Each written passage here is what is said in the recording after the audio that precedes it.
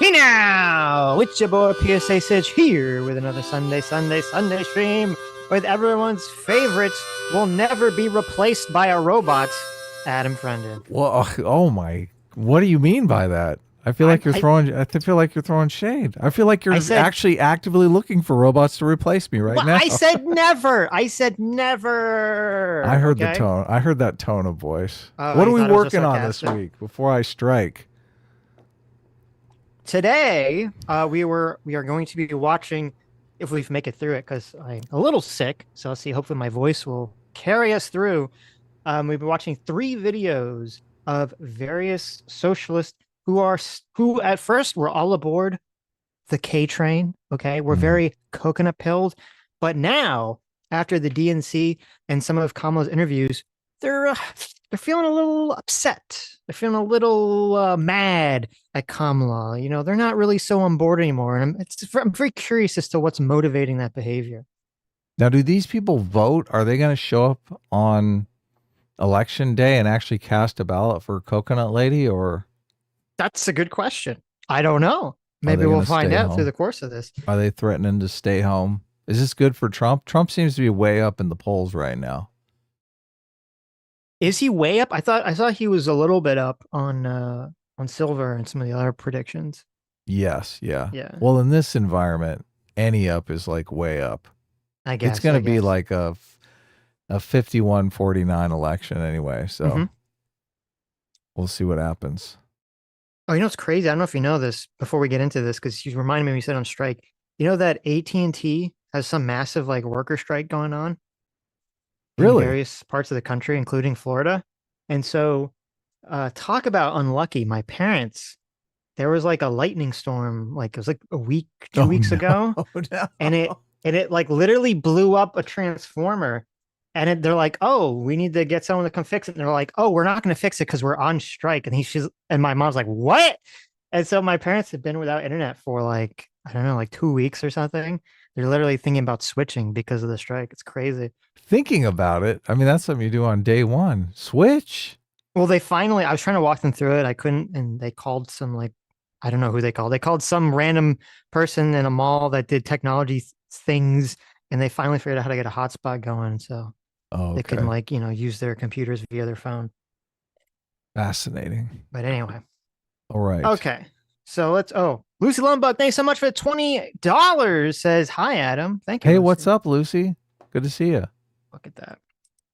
Okay, so the first video we're going to watch is this individual, foreign man in a foreign land. We've watched a few of his videos in the past.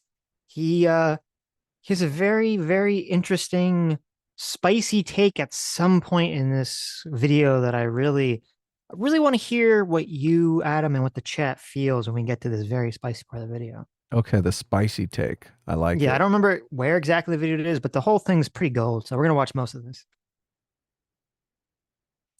You've seen Trump literally say that Americans should go with the white man over the black woman. He said the thing aloud. He did what you say. Yes. Would you rather have the black president or the white president who got 1.7 billion off the price?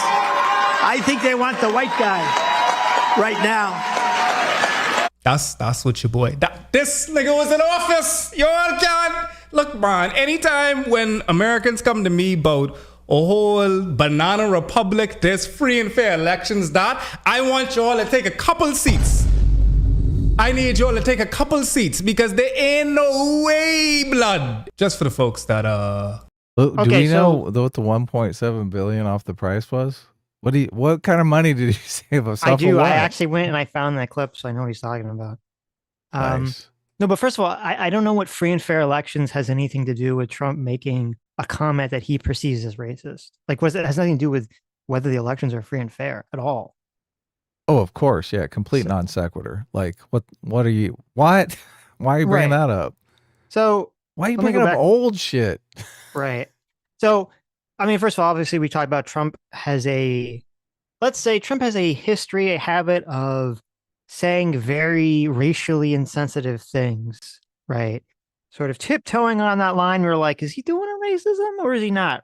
just to kind of like troll people, just to annoy people. Maybe he's just an old man. Maybe he's just stupid. I don't know what's going on here. But something that should key you up here and keep me up is I looked in the background of this picture of the frame here, and you see he's got one of those screens behind him. Yeah. And it says BCF. And it's kind of like a bad quality, but if you look under it, it says Black Conservative.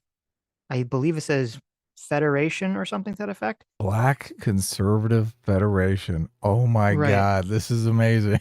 Right. So I'm like, okay. So I look at that. I said, So well, he's got an audience of black people he's saying this to. right. Exactly. And I'm like, oh, okay. Well, I mean, that definitely changes the context, right? Like if Trump is talking to a bunch of white people and he's like, do you prefer Obama, the black man, or do you prefer me, the white man, right? That's a very different Oh, context yes. than if you're talking to specifically black conservatives and you're, making some point about like whether you're going to vote for Obama or not just because he's black. I don't think it's a good thing to say, but definitely that's a massive context that foreign man leaves out entirely to sort of cultivate the atmosphere that we live in this white supremacist society. Yeah, he's making it sound like he's at a Klan rally here. Exactly. Yeah. So Trump is speaking to a gala of black conservatives, and it's actually interesting. The story he's talking about like that basically there was a bunch of money they saved by switching airplanes types or something. I don't know, the military doing something with airplanes. And it's actually a really weird story. He's telling the story about how he was in a military airplane that was landing in like somewhere in the Middle East when he was president, and they didn't have any runway lights or anything. And so it's just like pitch black. And he's telling the audience how like he was like about to shit himself as this plane looks like it's gonna like land into like darkness and they can't see anything. Right. So, Wow. Okay. but just I give Trump credit for that because it's you don't usually hear him talk about being scared. So It's very real. Yes. right. Very human. She's shown himself to be human. Has Kamala done that? How come Kamala's never talked about almost shitting her pants? That's the story. We're Listen, waiting for it, of we've course. talked about how Kamala has a problem connecting to the people, right? She sounds like a PR machine. She sounds like the lady at the HR meeting. That's If only right. she told a story about how she drank too much and shit her pants Yeah. in the middle of a fancy Democrat donor dinner, then I'd be like, that's a lady I can vote for president. How about when someone almost found out that Joe Biden was incompetent before they were supposed to, and she shit herself because it was such a close call? No. Someone was like, Miss Harris, I have a question for you. Is Joe Biden incompetent? And he's like, oh yeah, all the time. You wouldn't believe the smell. Oh wait, incompetent. I'm sorry. I thought you said incontinent. Oh no. Okay. There you go. Sorry. Awful joke. Anyway, continue. The puns.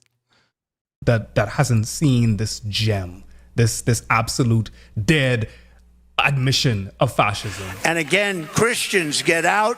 Christians, I like how he like told the Christians this time, oh, I disappeared. How did I disappear? This is absolutely awful. Okay, here we are. Okay, that's the wrong angle though. Now you could see that my hairline is receding. That's fine though. Okay, so like, do we stumble into a therapy session? Yeah, exactly. Okay, but this is supposed to be a clip. So we had the first clip showing that Trump, we live in this white supremacist country where Trump is talking to black conservatives, I guess, a part of it. And then now we have a clip that's showing that Donald Trump is a fascist, okay? That we live in a fascist country, right? You've probably all seen this clip. But of course, him talking to the Christians, right. You don't need to vote after you elect me clip. Yes. Which, it's annoying because every person that plays this clip, they don't play like the first part of the clip where he says, I know you guys don't come out and vote for some reason. You need to come out and vote this time. I don't care if you don't vote, beyond voting for me, right? Kind of throwing the Republican Party under the bus here. I don't care if you keep voting, just vote for me this one time and everything will be good. Vote for me this one time. So it's very clear that he's not saying vote for me once because then I'll be dictator for life. He's just trying to get these people to come out and vote who are not normal voters. There are a bunch of Christian groups that don't vote regularly. I think Jehovah's Witnesses, maybe Mormons. He could be just talking to one of those groups. It's like, yeah, we don't vote. The Mormons that go out to vote for Mitt, well, they're not gonna like Trump because he was mean to Mitt Romney. Well, okay. Maybe he apologized earlier in the talk and we never saw it. No, not that one. God damn it. All right, here we are. Okay, I'm back. All right, chat. Let's hear what your boy Trump has to say. The last one was pretty bad. Maybe this one is a little bit better. And again, Christians, get out and vote just this time. Just this time. Just vote this time, Christians. Just vote this time. You won't have to do it anymore. 4 more years, you know what? It'll be fixed. It'll be fine. You know, I'm going to try to be charitable and say that maybe he's not saying fixed elections. Maybe he's saying that, you know, he'll be fixing America. Let's just say that. Let's listen to what else he has to say. Okay, so look at this. A moment of unity. Look at this, right? He's going to say, listen, maybe he doesn't mean it in this negative way, right? Right. So let's see what changes Foreign's mind here. I don't know what his name is, so I don't know what to call him. Foreign man? Foreign man, yeah. It's foreign man in a foreign land. Yep. Just call him FM. Mr. Land. Call him FM, like FM radio.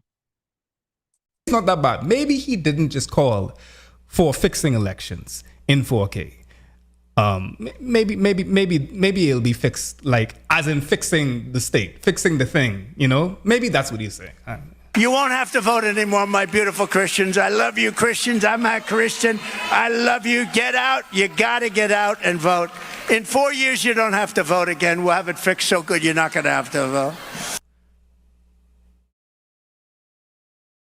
It's so, honestly, this shit's pretty good. I ain't gonna lie. Like, he equivocated so well. Honestly, the double entendres here, Jay-Z level double entendres, honestly, chat. Like, I'm talking, this dude is on his Nas shit right now with the way that he's saying like maybe 2 things. Like, he's saying, oh, everything will be fixed, but he's really saying everything gonna be fixed, my nigga. Like, you know, he just give it side wink, nudge type thing. You know what I mean? Like, that's what I feel like he on right now, right? There is an absolute dissolving. Okay, so listen. It's just, I heard that. It's just frustrating because, like, there's so much legitimate stuff to criticize Trump for. You know, this isn't it. This ain't it, right? This comment here that people blow out of proportion. And when people blow out of proportion, these like ridiculous comments, it detracts away from real things. And it also gives people fatigue so that if there is a real critique that someone levies, they go, oh, that's fake news because I've, heard all the other fake news, right? Yeah, exactly. Yeah, it does. It waters down the real stuff. Exactly. Like, and just people kind of fixating on the word fixed, like he meant fixed, like it's going to be fixed or rigged. I don't think, listen, I think Trump's kind of an idiot. I know this is a wild take coming from me. I don't think he meant to have this 10-dimensional chess pun dual meaning in order to troll the left. I think he just meant fix, like he's going to fix the country and you don't have to come out and vote because everything's going to be, perfect by then. Now, obviously, that's kind of like a ridiculous thing for a candidate to say. It's kind of a stupid thing for a candidate to say. Consider it's the party obviously wouldn't want that because the party wants to get everyone to come out and vote every 2 to 4 years. So, do you think he keeps track of these reactions? Do you think he knows that the left is like blown up at this one comment? Well, he did after the fact, I'm sure, but I don't think he walked into this speech with this line in mind, thinking he's going to troll people. I don't believe. Right. I mean, we've seen, Trump. It seems like Trump doesn't really read off a script. He has like a general vague notion of what he's going to say, and then he just kind of rambles for like an hour. Yeah, I love it. Yeah, so I don't believe that like he sat down or he's like, oh, if I say fixed, the election or fix the country is going to like trigger the left into thinking I mean like rig the election to be forever authoritarian for me or my children or the Republican Party or something. Trump is the first live streamer president. Essentially, yeah, essentially. He just goes out there and riffs. Right. Yeah, it's great. It's comedy improv. This whole segment, by the way, him kind of like attacking Trump here, this is basically a setup before he attacks Kamala to be like, listen, Trump bad. So now you know that when I attack Kamala, I'm like attacking her from the left as opposed to secretly being like a secret Trump supporter. Like that's the whole point of these two clips. Okay.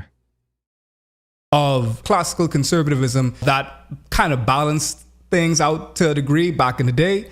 That's gone. So you have like fascism, diet fascism, which is the Dems that we're going to get into in a second. There are no... Oh, never mind. I take it back, I guess. Just immediately in there. Fascists. Okay, so we got fascists and diet fascists, everybody. All right. Centrists. Thank you, John. They all defend the right and attack the left. Boy, he threw the centrists in there, even though we're independents and not centrists anymore. Have like fascism, diet fascism, which is the Dems that we're going to get into in a second. There are no centrists. Thank you, John. Okay. They all defend the right and attack the left. They're rightists in denial. Exactly. I need y'all to understand that a lot of the libs, a lot of the Dems in the United States, they want to be Republicans. They're recovering Republicans or they are aspiring Republicans. But quite often do we notice Kamala's whole position. Look, if this guy didn't lie, we wouldn't have to defend Republicans, right? We're just here for the truth, buddy. You're the one that put him in made it out to be the context of a KKK rally when really he was talking to a bunch of black conservatives, right? Right. We didn't do that. He's not talking about, the people, the independents, right? Or the hashtag centrists. He's not even talking about that. He literally means that just Democrats, people that identify as Democrats who will never vote for Donald Trump, that are, were doing backflips when Kamala was anointed, who said that Kamala did fantastic in the interview. He's saying that just run-of-the-mill Democrats are actually diet fascists who all secretly want to be Republican. Right. Yes. Now, I wish he would expound on that because I have no clue what that even means or what he's talking about. I guess it's one of those situations that when you're a socialist, everyone who isn't a socialist is essentially a fascist. So these are centrist Democrats that are secretly Republicans. Right. Okay. Last night was essentially trying to get fence sitters to come into the party. The whole point of the matter is you want them niggas, you want the Republicans you want them in your gang. You want them. You don't need them, Democrats don't need them. The conservative agenda has always been, since I studied long time ago, and it has not faltered at all, the Republican agenda as it pertains to voter turnout has always been suppress votership. If you can do that, if the Republicans can make you so fatigued, so apathetic to the systems that govern the electorate, then they win. Because they need people not to vote. There's this weird, I just realized listening to this, there's like a dual, it's not like a hypocrisy. There's like a oxymoronic way of looking at the world. Because on one hand, the people in the far left sphere, they say, okay, America is this evil, white supremacist, racist society. Like you have this top-down, pervasive racism, right-wing attitude that's controlling everything, right? We've heard this for the last 8 years. Everywhere we go. And if that was the case, then wouldn't Kamala and all these other people on the left have to try to appeal to the right in order to win elections? I mean, what he's saying is, I think, accurate. I think the Republican voter coalition is smaller. So. No. Right. That is true that, well, it's not that they're smaller. It's that the view is, and the view has been for many years, whether it's right or wrong, is that most of the people who don't vote, if you forced them to vote, would vote Democrat. That's the view, right? I don't know if it's true, but that's what people think. And both the Republicans and Democrats think this. And so, yes, you have Republicans are more in favor of policies that are more restrictive of voting, and Democrats are more in favor of policies that are more permissive of voting. Right. Yes. Yeah. But putting that aside, okay, I'm not even talking about that. I'm talking about something completely different. Democrats are lazy. They forget to vote. They're like, oh, yeah, I forgot today's election. There you go. Right. Putting that all aside, what he's criticizing, what he's complaining about is he's complaining about Kamala trying to appeal to people on the right or to appeal to the center. Right. And yes. the progressives and the leftists on the internet, they do this weird thing that we've talked about a lot, which is that they think because they're in their socialist bubble that everyone in the world or in America, there's a bunch of people like them when they're like this tiny, tiny fringe minority of people in the country that have these beliefs. Yeah.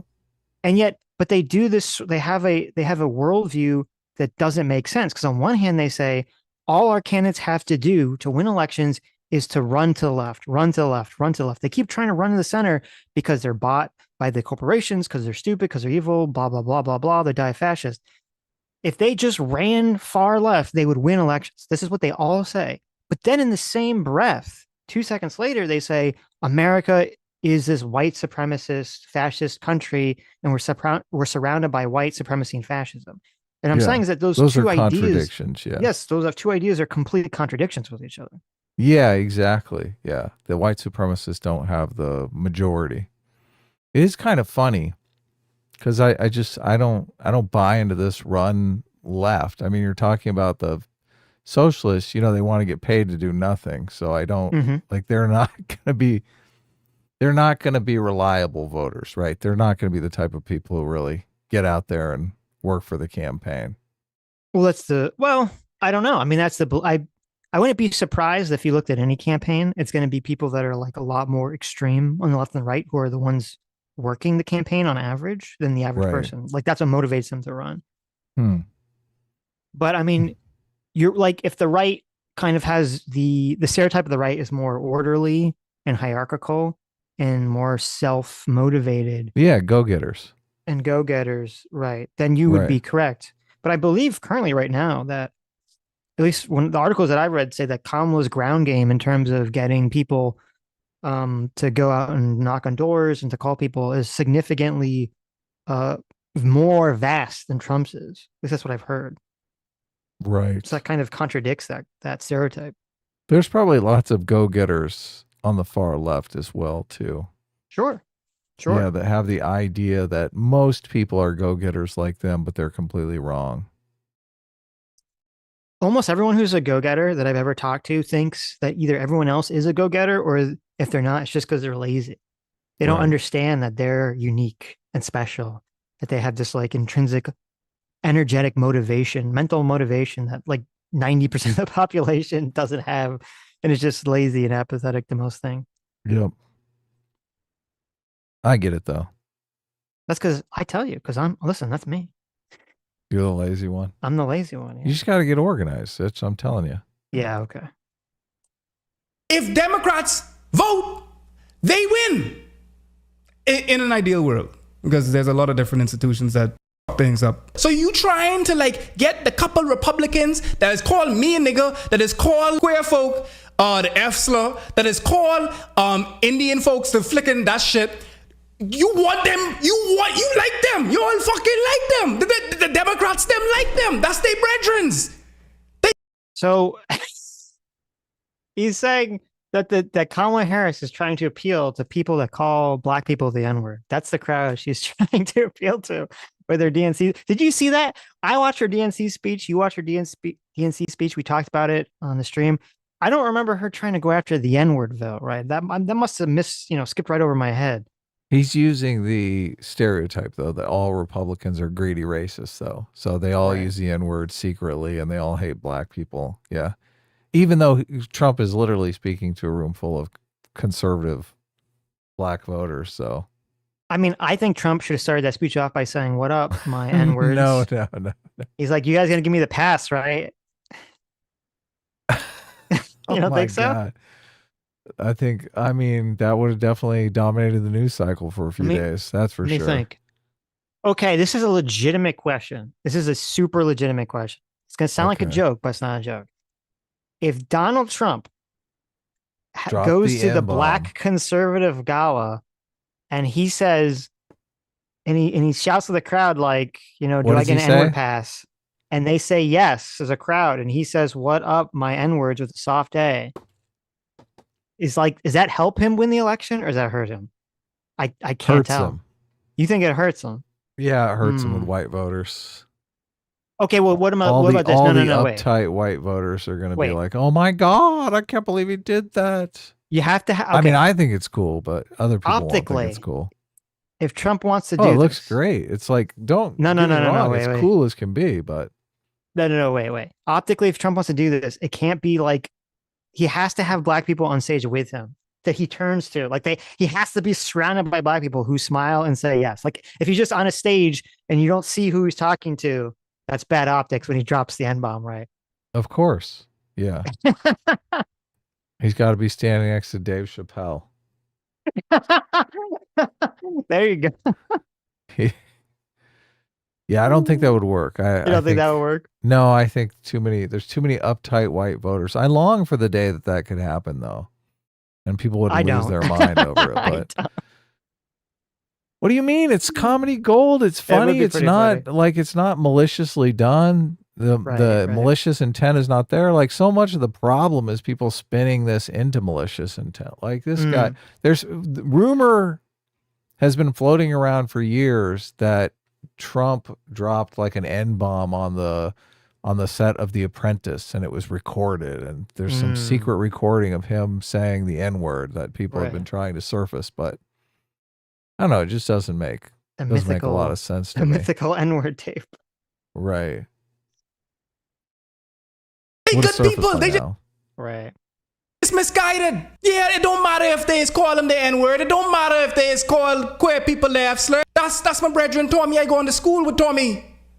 Even though I a Democrat and he a Republican, we see eye to eye on some things.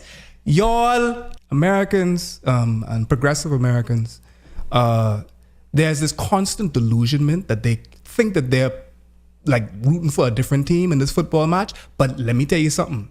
They won't beat them. They don't really care to do a means to an end in the Machiavellian sense. What Kamala did last night is not this pragmatic 4D chess type of thing. It is absolutely, and in no ambiguous words, exactly what she planned to do. Kamala before, I could understand feeling. It's so funny that we have this, like the three movies here, okay? One of the movies is I see people on Twitter saying that Kamala is a secret socialist, right? They talk about the unburdened by what has become. You have Tim Walz's weird trips to China. Then you have the other movie that Foreign Man here has, which is that Kamala is actually a secret fascist. Okay. Right. Who wants to win the presidency so she can enact a sweeping suite of Republican right-wing fascistic policies, I guess. Yeah, do you think people actually believe this stuff? I guess he would, right? I think he does. I think he's a true believer of this nonsense. Right.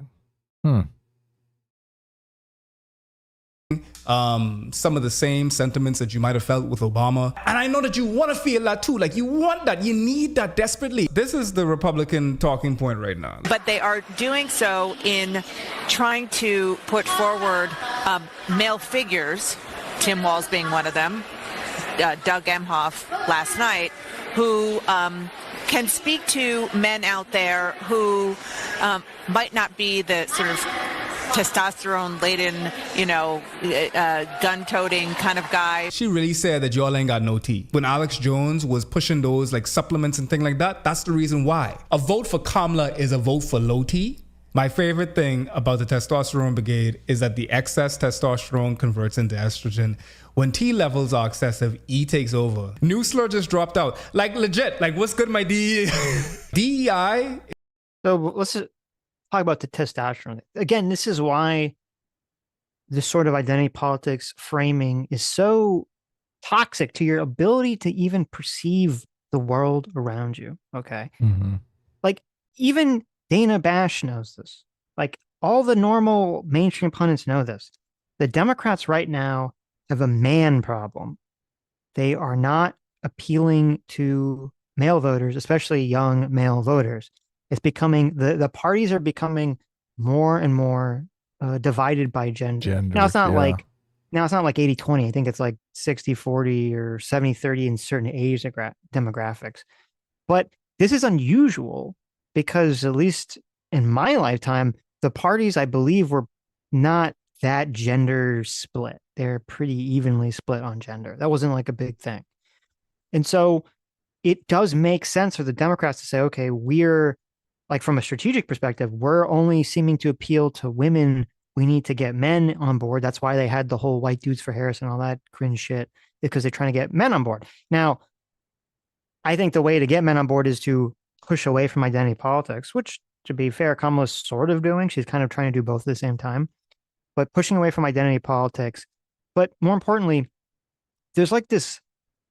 I think this is why there's like been less men that are been going to college and doing worse economically, where you see women are doing so much better. Is that I just it's hard to explain this, but it feels like the vibe is based around female interactions, right? The like when you go to work at a place and you have the HR meetings and all stuff, it's all kind of built around the way in which women interact with each other and have conflict resolutions with each other. And none of it's built around the way that men would default to interacting with each other or resolving conflicts with each other.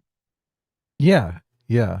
Well, school and a lot of institutions are structured around kind of female interaction styles. And I mean, obviously, the female empowerment narrative is just super strong in our society right now. So people are constantly on the lookout to promote women, work with women, sing the praises of women. Are they doing that for men? No. Do people think about that for men? Are they like, oh, that guy, we need to help him get ahead? Well, no, and it's, of course not.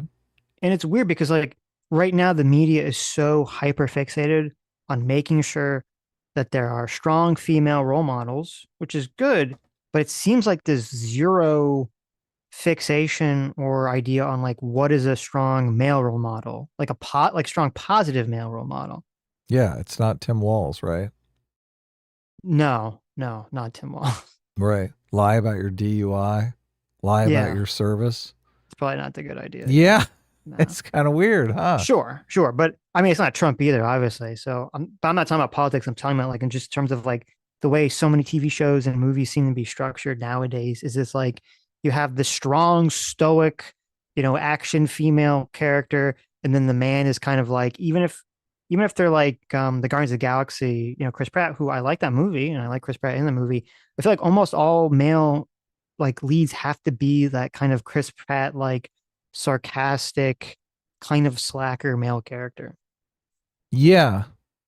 I mean, Chris Pratt is the ladies' man in Guardians of the Galaxy, which is probably not the best like male role model, but it is what it is, right? It's weird. Like, so in the first movie, which I forget when that came out, but in the first movie, like the opening scene is that he has like that woman on the ship that he's banging, right? So it's like it's like a one night stand with some alien chick. Yeah, he doesn't remember her name, right? Yeah. And so it's like, oh, he's like the player, ladies, lady man, lady killer kind of situation. But then after that, I felt like it was more, and maybe it's just because he's trying to go after Gamora the whole time. But after that, it's kind of like, oh, he fancies himself that, but he's not actually that.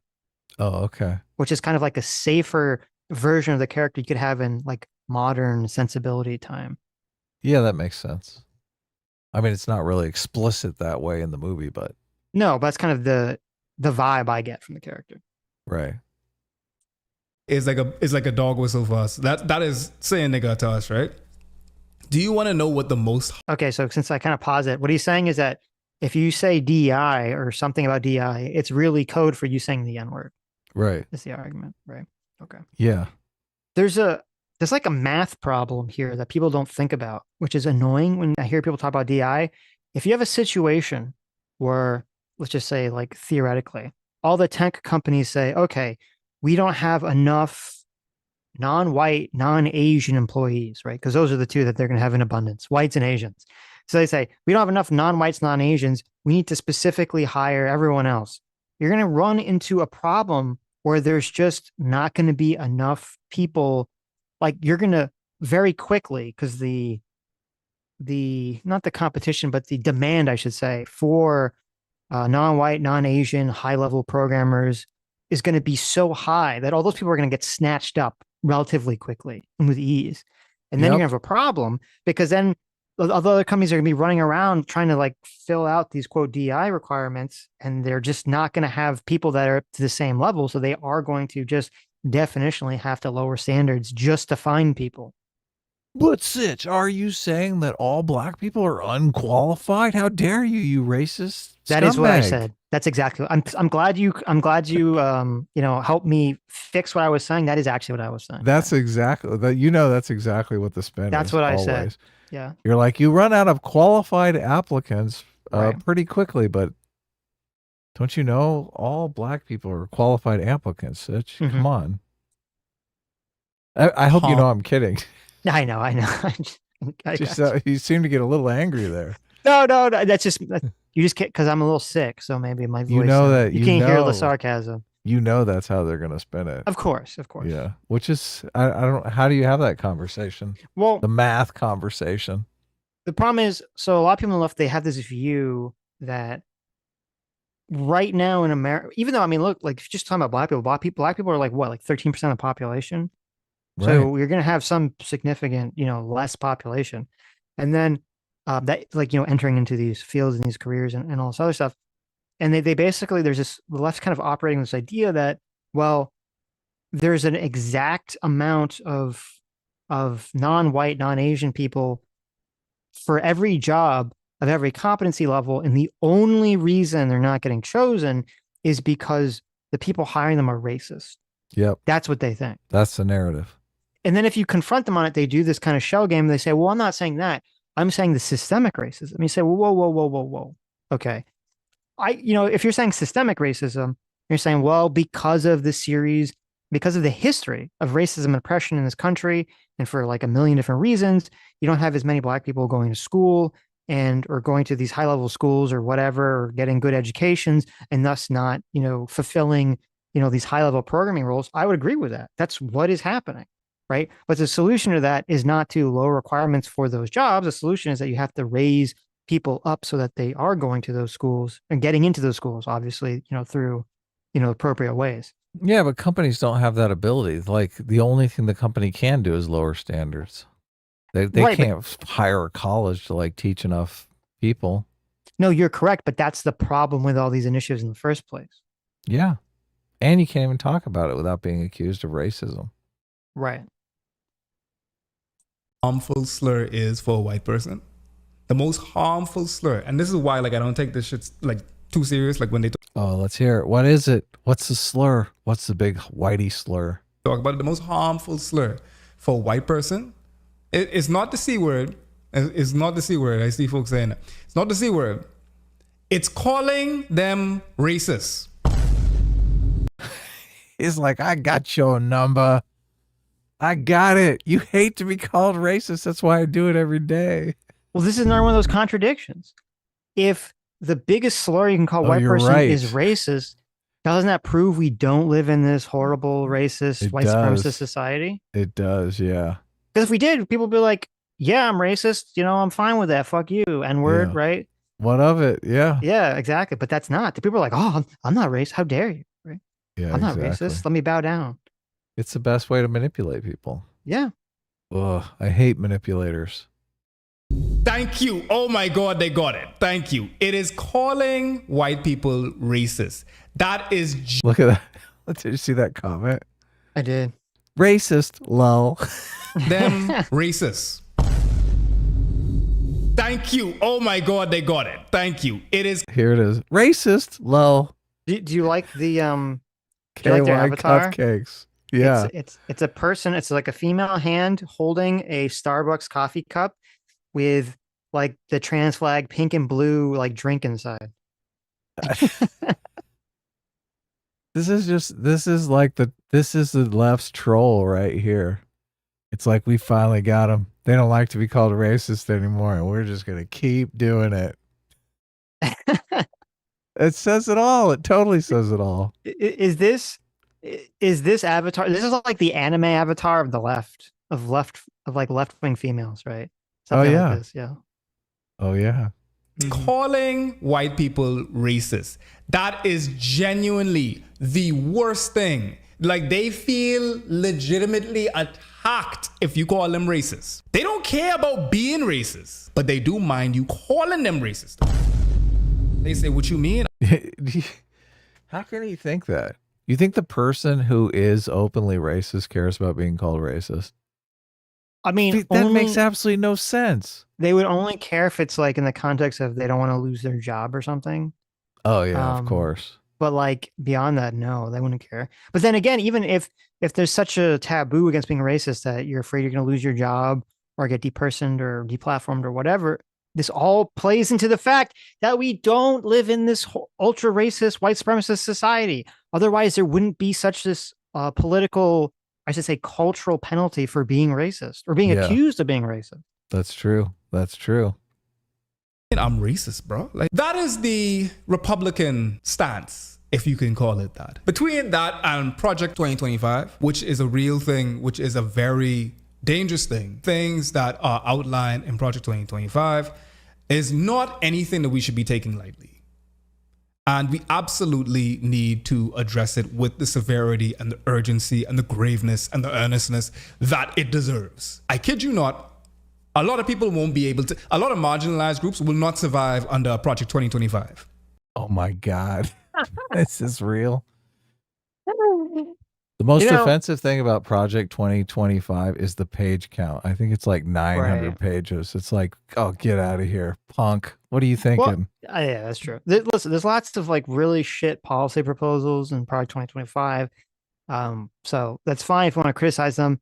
It does get ridiculous because it's like, okay, Donald Trump has not his spoken, he's denounced it, I think, far stronger than I've ever heard him denounce anything ever. Yeah, it's kind of weird, interesting. Isn't it? Yeah, it's just kind of weird and interesting. And it does, in my opinion, it does hurt the left's criticism of Trump when they say, oh, he's not denouncing because he did his really bad denouncement of Proud Boys. Or his really bad, they say the fine people stuff and all that nonsense. And it's like, okay, like you really kind of lose your credibility in my mind when he does give like the very strong denouncement, the strongest announcement I think I've ever heard him give for anything, the Project 2025, and they just pretend like it didn't happen. They don't care. They just assume he's lying. Because then if that's, and first of all, I don't know, maybe he is lying, but if you can give the strongest announcement and you just say, well, the person's lying, well, then why would they ever denounce anything? Ever? Yeah. True. I watched some videos on the Project 2025, but there's a lot of things going around with this like long list of all the things that are in there that really aren't in Project 2025. So there's a lot of misinformation about what is in Project 2025. Right. There's that video. What's that? I forget that content creators guy. The guy, talking about the military guy that talks about Ukraine all the time. Yes. And Russian disinformation. Right. Yeah, he made a video on it, and I think he even said that it looked like what he looked at one of the lists that was going around to look at how many of the things were untrue, and like the vast majority of them are untrue. And I think he even accused of being Russian disinformation, which is, imagine anyone on the left thinking, oh, why would the Russians put out disinformation against Trump? Yeah, doesn't make that's just got to break their brain, right? Well, no. I guess it would be they're accusing him of Russian disinformation for like protecting it, right? It's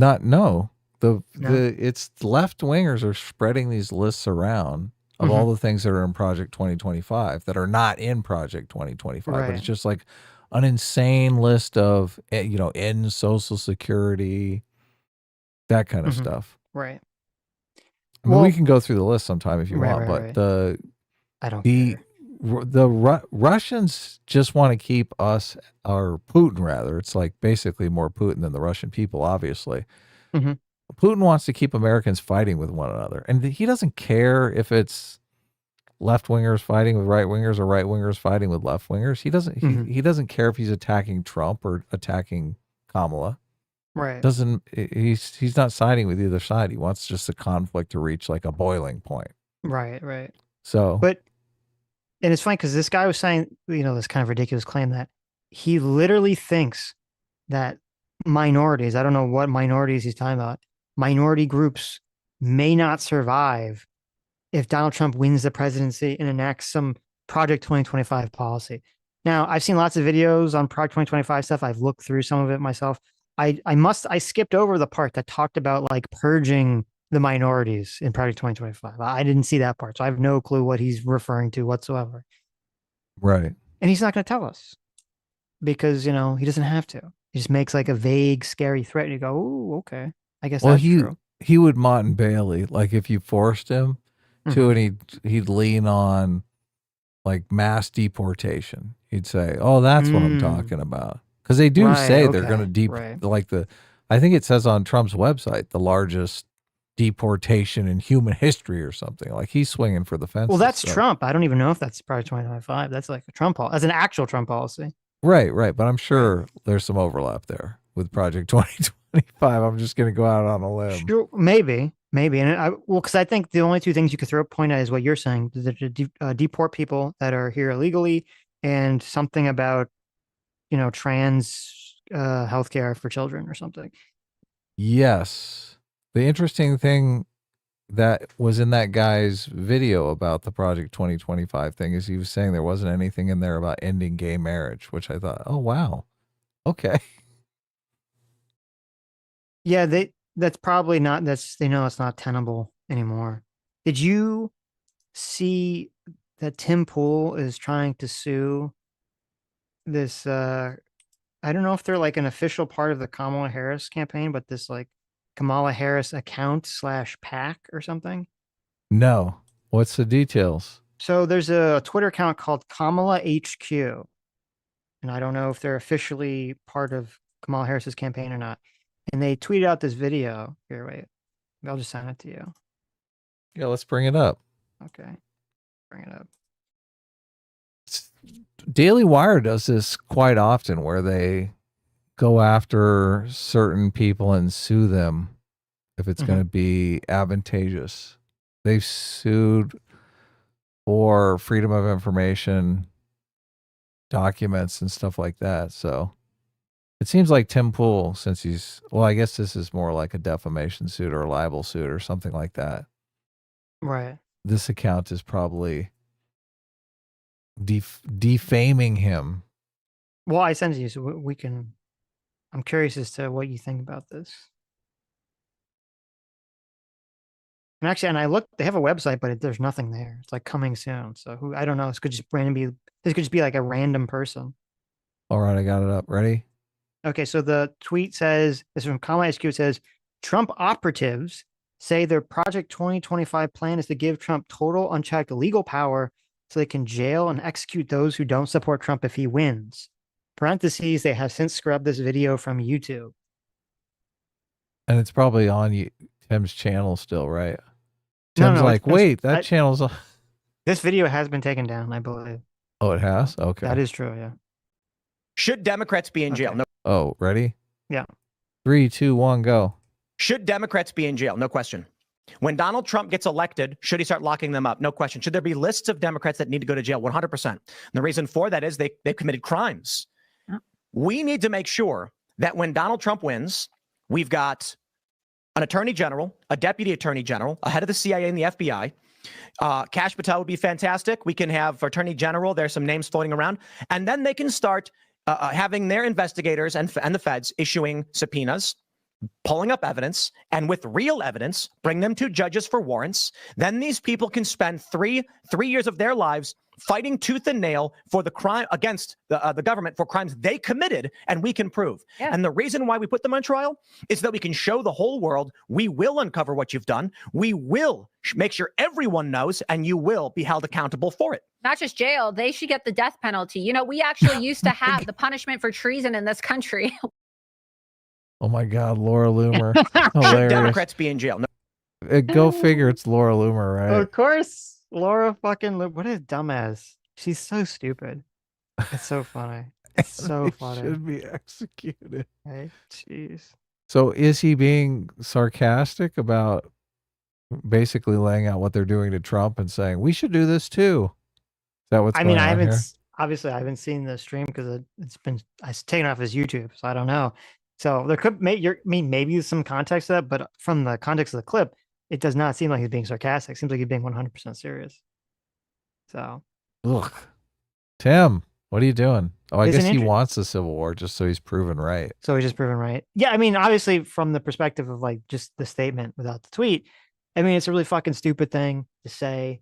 I wonder if, Tim has been able to basically say like a lot of unhinged shit and no one cares because he's on YouTube. But I wonder if as he becomes bigger and bigger and bigger, is he going to get more and more eyes on things that on more of the crazy shit that he's been saying over the years? Go Laura Loomer. Oh my gosh. But it's interesting. And then Laura Loomer obviously makes it much worse. So it's interesting because then the tweet, so you look at the tweet, and the tweet's like half of it's true, because Tim is calling for Donald Trump to prosecute Democrats and arrest them and throw them in jail. So that part's true. But the untrue part is he doesn't say anything about Project 2025. I don't know if it's fair to call Tim a Trump operative, because that makes it sound like he's getting like a paycheck from Trump, like directly or something, which is not the case. He didn't say anything about giving Trump unchecked legal power, so it's like so it's kind of like a half truth. And it's interesting that, you have Tim saying something, which is pretty incendiary and pretty crazy. And they're so like, they have to tie it to Project 2025 almost for no reason, as opposed to just saying like, here's a crazy Trump supporter, saying unhinged shit. Right. Yeah, they're totally pumping the Project 2025 meme out there. They want everyone to be terrified.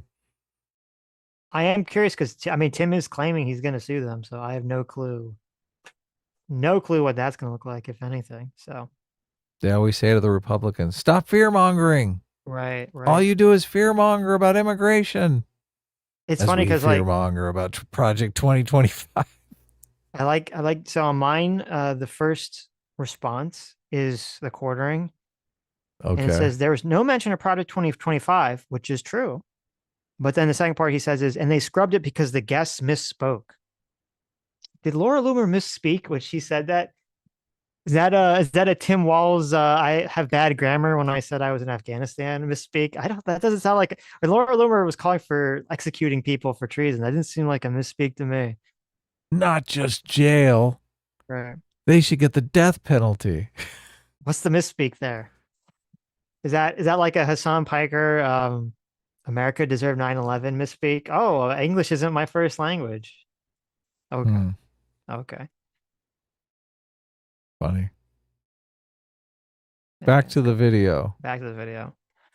And that's exactly what it's designed for. It's not a bug. That is a feature of Project 2025. It is to address the ugly laws. Like, it is to make the people that are on the fringes of society, not because they belong there, but because you've put them friggin' there. It's to push them even more off the fringes of society till they fall off the cliff of society. They don't want to see you. They don't want to see me. They don't want to see no LGBTQA plus flag with a Palestinian flag. Any flag that ain't the red, white, and blue, they ain't trying to see you. They don't want to see no disability access. They don't want no ramps. They tired of ramps. They want more stairs. They're going after the handicap parking spots, Sitch. Holy shit. Now listen. Holy shit. I can hear in my mind an imaginary Trump rally speech where he's like, why do the handicap get the best parking? I'm looking around. They don't need to drive. They can't use their legs. They're not driving. Like, I could hear it in my mind, but I don't believe that's ever happened. I've never heard Donald Trump talk about, like, Republican Party is made up of old people. What the fuck? Yeah. They all have handicap placards. I have not heard Donald Trump come out against handicap parking or ramps. I mean, I don't know. Maybe I never heard him being like, oh, we have too many ramps. America's got too many ramps. We need to bring back stairs. Those handicapped people, we got to make them crawl, right? Make them strong again. Oh, wow. I haven't heard that. That's very weird. Very weird. Maybe this is just a comedy part of his show. He's smiling. Maybe it is. Though, listen, one thing he said, I do agree. I want less a bunch of bullshit flags and more just American flags. Okay. I don't like these flags that divide us based on our identity. I want the good old red, white, and blue to unify us as Americans. Yeah. We should go out and burn some Palestinian flags just for fun. Okay, let's why not? Going a little too far. Oh, you don't think so? No, okay. I don't think so. It'd be in good taste. Yes, they want stairwells to heaven. They want what? Christo-fascism. What? And you say single mothers, listen, if we didn't have single mothers, the entirety of the economy, the workforce, all kind of things would fall apart if you didn't have single black mothers in particular. Don't get me started on. Yeah, that's okay. That's a weird statement. It is. You understand when people talk about trying to reduce the rate of single black mothers, they don't mean like they're going to Thanos snap single black mothers out of existence. They mean they want people to get in relationships where, there's both a mother and a father. The dad sticks around, yeah. Right, to help raise a child, which is beneficial to the mother because obviously if you're a single mother and you have to raise a child and have a job, that's incredibly mentally and physically taxing on you and incredibly difficult. Why would you don't want to be in that situation? Yeah. I mean, there's a thing called the benefits cliff. I don't know if you know about it, where kind of incentivizes people not to cohabitate because then they lose their benefits. So, I've heard that argument. Yeah. Yeah. I haven't dived into the numbers to know the exact, like why it's real. How exactly that plays out real. in terms of single totally motherhood. Real. I know I have seen it in terms of unemployment. I haven't seen it in terms of single motherhood. Yeah. On the disparagement, the misogyny war, and the way that like we handle black single mothers in particular, when they are literally on their backs, hauling the entirety. You know how many jobs? When he said all the single mothers are literally on their backs, I was like, hold on. Yeah, they cut it off. Hold on a second. Wait a minute. They cut it off. They cut him off mid-sentence. Very, very poor choice of words. Okay. Yeah. That's why they cut it. Yeah. Some single mothers are. And that is an absolute dead ringer for exactly the type of existence that black women have had to live under during the transatlantic slave trade. Because if it wasn't for black women producing on breeding farms, slaves, so that black little Ashi Pickney could pick cotton and deal with crops and livestock and deal with all of them, then guess what? Black women was helping us from that time. And now the United States is into a point. It's at a point now where it is so maximalist of its own self and still degrading the one person that has engendered the reality that Americans like Kamala say that they are privileged to exist in. Because that's what Kamala said last night, right? She said that it is a privilege to be an American. Is it super fucking weird to compare a black mother in America, single black mother in America today, to a black mother that is, forcibly bred for slave purposes? That just seems so like, what the, I don't even know what the, like, that's such a weird fucking comparison. Why would you even he's trying to make it like a positive thing, like to say, oh, America's always relied on the black mother to, carry the country on its back. That seems like a really weird, gross fucking thing to compare. Yeah, it's typical though. You hear it all the time. I was curious if he's from the U.S. Well, no, he's I'm trying to remember because we looked this last time. Right. I forget where he's from, but I think his dad was like a diplomat or something. Oh, okay. And if I recall, I don't remember exactly. I mean, his YouTube channel is literally foreign man in a foreign land, and the foreign land is America. So he's not, I guess he is American, I believe, but it's weird. He is American, but he sort of still views himself as foreign, even though he has American citizenship. So there's like American descendant of black slaves, right? Mm-hmm. ADOS. I think I'm getting that wrong, but I don't know. I don't think he is. So it's just interesting. Ransford James is his name. It's interesting when people take on that identity, right? They're really from Jamaica or something. Mm-hmm. And they're not really descendants of American slaves. They're just here to, grift off of that identity. Well, I mean, yeah, yes and no, because like I understand what you're saying. That is true. But on the other hand, like, if you're part from a Caribbean island, they had, you could still very well be the descendant of a slave, that was in the Caribbean islands. In the Caribbean islands, yeah. So. Sure. It'd be less. It'd be more like if you were a black African and you moved from Africa to America and you were not descended from slavery in any way, shape, or form. Right. Or yeah. well, at least white, white slaves. That's what I was questioning, but I don't know this guy's background. It is a privilege. You are blessed. You live in the most powerful, militarily mighty country in the entirety of the world. You should be proud. Some folks may need some trigger warnings for this. Yeah, see, it's funny that he's just disgusted. He's literally disgusted by the notion that the woman who's running for president would say it's a privilege to be born in America and you should be proud to be American. Like, what? Are you insane? If you don't think that it's a good thing to be proud to be American, you should not be running for politics in this country at all. You should not be running for president. Of course, yeah. I don't even know what to call it. Maybe I'll just call it chicanery. But that isn't even as grave as I'm assuming he means chicanery, but I know that's what I was thinking too. He pronounces it weird because of from where he's from or something. Chicanery? Yeah, chicanery. I don't know what he's. It was a weird. I was like, what? I would like. I don't have words to articulate how disgusting, how vile and repugnant what I saw last night.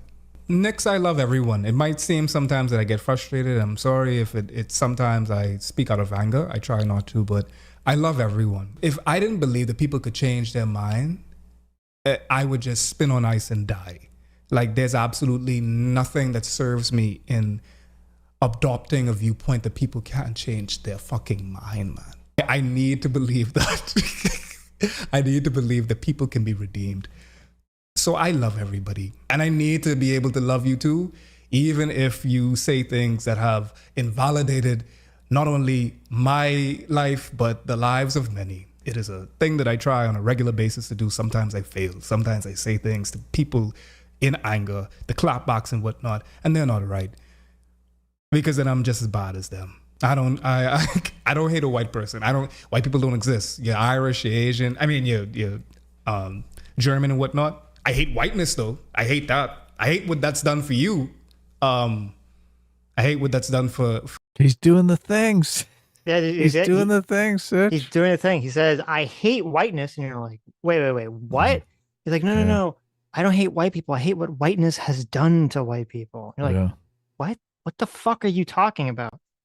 It's so funny. For all of like the ultra left's hyper, oh my God, everything Donald Trump says is a dog whistle. Oh my God, everything a white person says is a dog whistle. DI literally means the N-word, Adam. DI literally means the N-word.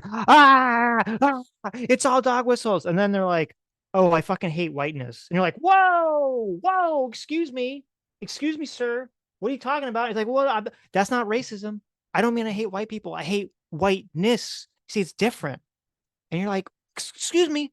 I don't think you'd feel very comfortable if I created a list of negative attributes and said, oh, by the way, I'm going to have a bunch of sociologists call this blackness. Okay. Or Trump would say black, right? Black.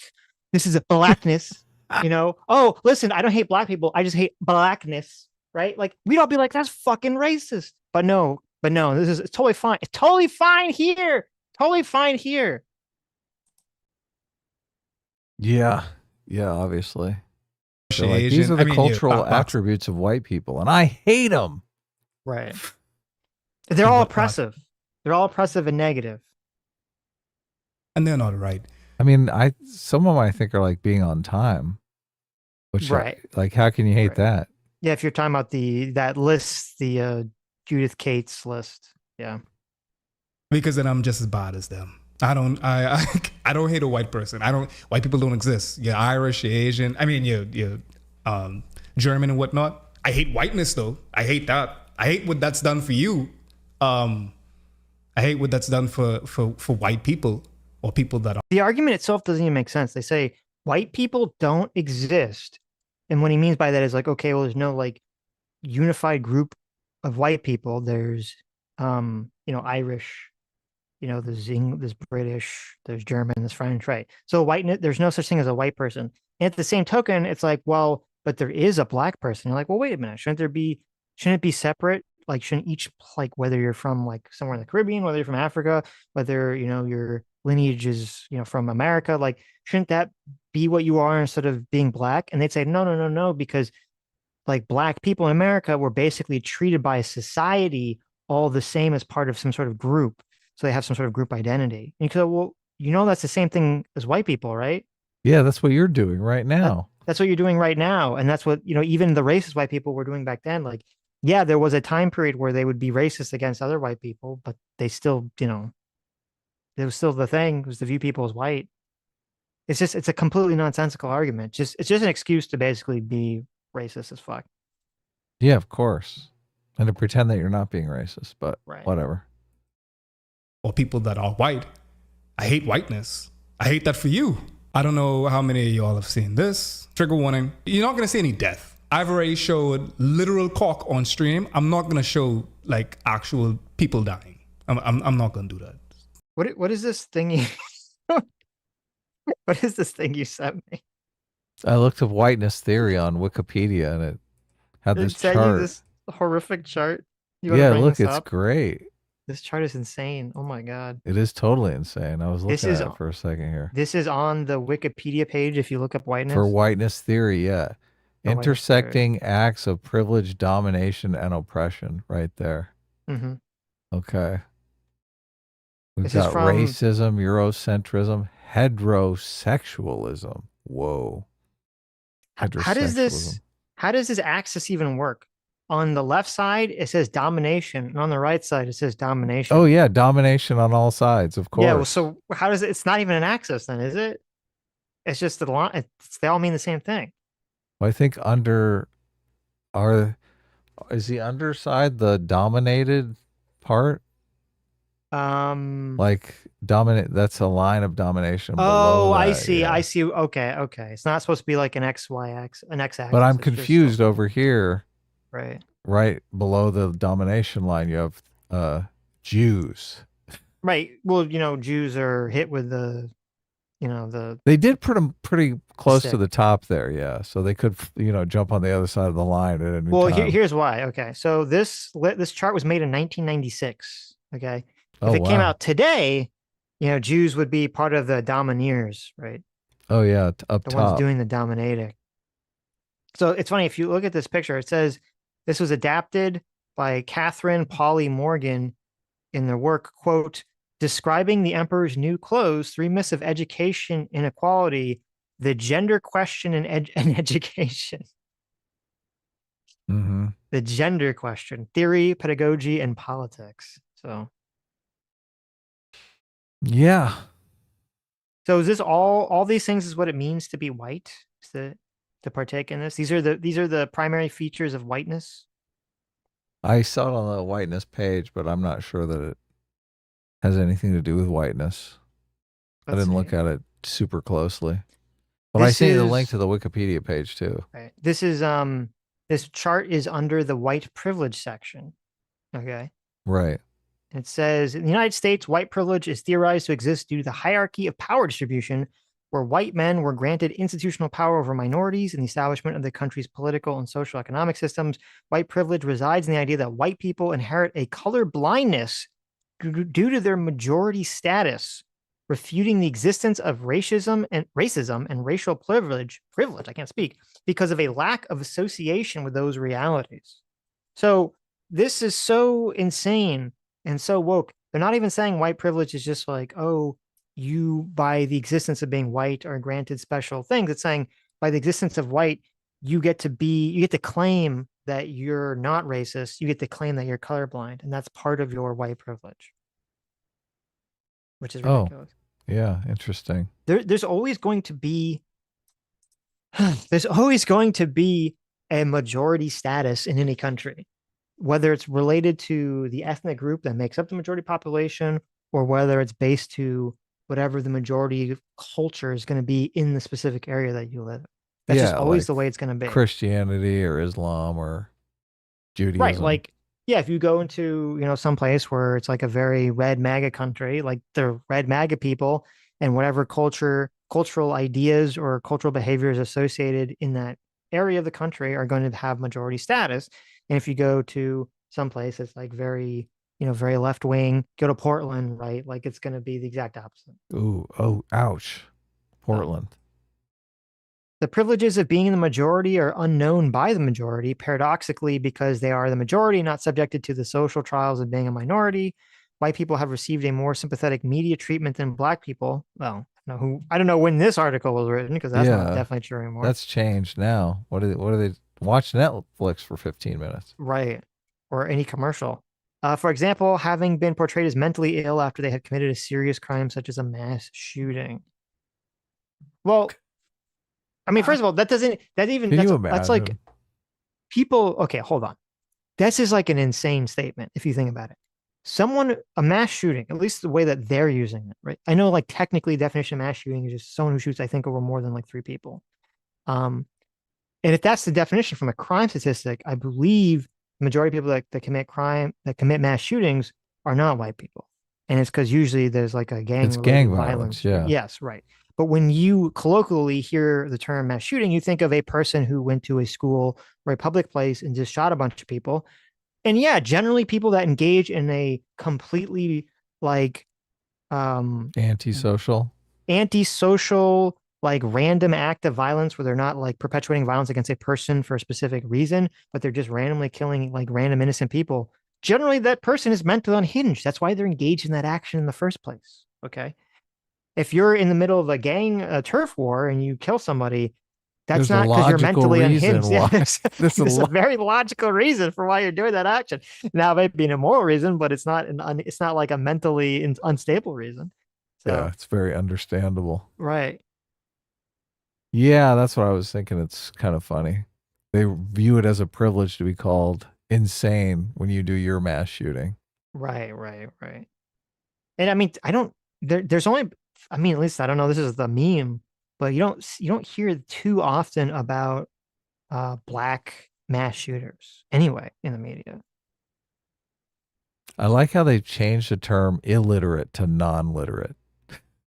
It's like you don't want to be offensive. Right? They have credentialed and then educationalism, and then that is oppressing the non-literate. Not the illiterate, the non-literate. Is it weird? It's like, okay, I mean, unless you have, some people do, have disabilities that make it very difficult or impossible for them to learn to read, right? Yeah, but I mean, most people can learn to read, right? You don't even need reading in this environment. So many people are dyslexic. Thank goodness there's audiobooks, all kinds of different ways that you can learn. That's true. You don't need to be uneducated just because it's difficult to read. Mm-hmm. Yeah. Whatever, though. It's funny that, like, if you had, like, you don't need, people would much rather be attractive. This one over here, attractive. Politics of appearance. I don't know what that means, but people would much rather be attractive than they care about what color they are. Right? Of course. You'd rather be like an attractive black woman than an ugly white dude. Right. Come on. Right. Yeah. So it's so silly that people focus so much on race when there's other factors that are much more important to most people. Well, this chart is very poorly designed in terms of, I don't think that the lines have any distinction of like a hierarchy. Like at the top is credentialed. So does that mean that that's like the most oppressive thing? Credentialism? Right. I mean, you would think that they'd put race would be above that, or gender or something. But so I don't know if this has any sort of, I mean, maybe they're just anti-hierarchy, so they intentionally didn't give these things, or they gave them a reverse hierarchy. Who knows? So. Yeah, there's a lot of black people with credentials, though. That's a product of whiteness. Well, according to CRT, if you're a black person with credentials, that's you selling out to the system. Ugh. Terrible. He Got to can't get win. this out of schools. He can't win. Which candidate is for getting this out of schools? That's what I need to know. Well, What is Trump Kamala says he would get Harris's? out of the schools. I don't. Yeah, think but Kamala look, was she's just spoken on. mirroring every policy he does. So, like, she may be for getting rid of it too. I don't know. How this will never happen, but it would be hilarious if Kamala Harris came out She came out against CRT. Or something. CRT is toxic. That'd be so funny. Toxic racist bullshit. We're going to get it out of public schools. Yeah. She's going to be like, I'm a woman. I think women's sports should be for women. What would happen? That would be so fascinating. Would that hurt her or help her in the election? I think it would help, but I don't understand. It's such a fringe minority in the Democratic Party. Yeah, but the I think problem is most progressives are for women's rights. you're correct. It is a fringe but vocal minority of the left. But the problem is, for the last 8 years, the mainstream left has basically been gaslighting mainstream liberals that if you bring up any of these things, then you're a racist or transphobe. It's preference falsification, though. It's easy for people to go, oh, yeah, I agree. But secretly, they don't agree. So as soon as she changes her position, they're like, oh, yeah, I never liked that position anyway. Maybe, and maybe if it just comes from a Democrat, they would change their position on it. Oh, of very course. quickly. So, yeah, I don't know. They're like, I thought borders were racist, but if Democrats are in favor of borders, then they can't be racist. It wouldn't I mean, the best part, it'd be so funny because all the Hassans and, foreign mans, they would like have a complete meltdown. Of course, because now it's they'd not be going like, to happen, but they'd be like, I've been making videos for 5 years talking about how men should be in women's sports. right. Now you're right, throwing me under the bus like that? right. And Kamala's like, yeah, of course I am. Look, I'm a politician. Take it in the teeth, buddy. Right. Yeah, Sorry, Chad. I'll be right back. You keep it going. Okay, let's see what's going on with this lady here. I hope this is a good clip. This isn't live leak. And not my penis was on stream, just someone else. Have you ever seen the meme with Squidward, like when his eyes close and something happens? And then when something else happens, his eyes are bloodshot red. That's how the former is how people have been to absolutely any time we've seen, you know what the casualty rate is in South Sudan? Like how many people are out here crashing out with their family members at Thanksgiving over Congo? Ain't nobody losing no family members over a discussion pertaining to anybody darker than blue. I kid you not. People ain't got no problem seeing black children strewn out in the streets bathing in blood. Nobody has no problem. I mean, that's kind of sick and totally not true. Obviously, people care about children regardless of their skin color, regardless of where they are. Nobody wants to see kids suffer. With that. Nobody has no problem with that. So I found it extremely interesting that Americans chose this to be a hill to die on, to crash out with family members on, to have a lot of verbal sparring matches and grandstanding and listen, you arguing with your uncle over Palestine, over Israel, from the very safety of your picket white fence at dinner. This isn't about Palestinians or Israelis. It isn't about any of that. Look at this. He's calling out the Palestinian activists here. He's saying, look, you're arguing with your uncle about Palestine over Thanksgiving dinner, you from the safety of your own home. You hypocrite. You hypocrite. You need to go out there and fight. Because to be honest, I fully doubt a lot of folks truly care. I doubt that. I genuinely am not convinced of that. It is about what them caring about Palestinians visibly means. Oh, look, he's calling him out for virtue signaling, Sitch. I love this. I mean, I think he's completely right about that. That is probably completely true. Yeah. Of course they're virtue. No. Some people genuinely care. And I mean, I can understand they're seeing these pictures of Palestinian kids being bombed and stuff like that. Mhm. It gets to you. It totally gets to you. Yeah. I mean, I can joke around about burning Palestinian flags because I'm not really following the news. Right? If I did consume a lot of that news, I'd probably change my tune pretty quick. Because it's hard to watch that. It's hard to watch human suffering like that and be, you know, not really care about it. But if it out of sight, out of mind, right? No, I mean, did he already? Because I was away. Did he already talk about how like people aren't caring about like people dying in the Congo, but they care about Palestinians? And I mean, I think the reason for that, it's weird because I mean, I'm guessing he doesn't really say. I'm guessing he's implying it's like a race thing because there are black people dying, but that's not why people like the reason there's no focus on there's no focus on Congo for two reasons. Number one, I don't at least the perception is that there's not like an American involvement in that in the first place. That's number one.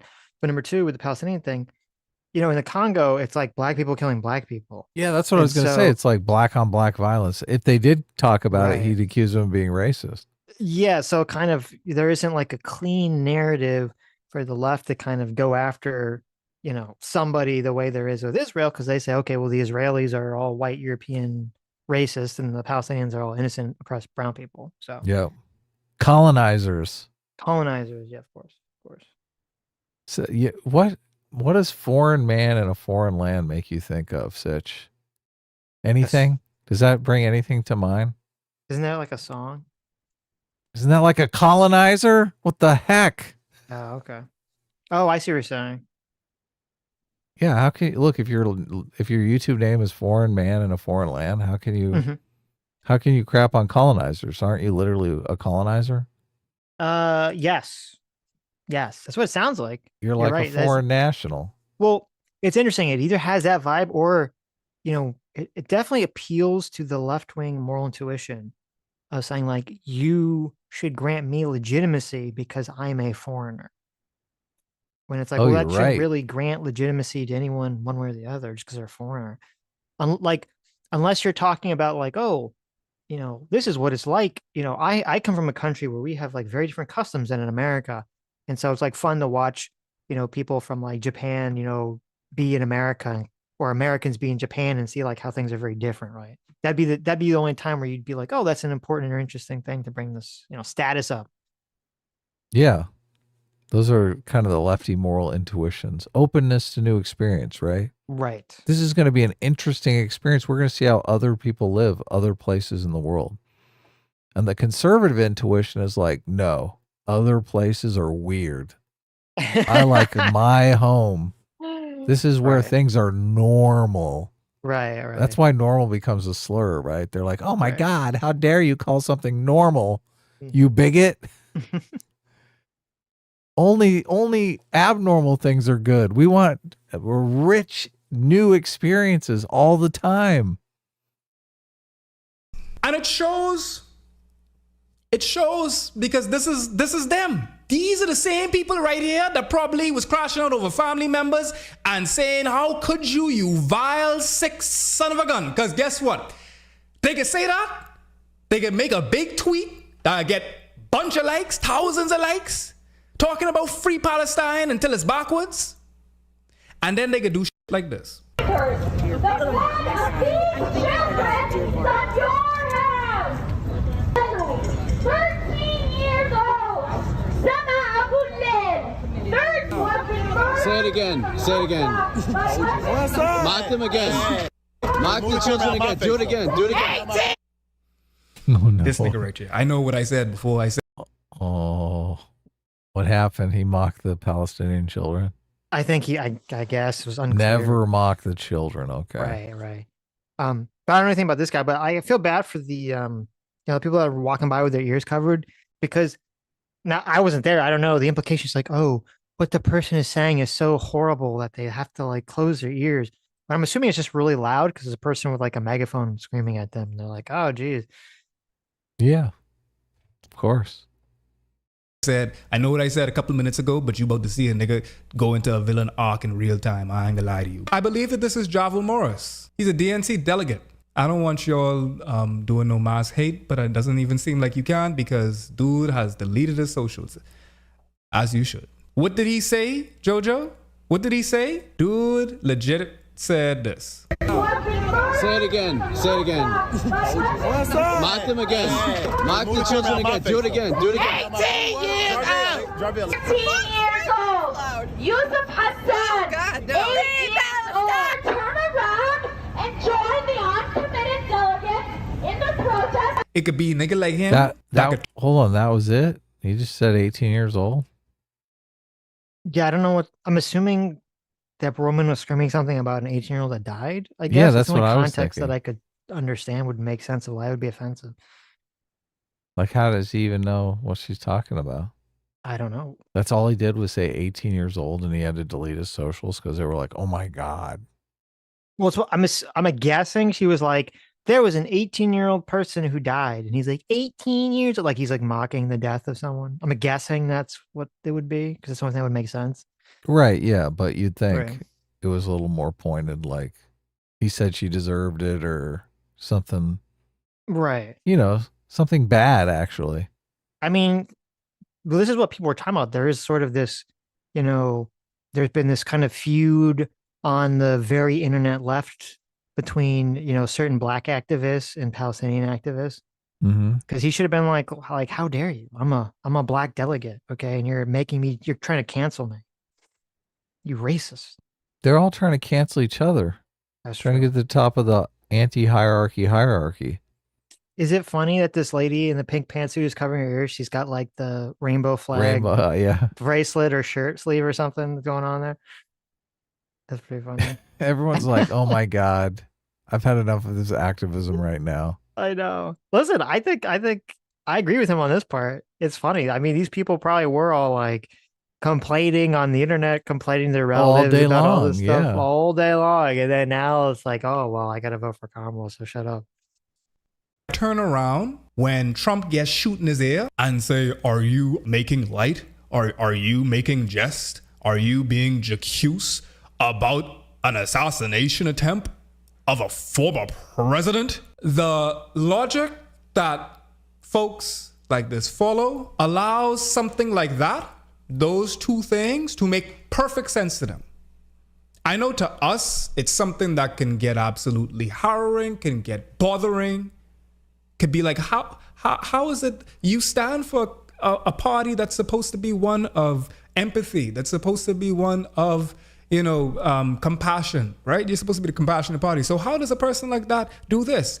But where the existence and logic that they live in, that make perfect sense to them. And the reason why I fixated on him the most, this dude the most, is a visible black man making fun about another oppressed group. That is not blackness. That is not a fact or trait or part of blackness. And y'all ain't gonna like to hear this. Okay, so apparently, right, whiteness is like an evil thing. That all like everything associated with whiteness is bad. I'm not saying white people, but just whiteness. But so this guy who was apparently mocking some Palestinian person that died, that's not a part of blackness. Right? No, It's part of course something not. else. That's a part of whiteness. Just coming out of a black guy's mouth, okay. but you know. Right. Well, it's interesting. So I'm curious, what are the traits of blackness then that he's referring to here? Yeah. You should ask him. It'd be nice if he actually, you know, told us in this video that he put out on his channel. Racism. That's number one. Racism. But y'all gonna have to reckon with it. Because Frantz Fanon had to reckon with it. Malcolm X had to reckon with it. Uh-oh. At a particular point, the black American needs to reconcile with the fork in the road of being black and being American. What? And sometimes I need y'all to ask, especially my black Americans in chat, my black people in the chat. I love you. But when y'all come out here talking about you's a proud black American, when Tony came in here talking about foundational American, I need y'all to be fucking for real. I need y'all to truly ask yourselves if you truly do care about being black or you simply want to be American. And everything that... Oh, God, I hate this stuff, Sitch. I do. I hate this. I so hate it. Isn't this guy a horrible piece of shit? He oh is, my totally. God. He's like, Holy you must shit. decide. Yes. On one side, there is your blackness. On the other side, there is your Americanism. Oh my Pick. God. Only one door will you go through. I fucking hate these CRT communist pieces of shit who are I do. Oh, like all this fucking whining. He's literally saying that this guy who is like supposedly making fun of someone who died, that is a quality that's associated with being American specific. I really? know. That's an American quality, is making fun of a Yeah. dead child, right? I've never fucking heard that stereotype in my goddamn life. And then on the other hand, he's like, oh, he's saying it's bad that there are black people who want to identify as American. And you're right. Like, you have to choose. What kind of fucking, It's fucking psychotic, bullshit. like totally psychotic world do you live in? Where you're It's like, oh, bullshit. so what does that mean? Does that mean that all black people are not American? Only what? I mean, is he like is he like Richard Spencer or Nick Fuentes? Like, can only white people be American? What the fuck is he? Is that the implication of the statement? Americans come in every ethnicity. Americans come in every color. It's like, I hate the term African American because they ain't African. They're fucking Americans. Right. Exactly. It's bullshit. It's bullshit. That's leftist propaganda 101. You're American. Yeah. I mean, it's very simple. It's very simple. Foreign man in a foreign land. You don't have to be in a foreign land. Okay. If you hate America so much that you think black people shouldn't identify as American, then get the fuck out of my country. Yeah, exactly. Go fuck off. Okay. You can be a native man in a native land. You can go back to wherever the fuck you came from. Okay. You don't have to be here. You don't have to be white to be an American. Yeah. Of course. Americans come in every color. Yep. They come from all over the world. America is an idea that people come here to be a part of. Yes. Yeah. And we're proud of it. Yeah. And we should be proud of it. Definitely. Yeah. I hate emotional blackmail with every fiber of my being. I hate it. And this is complete emotional blackmail. It's disgusting. It's like saying, look, I know this identity, blackness is close to you. I mean, you are black and you've been black your entire life. But let me just snatch it away from you. If you don't agree with my politics, and I don't think you should be able to call yourself black. What a dick. That's why these people, like, in their philosophy, it's all based in this insane levels of hypocrisy and contradictions. Because it was like in the white privilege thing that I was reading off, it's, oh, there's all this majority status that's granted to white people, blah, blah, blah. And you think, okay, well, the solution is that would be to forge some kind of national identity so that if you're separate not white, from color, yeah. Right. If you're not white, you would feel included in the majority status of being American or being Northern or Southern or wherever the fuck you're from, right? But instead it's like, no. You have people like this asshole. We're like, no. We need to actually use our minority status to otherize ourselves and then use our minority oppressed status to gain power in the society that we live in. Yeah, it's bullshit. It's total bullshit. I mean, I'm glad that so many black Americans are feeling comfortable to identify as conservatives because we really the real political divide is conservative and liberal. I just think those are the moral intuitions of people. That makes sense. And obviously you're going to have black people that are conservative, you're going to have black people that are liberal. So using this emotional manipulation to basically say, oh, it's impossible for a black person to be conservative. It's bullshit. It's total bullshit. Well, this is a next level for this. It's saying it's impossible for a black person to be American. Yeah. It's not even, it's like 10 times worse than that.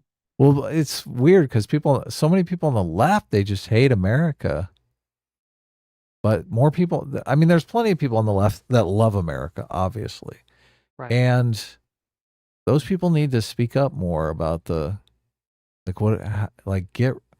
do we get rid of these people on the left that are just so virulently anti-American?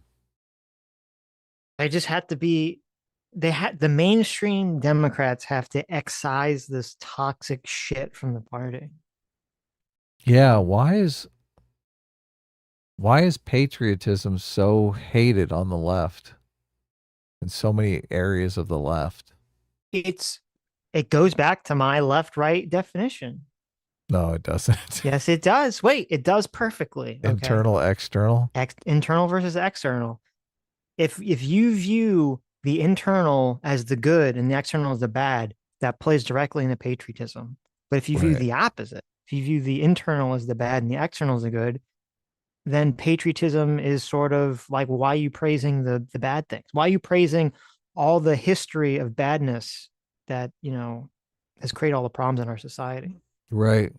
That maps on to the openness to new experience versus the normal sameness, right? Hometown vibe. Mm-hmm. Yeah. All right. Let's see some more of this emotional blackmail. That means, and everything that comes with it. Do you want to be black or do you want to be American? Because constitutionally, Jesus Christ, foundationally, those things are antipodal to one another. You don't understand how paradoxical it is to be a nationalist, patriotic black American. And God, this is such bullshit. You know how many black guys are in the fucking military? Like this, there's so many observable facts that just go fly in the face of what he's saying right now. Mm-hmm. This is such bullshit. Yeah, well, I mean, he's also shitting all over Kamala too. Oh, you're right. You're totally right. Well, she's not really black anyway. So. He's only half black. Yeah, of course. Of course. It's always funny when you say it like that. The way he said it was so ridiculous. This is like the Birdman meme of him like what year is it? And he's looking at the calendar. It's 2024. Okay. He's acting like it's the year after the Civil War ended and slaves have just been freed. And he's like, how can you be black and identify as like being proud to be American? It's like, well then 2024. Okay. Look, if this some time has passed. I don't know if you know that time has passed since then. If the Civil War has just ended, you've literally just been freed from slavery. Okay. Right. Maybe you've got an argument to be made. Yeah. Yeah. It's been a while, so. American passport that has lived the United States and has lived as a black American. To be proud. The first person to ever be a casualty of war for the United States was a black American that died before you could even vote. I get it. I understand what it is to have the majority of your existence, your family's existence, your lineage and whatnot, be rooted and only traceable to the United States. As a black person, you are stateless. And I understand that. I understand wanting to find some type of refuge, anything to salvage of what it is, of the fact that your Grammy and your great Grammy and your great great Grammy was taken in on a ship to go and deal with cotton, and then now years and years upon years later, this is all you got. This is all you got. This is so psychopathic. Like this is so disgusting. It's so racist. Like my family came from Russia and from Eastern Europe in like 1901 or 1898 or I don't know, sometime around that time period, right? To America. Okay. I'm like fifth or sixth generation American. I don't know if you work out the math. I 100% view myself as American. I don't view myself as having really never thought of myself of having any lineage to Russia or Eastern Europe or any of those fucking countries ever in my entire life. And he's saying that if you're black and you're the ancestor of a slave, so you've been in the country far longer than I've been in the country, right? Your family's probably been in the country longer than I've been in the country, that you shouldn't feel American, that you shouldn't feel that you have an American lineage just because you're the descendant of a slave? That's ridiculous. It is ridiculous. Yeah. Especially, I mean, a lot of the slaves fought in the Civil War for their freedom. So imagine if your ancestor was one of those slaves that fought for his own freedom in the Civil War against other Americans to be free. How the hell are you not a fucking American? What the fuck? Right. Yeah. It's just like ridiculous. It's totally ridiculous. There's lots of black, like, it's so weird. And also there's like this perception, like every black person in America is like poor, dying, in some like horrible situation. It's like there's lots of black Americans that are doing quite well and are happy to be in America versus being anywhere else in the fucking world. Yeah, of course. Yeah. It's this weird idea. But I mean, he's coming at it from the complete racist lens. He's coming at it from most of America hates black people. Right. They hate your guts. And look, if that's your perspective, I understand why you'd have a problem being a part of a nation that hates your guts, right? I just don't think it's accurate. I don't think it's true. There are definitely racists. Racists do exist. But I think it's, thankfully a minority at this stage, at this where we are today. Thankfully, we've made a lot of progress. And he's talking about the Democrats here. It's not even just talking about Republicans. So it's not even like a situation where you'd be like, well, how did, Obama win the election? Like, if everyone's racist, how did Obama win? Right. Oh, yeah. Or how did they hate Biden, it when you say that. Beat Trump or something. And it's like, well, no. All those people, all those Democrats that are white that voted for Obama, voted for Biden or whatever, or who want to vote for Kamala now, they're all still racist. Yeah, look, there's all kinds of different ways that they justify this notion that the majority of the country is racist against him. So that's not a healthy outlook on life. Look, there are a lot of people who don't embrace that outlook, which thankfully they don't, because they probably live like happier, healthier lives, just adopting the American identity. And it's great. It's great to be American. So much better than being, I don't know, Canadian or something else like that. Yep. Canadian's not too bad, right? I mean, being Canadian is like one step ahead of being subhuman, so I don't know. Oh, man, that's painful.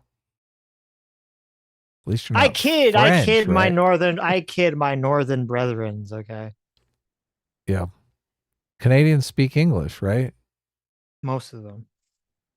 So you got to be proud of it, right? I understand. I empathize with that. I get that. But let me tell you something.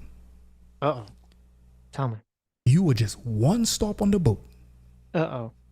That don't make you no better than the Ashi Haitian that floated on a floating door to Florida for a better life, only to get chased down by American imperialism on horseback and then die in a detention center. You ain't no better than. He's selling this narrative that people, that regular Americans hate your guts. That's what he's selling here. He's saying you should look at other Americans, typical Americans, and this is the way that they see you. They just see you as one stop on the boat. That's fucking disgusting. Yeah. I cannot believe he's doing this. He's poisoning your fucking minds. Yeah. No, he's doing the CRT. Who thinks that? The CRT people. The fucking racist piece of shit CRT people. Because he's doing the whole, black people are selling out their blackness to try to gain the property of whiteness, racism, shuffle. That's what he's doing. This is so infuriating. And it's funny because he's like mixing he's mixing his metaphors. Because he said he combined a Haitian person riding a door to Florida, which I assume happened at some point. That's, something. Like some kind of ship sunk. And he combined that with that fake story. You remember there was the border guy on the horse, and they were like the people coming from Mexico, and they were like, oh my God, they're whipping the migrants. But he was whipping the horse. Right. Yeah. He just combined two different stories into one thing. Like there's a border crossing guy in the Atlantic Ocean, like whipping a Haitian guy, like surfing Florida. Like what the fuck is he talking about? This is terrible. This is poison. That's why we get to watch it. And you could be him very easily within a second. No amount of American exceptionalism is going to save anybody darker than blue. And to bring that a little bit further, no amount of you being American and you waving passports inside the airplanes because you feel as though your rights have been infringed will save you if you have absolutely any wrong, any type, just a glint of marginalization. If you're trans, pack it up. If you're queer, pack it up. If you're disabled, pack it up. Pack that. I don't know if you noticed, Adam. If you're on an airplane and you're queer, the police go, "Excuse me, we're doing a gay check." Queer fella. Yeah, we're doing a gay check here. Everyone take out your tickets. This is a, you have to pay, actually you have to pay the gay tax if you're gay, right? Right. Straights get 50% off their airplane tickets. The gays get 50% extra. Yeah. And then they go around and they check and you're like, whoa, excuse me. I'm gay, but I'm an American citizen and this is wrong. Here's my passport. They say, fuck you. And they crack you in the head. They crack your skull open with like a police baton. They drag you off and they throw you in gay jail. Right. Yeah. Yeah. Seems odd we give them a whole month to celebrate. A whole Pride month, but then we throw them in gay jail. Well, listen. That's the price the gays have to pay for the month, Adam. Okay. They get a whole month to themselves. No one else gets a month. Well, I guess the black people get a month, but the gays get a whole month where everything for them is 50% off. There's rainbows everywhere, but the rest of the year they got to pay extra. Can we stretch 4th of July out to a month? I think we should. We should. I like that. Yeah. Patriot month. July America should be month. America month. Oh, that'd be awesome. Holy shit. That'd be based. This is so, and look, he's crapping on American exceptionalism, but I think a lot of the reason why we have such large immigrant populations is because of American exceptionalism, obviously. I mean, that's the evidence of it. Why do you think all these people, why does foreign man in a foreign land, why the fuck did he come to this country? Why the fuck are there so many people trying to get in this country if this is a horrible country of racist shitheads? Yeah. Do you think, I mean, is anyone beating down the door to get to North Korea? No, of course not. Oh, okay. To South Korea, yes. They all live in North Korea. Yeah, exactly. Are people beating down the door to go to Russia right now? No. I don't think so. People are running from Russia. Right. Shit up. Because you too will be fodder for the flames of fascism. You will be fuel, eco-fuel. You will be ethanol. It just keeps getting worse and worse. Burning people alive for fascism. Yeah. It's so stupid. Burn in the engines of American imperialism. Okay, this entire racist, insane tirade was like, this comes off from two things. Kamala Harris saying that she's like, pro-America, right? And that she wants to have a strong military. And this one guy who happened to be black who was mocking a loud protester who was probably annoying. And this creates this insane rant. Bro, your worldview is fucked. Yeah, you need to lay off the crack cocaine, okay? This is insane. Your mind is turned to jelly. Exactly. Don't think you fucking special. Because you ain't. Yeah, Adam. You're not special. And my brethren, congrats. Look, I don't think I'm special anyway. It's called humility. Good, because you're not. Yeah. Congratulations, because you are now the poster of the day, the donkey of the week of American exceptionalism. I ain't got no words. I just need y'all to hear this shit. That guy didn't say anything about America. Just walked by and was like making fun of a protester in a very contextless way. And he's like, oh, this is America. This is America right now, right? That's exactly right. In a contextless way. He was just making fun of the way that she was saying 18 years old. Right. Like, who knows if he was mocking the person or he was just mocking the way she was saying it. Right. She could have been saying hot dogs and he would have said hot dogs. Exactly. As Commander-in-Chief I will ensure America always has the strongest, most lethal fighting force in the world. Base. I like this, Kamala. What's going on here? I know, Oh, she doesn't have her. Look, that guy must slow her down. That guy's not around. And look, she's badass. What do you mean, Tim Walz? When that guy is sitting next to her, she seems like meek and smarmy. Now she seems like a killer.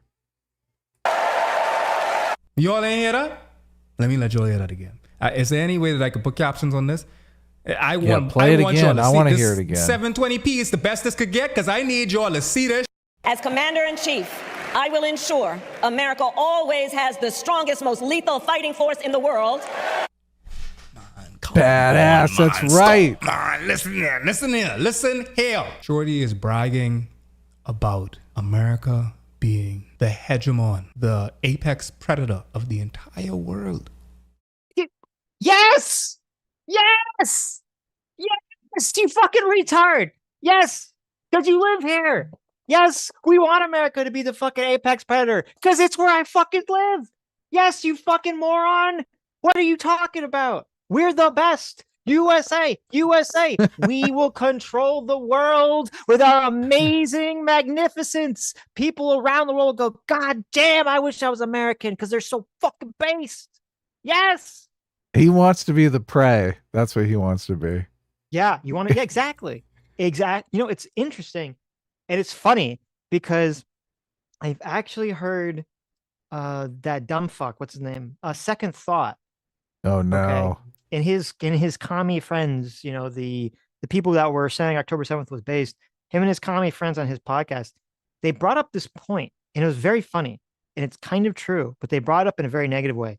Because, you know, the Second Thought, he got into all this controversy because he used to do his second channel where he would test drive luxury cars, right? Oh, yeah.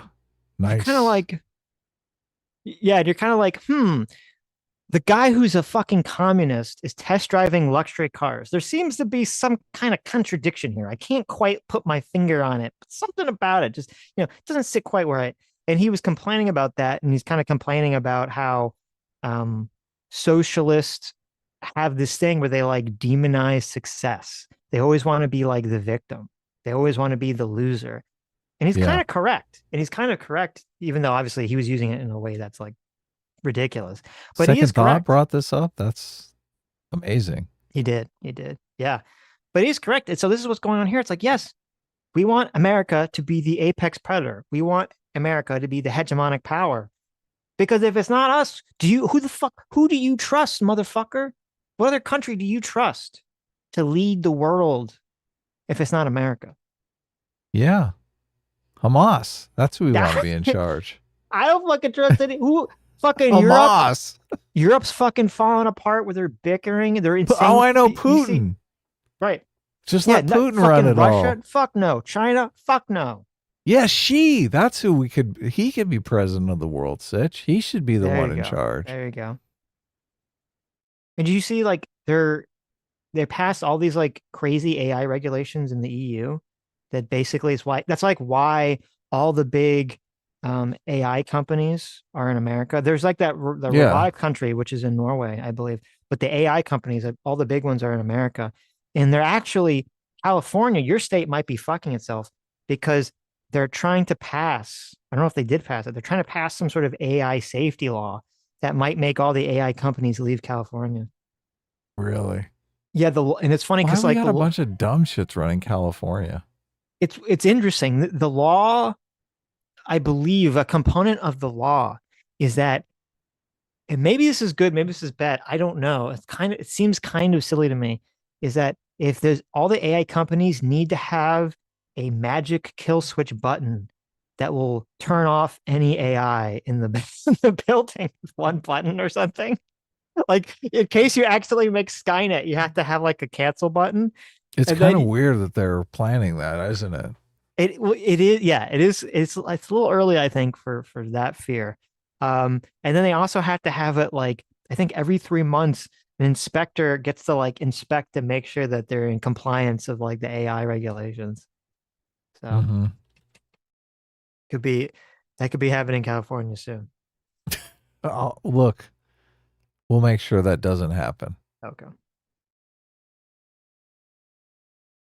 She don't even care to act like the United States is the big brother of the world. Because at least they used to lie to us about that, right? At least they used to lie to us and say America is the altruistic big brother of the entire world. And when we see injustice anywhere in the world, we need to descend upon them like Fortnite and rectify. Yes, base. What Warren G said, we need to regulate. Shorty don't even care no more. Shorty just saying, listen, we got the biggest caucus in America. Listen here. We got I'm dying. We got the A. We dragging it. We dragging it. Base. These dicks, as Young Thug would say, these dicks be shooting. Shoot up the whole club. She said it's in 4K. And all of them clapped. If you told me this yesterday, that Kamala Harris was going to come on live television with her silk press, that she sat inside the chair for 5 hours, not a curl in that curl pattern. Yes, Lord. She was going to say, we got the biggest dicks in America. And then everybody was going to clap. You was going to tell me that I was on r/that happened if that happened. If I didn't wake up this morning and see this shit in 4K. These socialists that fucking hate, this is the thing. This guy fucking hates America. He literally hates America. So obviously this is why he's so insanely ass mad triggered, because he hates America. That you have the president of America, or a presidential candidate, I should say, who's running on the left, saying we're going to be, there you go, who's saying we're going to be the most badass military ever. And he gets so fucking ass blasted. Because what he wants Kamala Harris to come out and be like, we're excuse going to me, disband the military. We're going to disband the military, except for like, we're going to have like 10 guys, and they're going to be, we're going to have 10 vegans. We're going to go around planting garbage, garden patches, across the world. That's going to be the American military from now on. Okay. We're going to make sure all our generals are transgender. That's right. That's right. Yeah. Everyone. Yeah. All military personnel has to be transgender. Yeah. There you go. There you go. We're going to outlaw guns in the military. We're going to use Kung Fu instead. No, the only guns allowed are Nerf guns. Okay. You don't want anyone to get hurt. So shoot a little Nerf dart. We're giving all of our nuclear submarines to Russia. I'm sorry, foreign man of foreign land, but this is the US of A, motherfucker. We don't play around with that shit. We're going to have the most badass, high-tech, powerful, lethal motherfucking military in the world. So we say, hey, you fuck with us, you're going to get fucked. And not in a way that you want. Yeah, that's right. Stay out of our airspace. How about you stay out of your airspace, too? Right. Yeah. Get mad. Get mad, foreign man. You cope and seethe on America's greatness. Love it. There was still crust in my eye. There was still eye boogers obfuscating the sun peering in through my window. And if you loved America, those eye boogers wouldn't have been there, okay? Because when you love America, the ghost of George Washington floats above your bed while you're sleeping, and he will very gently take the feathers of a bald eagle to wipe the eye boogers off of your patriotic eyes before you wake up in the morning. That's how you could tell if you're a true patriot. You don't get no eye boogers. You get George Washington. When you wake up, George Washington stands there and he fucking salutes you, and you salute back, motherfucker. Right. That's for the few Americans who sleep. Right. There you go. I'm assuming that happens. I mean, I'm assuming that doesn't just happen to me. That happens to everyone, right? I never sleep. Oh, okay. When I open up my phone and doom scroll on Twitter and saw this gal talking about the most lethal country ever. She ain't lying. I'm dying. She ain't lying. The way that people embrace Kamala so quickly, Twitter isn't beating the Russian bot allegations. I mean, I'm not saying that this isn't the best catch-22 that we have, but more and more, Shorty is making it very difficult to see her even as a catch-22 because she's saying the shit. She's just saying it with a green screen behind her because Charlie XCX. That's it. She's just saying it with Brad. But it's the same thing. It's the same damn thing. The only problem is now, it's not only black, not only with rhythm, but you now getting this with rhythm and coconut oil and melanin. Oh my God. I can't even say coconut oil because yet again refers to silk press. I don't know of any coconut oil inside that. So he's super triggered that a black person, a person of color, is pro-America. Yeah. Has patriotism and jingoism and nationalism. All right, it's interesting.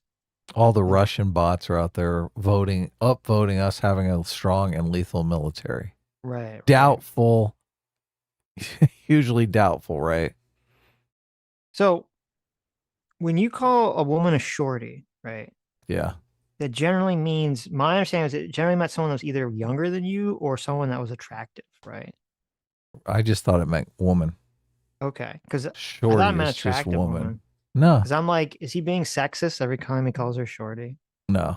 Shorty Right. just means woman. I think he's being sexist. I'm gonna say he's a sexist pig. Yeah, well, look, he seems like a sexist pig. It's true. Anyone who doesn't love America, the motherland. Anyone that doesn't have the ghost of George Washington to wipe the eye boogers out of their eyes when they're sleeping, of course, is a sexist.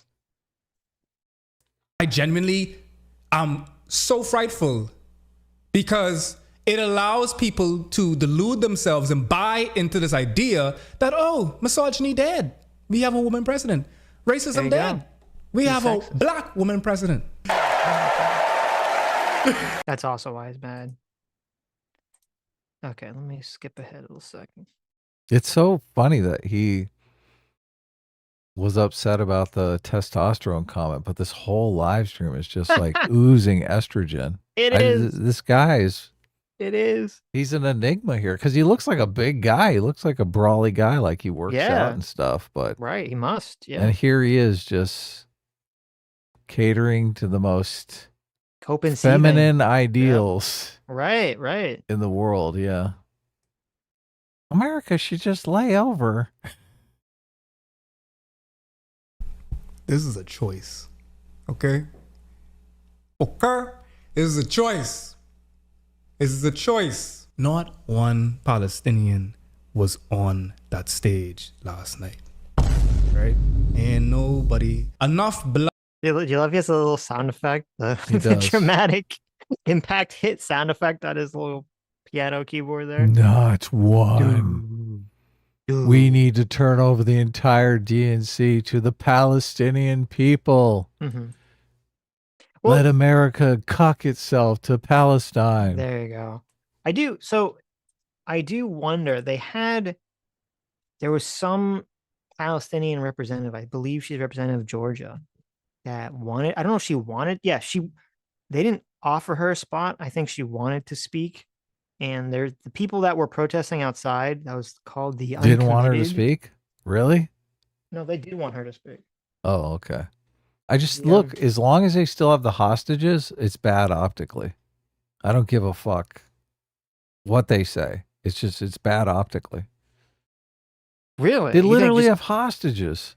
Yes. Yeah, but you It's think a having hostage situation? You think Yeah. having Look, any Palestinians speak is bad optics for the DNC? look. as long as Unless they're Hamas going to has come hostages? out, unless they're going to come out and plead for the hostages to be released. Yeah, it's Mhm. not good. Yeah. They don't have a leg to stand on when they got hostages. Right. It's just I look. Nobody ever talks about the hostages because they know it's like a non-starter. Well, no, people say to bring home the. I mean, Kamala said, we have to bring home the hostages. They always say that. Like, in the Yeah, but they speech. always say ceasefire. They don't mention the hostages. They're like ceasefire. It's got to be a ceasefire. Well, how about you turn the hostages over? You mean the Palestinian activists? Yeah, the Palestinian activists never mention the fact that they still have hostages. Right. Let the hostages go, and then let's do a ceasefire. Right. This whole idea that, well, let's just do a ceasefire and leave the hostages there. Look, that's so anti-American. You know, the American thing is leave no man behind. Yep. We're literally in a leave no man behind situation, but nobody ever talks about it. They're like, we have to go plead for the Palestinian people. Well, how about you plead for the hostages, right? So this representative of Georgia, her name is Rua Roman. I believe she's Palestinian. Now, there's been some kind. It seems like at least the vibe or the implication to me seems kind of like fake news because some people are making it sound like she like was offered a speaking spot and then like they kicked her out or something. When I believe what happened was that she wasn't offered anything, but the uncommitted movement, the people that were protesting outside, they gave a bunch of names of people they wanted to potentially speak at the DNC, and she was one of them. And she wrote a speech for it, which she has posted on the internet. And I will say, after reading the speech, I think they should have let her speak. I don't think it would have been any. Oh, really? Because she says, let's see. It says Israel believes 101 remain in captivity right now. So there's 101 people still over there. Right. Well, I'm not going to read the whole speech, but she does talk about freeing hostages. She okay, says, good. For 320 days, we've stood together demanding to enforce our laws on friends and foes alike to reach a ceasefire, end the killing of Palestinians, free all the Israeli and Palestinian hostages, and begin the difficult work of building a path to collective peace and safety.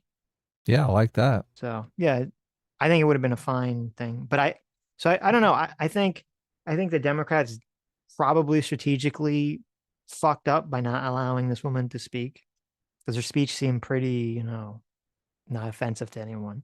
They were worried she was gonna not do the speech. Maybe that it was a decoy.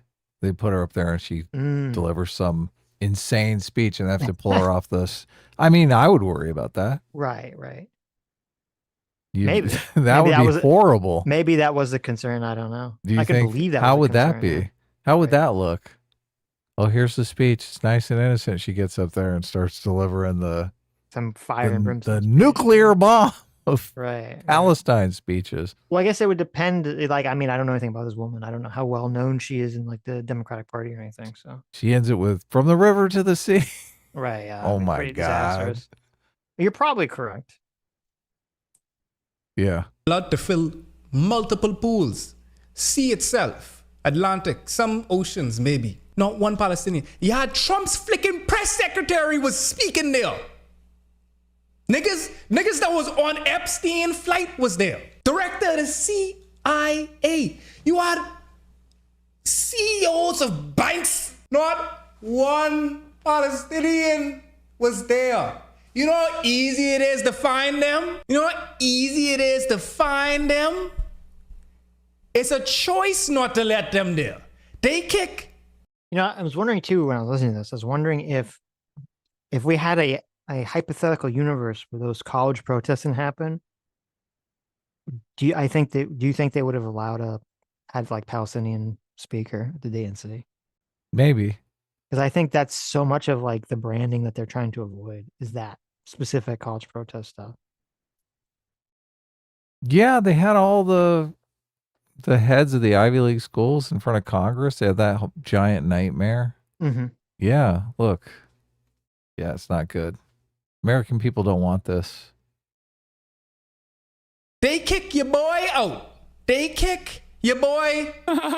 Out. For saying the most. He has a literal Hassan jackhammer. I just realized Hassan and Kamala have the same jackhammer laugh. Yeah. The obnoxious jackhammer laugh. He has that sound queued up. I heard it. That's very weird. That's very weird.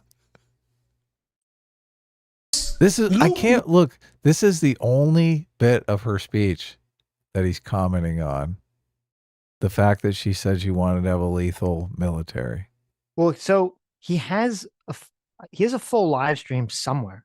I think it's behind like a Patreon paywall, which I'm not going to pay for, where I believe he watches the whole speech and reacts. Okay, so I don't know. But this is the part he chose to emphasize and upload on like the clip channel. Yeah. Look, this is someone on the left basically saying don't vote for Kamala, right? Well, I don't know. It's weird because he has the whole thing in the beginning with Trump is like a fascist and a Christo nationalist and all this stuff, but then he's a centrist, diet fascist, right? So I don't know. He's a centrist. He's an enlightened centrist here. Is he? He's like both sides are. He's both sides in it right here. He's like both sides are fascist. Not in the. He's not doing it in the centrist way. He's not doing it in the centrist way at all.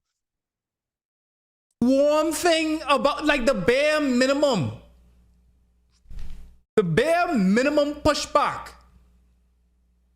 about Palestinians and they kick us on out for that. And that wasn't even that bad. I would have gone further. They wouldn't have they would have killed my what? Me? My big black ass would have been. Y'all would have seen me on the news. Y'all would have seen me on the news. They would have dragged my head to the street. They would have played soccer with my head. She will always defend. So foreign man in foreign land thinks that if he was at the DNC streaming like Hassan was, that he would have been murdered by the DNC police or something. Right, yeah. Okay. That's interesting. I don't know. Offensive words. I don't know what the fuck happened at the DNC. I mean, I missed it. You know, I watched part of the DNC. We watched part of the stream. I missed, you know, what violence occurred at the DNC that would have made him think that if he was streaming in the building like Hassan, that he would have been dragged to the streets and murdered by the police. But okay. Probably IDF would have got him. Right. Oh, there you go. They would have sent like a little drone. Obama would have high-fived Netanyahu, and they would have sent like a little drone through the window and like blown him up. One of those little tiny ones. No, it would have killed like drone. It would have like killed like 50 people in the surrounding space. They've been like, listen, we had to get this one guy, so it was worth it. Yeah. Israel's right to defend itself. And I will always ensure Israel has the ability to defend itself. Shorty said that I will make sure that I am giving them niggas guns. Shorty said, not only will I make sure that they can do that, but I will also personally see to it that they have the weaponry to do so. Shorty is Nick Cage in Lord of War. They don't care, bro. Do you know how much heat the Democratic Party has been from Biden time about this shit? From Biden's time, the Democratic Party has been under fire about Palestine. And they didn't care to flick it, even try, even give like a token Palestinian on stage or an audience, and then let the camera pan to them a little bit and show them crying or something like that, and have them saying we stand with, Kamala or something like that, and a Bratz shirt. They couldn't even do that. They didn't care to do none of that. Because they don't have to. Because you know why? Because she's scared of alienating you know who. You know who. You know who she's scared of alienating. Any war. Who's he talking about? Who's he talking about, Adam? Someone is going to be alienated? I don't know. Who's he talking about? I honestly don't know what the fuck he's talking about. He's talking about Jews? Who's he mean? He's talking about donors? Who does he mean? Does he mean AIPAC? George What's he Soros? Talking about? Is it Soros? Is it the Soros? It could be. I don't know. It's kind of sus. It's kind of sus. He's afraid to say. He's like, oh, you know who? You know who? I don't know. Who are you talking about? The parents of one of the hostages, one of the Hamas hostages, spoke at the DNC. That's true. And their child died yesterday. Oh, did they really? They found their body, yeah. Oh, that's fucked up. Yep. That's fucked up. War that you see the U.S. involving itself with from World War II itself. Make no mistake that it has totally and utterly been a self-serving indulgence in bloodshed. And for this very reason, it funds itself. The U.S. needs... Dude, I fucking hate this argument. I hate this argument. Mm-hmm. Nobody wants to see bloodshed. We spend money on the military whether we use those weapons or not. We would rather just make the weapons and not use them. This argument that we get into wars because it's financially profitable, fuck you. Fuck you. Well, it's really annoying because there's like the conspiracy brain shit on like the left and the right operates the same way. Like there was this clip that I want to talk about last week, but we didn't have time to. And it was like Candace Owens. Candace Owens has been kind of completely unhinged recently. And she's basically going down the anti-Semitism rabbit hole. Yeah, badly. Yeah, yes. Very badly. Right. And she had this really weird video where she was going on and on and on about how like Jews, not all Jews, right? But some Jews are like evil demon worshippers who are controlling, I guess, America or the world for some sort of evil demonic reasons that are unclear. And her evidence for this or one of the pieces of her evidence for this, is that she's like, did you know that the Jewish star, the Star of David, is like some kind of mystical symbol? And she's like talking about how it's like a mystical symbol that's used to summon demons or something. And she's like, you could just go on Wikipedia, and because and just look this crazy. up. Right. You can go look this up. And because it's like a mystical symbol that was used to summon demons, that means that Jews are really, demonic worshipers that are trying to control the world, right? And I'm like, okay, I don't know what the fuck she's talking about. And I'm as a Jew, I'm like, I have no clue why the Jewish star is a Jewish star. I don't even know where that comes from. Star of David does this? It's like, right. So no, that's a pentagram, you dumb bitch. Does she not know? Yeah, exactly. But I was like, I don't know what she's talking about. So I go and I look up the Wikipedia thing, and they're like, oh, like in, like 2,000 years ago, there was the Jewish star was associated with some kind of Kabbalistic Jewish mysticism or something. And then, like sometime 1,000 years ago, or like 400, 500 years ago, I forget the exact time scale, there was some Jewish sect that started using the symbol to just generally mean like Judaism, and it caught on, 400 years ago. And that's how people have just been using it ever since. Right. And you're like, oh, okay. So this is what these people do. And it drives me crazy is they take some like little nugget of something that's like half true or quarter true.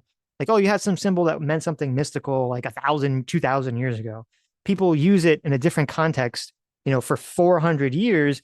And then suddenly now you say, oh, well, because I found this little nugget of something and maybe is kind of a little bit true, I get to jump to this wild, wacky conclusion that there's all this conspiracy is true, right? This, Jewish mysticism shit is true, that they're all like demon worshipers, blah, blah, blah.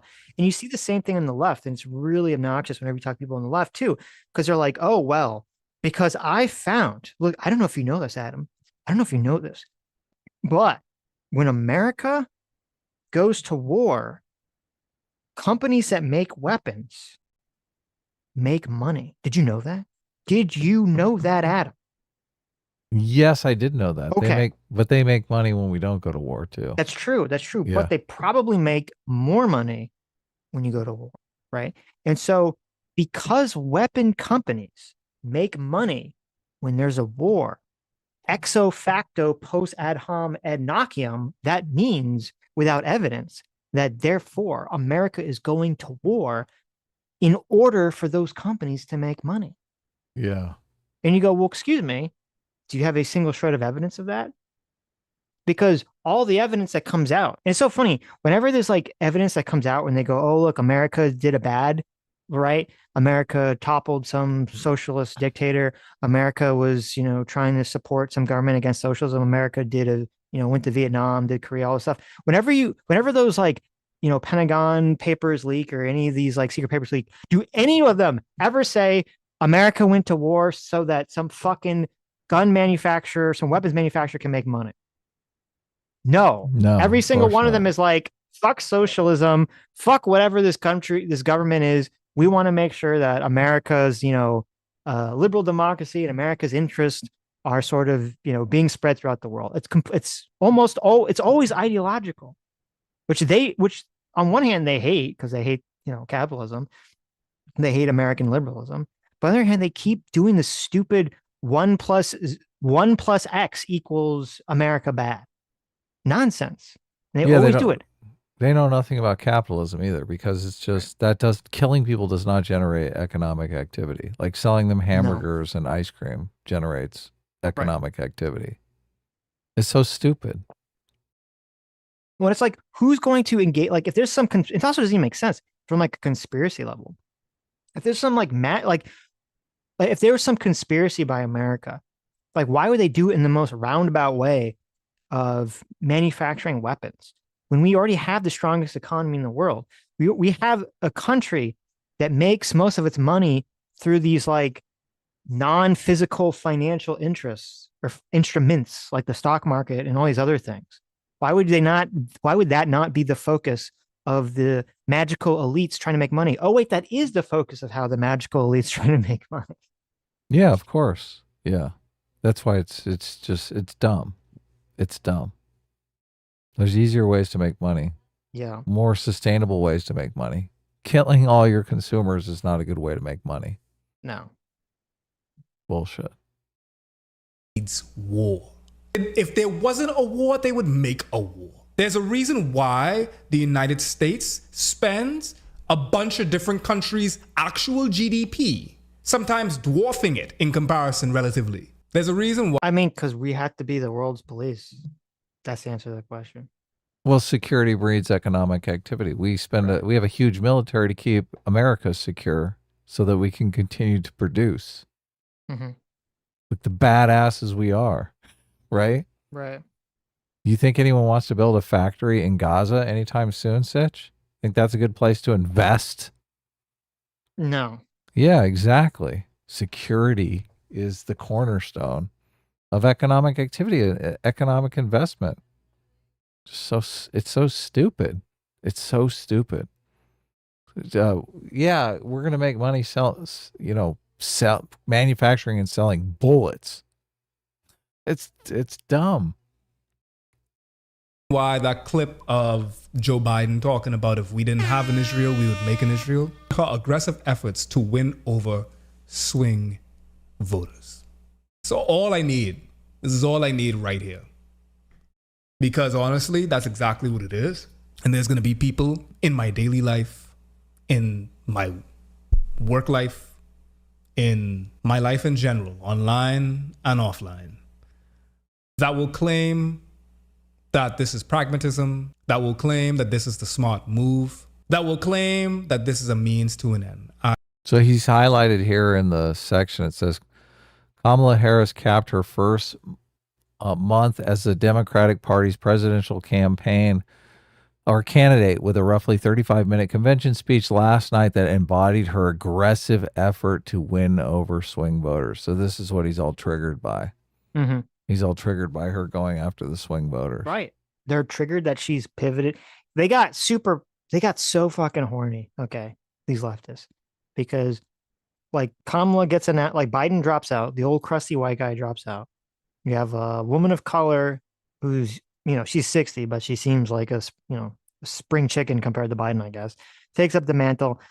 She's got all this meme energy behind her, all this brat shit, all this dumb coconut shit. Then she chooses Tim Walz, who they all say, oh my God, our socialist hero, right? They get super pumped for that. And then she's like, oh, P.S., by the way, I'm going to try to pivot to the center and be like super moderate whenever I talk. And they got so blue balled. They were all so furiously masturbating, ready to nut. And then all of a sudden, it's like Kamala Harris just kicked them in the balls that she's like, I'm pivoting the center. And they're seething. That's right. Yeah. They're seething. They were right on the edge. Yep. Terrible. I alluded to Machiavelli. A lot of people like to evoke Machiavelli when they're doing just silly shit. Like, I mean, they make it look like they're actually doing 4D chess. But some folks will probably say that Kamala and her convention speech last night, that was extremely patriotic at a time where the United States is presiding over one of the most brutal genocides that we will look back in retrospect to be the great falls of humanity. I don't think that I can underscore how this will age in history books. And are we to blame? I know they make the argument that we're the ones that are supplying the weapons to Israel, so Israel couldn't participate in what they're doing in Gaza if we weren't giving them weapons. I'm not sure that's the case. I mean, they might just get weapons elsewhere, right? Yeah. Yeah. Yeah. Well, and it's funny that he's calling everyone fascist when he's like, we should just make them stop. Force them to stop. Right. And depending on who we let write these very history books, they might try to pacify it and mollify it as much as possible. It makes me wonder about what the air was like during the Third Reich. During all of the atrocities, the 100 Years' War, all of these awful. Listen. Listen. I'm not even really on board. I'm not really on board with Israel at all anymore. Okay.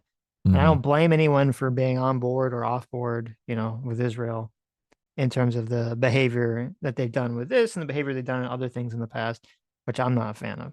Okay. But to compare this to like the fucking Third Reich is so insane, so ridiculous. Well, as soon as you start using the genocide terminology, you kind of open your Right. mind up for it. Right. There's a whole area of your brain where the word genocide lives. It has all these Right. aspects of genocide that just kind of populate in your mind as soon as you start, oh, genocide this, genocide that. Yeah, I've been paying much attention to it, so. Mm-hmm.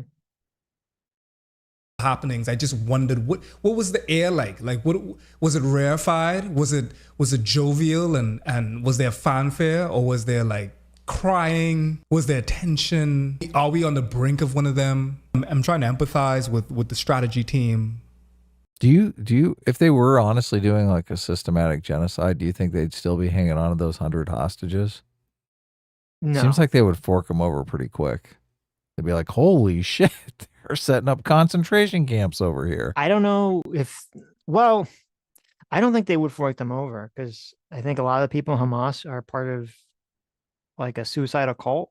Oh, okay. So they want the genocide. They're basically so yeah, I don't know if asking they for it. would. I don't know if they'd honestly care one way or Yeah. another. So I don't know. Insane. And Kamala's strategy team. And honestly, from political experience, this is probably actually a great move for her, depending on what angle. But if you're looking from that fence, if you're looking at it from the people that she's actually talking to, this is a great speech. Last night was an amazing speech for them, probably. The reason why it rings so raucously with us and so rancously with us is because it wasn't for us. She was. And they hate white people, obviously. All those Jewish people over there are white, so Right. it's white supremacy they're snuffing out. Not Did you hear what he talking to said us. though?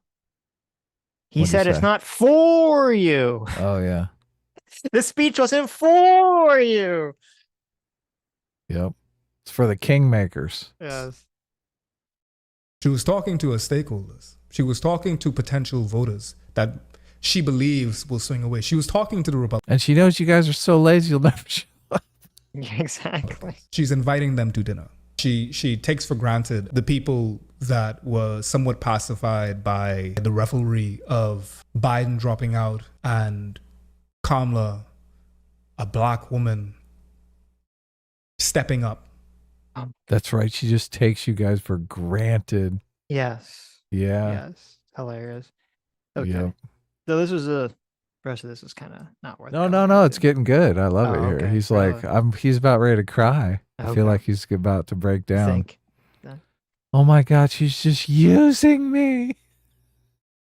Someone a little bit more youthful, someone that knows how to use emojis. But last night wasn't for us. She wasn't talking to us. We overheard a conversation. We were in the room adjacent, but she just didn't care that you heard. And the whole... That's right, dude. She doesn't give a shit about you. You're nothing to her. She wipes her feet on you when she walks in the door. Oh, There yeah. you go. Oh, yeah. Commie voters. Oh, of course. They'll be there. Lick my boots. I mean, they're all cucked anyway, so I guess it makes sense. Yeah, I love it. Oh, yeah, of course. They love it. Look, get in your chair in the corner, okay? Fill out your ballot. That's what. Fill out. That's the picture. You have Kamala like at the lectern speaking to a crowd, and you have foreign land in the cuck chair, like in the corner. Oh, yeah. In his little Speedo, filling out his ballot. Oh, Oh please. my god. Terrible. Please, Kamala. Please beat Trump. Don't make me have TDS for 4 years. Yeah. Did you I mean, see the it'd be clip? good for his channel. So. Did you see the clip of Trump talking about TDS? Oh my God, it's hilarious. I did not know. It is hilarious. He's talking about how it's terminal. First it takes over the brain and then it takes over the body. Oh my God, it's fucking so funny. If Trump wins, it's just going to be because he's funny. The power of humor. Argument of it being a means to an end. That's if the end is actually justified, right? Did anyone give you permission to speak? You're supposed to be filling out your ballot, okay? Shut the fuck up. That's what that means. So my question then is, what does the end look like? The cuck chair.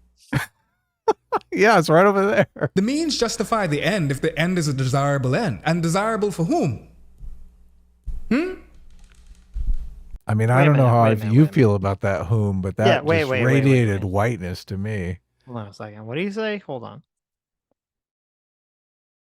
The means justify the end if the end is a desirable end. And desirable for whom? That's not true. Well, I mean, does he believe that? That's like a psychopathic thing. That the means justify the ends if it's a desirable end. No, that that's horrible. Yeah. Yeah, that's what every insane authoritarian, literally leader, Adolf Hitler. Yeah. Right. Yeah. They say, oh, well, the end is, the beautiful German utopia. So yeah, I guess of course. That makes it okay. Right. If you've got to build some concentration camps along the way, it is what it is. Bro, what are you talking about?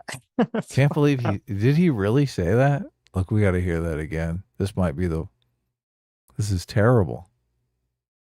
This is look like.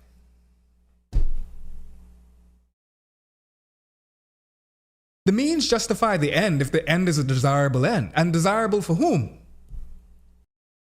Wow. I mean, I don't know if he just means in this one specific context or generally. It's a pretty sus thing to say. Okay. That is horrible. Yeah. Glad you caught that. Desirable for who? What are the means? Let's talk about those means. Justified for whom? I know that there are going to be folks that are basically going to claim that Kamala getting in is all that matters. And if she gets in, then she can bring about the revolutionary, progressive agenda. No, that's not true. You got to stay home. You can't vote for this woman. She's horrible. She hates your guts. Are you kidding me? She's laughing in your face. You can't vote for her. We'll get our Project 2025. And that's exactly what they said about Obama. Thank you, Dominique. I was just about to say it. That's exactly what they said about Biden. Biden was supposed to be the bridge. That's right. They lied to you about both of those people. This is just another lie. Just another lie. Mm-hmm. You gonna let them lie to you like that? For a more progressive agenda, more progressive actors, people that were actually going to advocate for sorely needed. I want Pisco to talk to this guy. I want Pisco to browbeat this guy. That would be some good content, right? That would be, yeah. That'd be Pisco would be like, "Come on, the cuck chair is comfortable. Look, there's a little cushion there." Change. This might seem grim, but I think the worst is yet to come. Uh-oh. I genuinely do. Yet to come. The worst is yet to come? Oh, yeah. Okay. I mean, you got a nice guitar on the wall there. A nice LED light. You probably got off Amazon.com. I mean, really? The worst is yet to come, Adam. Okay. Any moment now, he's going to get dragged through the streets by the DNC. By the Project 2025 people? He is going to get killed by the DNC. The Project 2025 people are going to knock next door and start taking out all his trans. Trump is going to get elected and give him and his wife free IVF. Like, there you go. Oh, terrible. Yeah. Horrible. How dare you?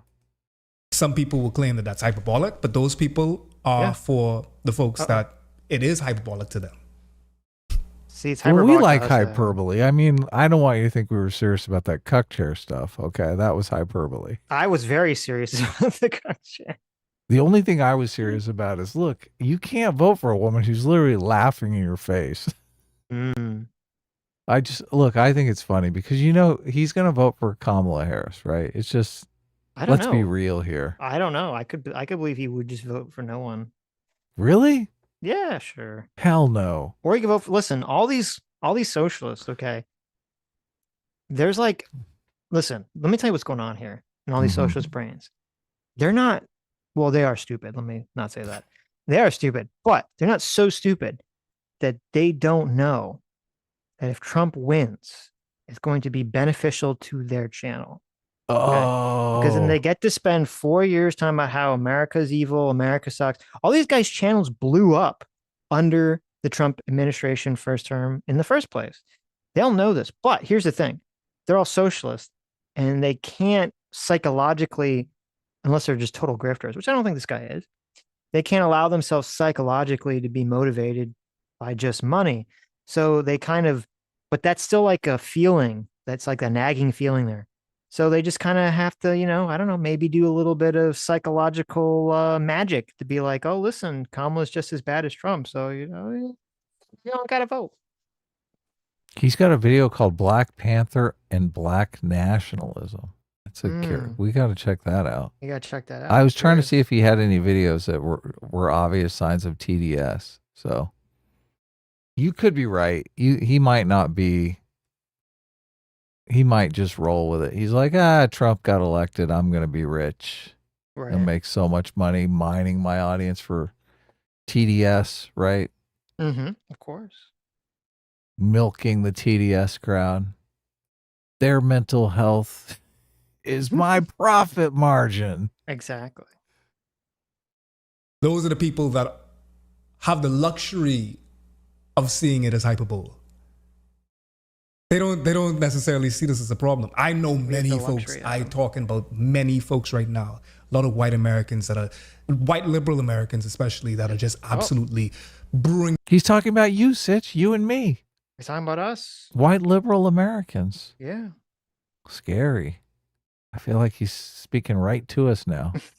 Beyond the brim with excitement and just so happy. And then when they see me, they just like, how do you feel about this? You must be really excited to have another black president. Oh no, he's gonna do it, Sitch. Here it comes. Oh no. She's not black. he's gonna do it. No, he I'm pretty sure he doesn't do that. Oh, I don't know.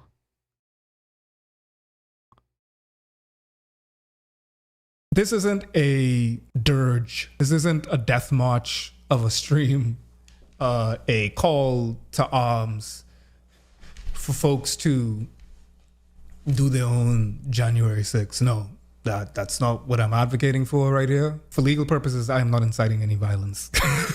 As black people, I need y'all, especially in community with other black people, y'all are going to see a revelry that is designed to pacify that criticism.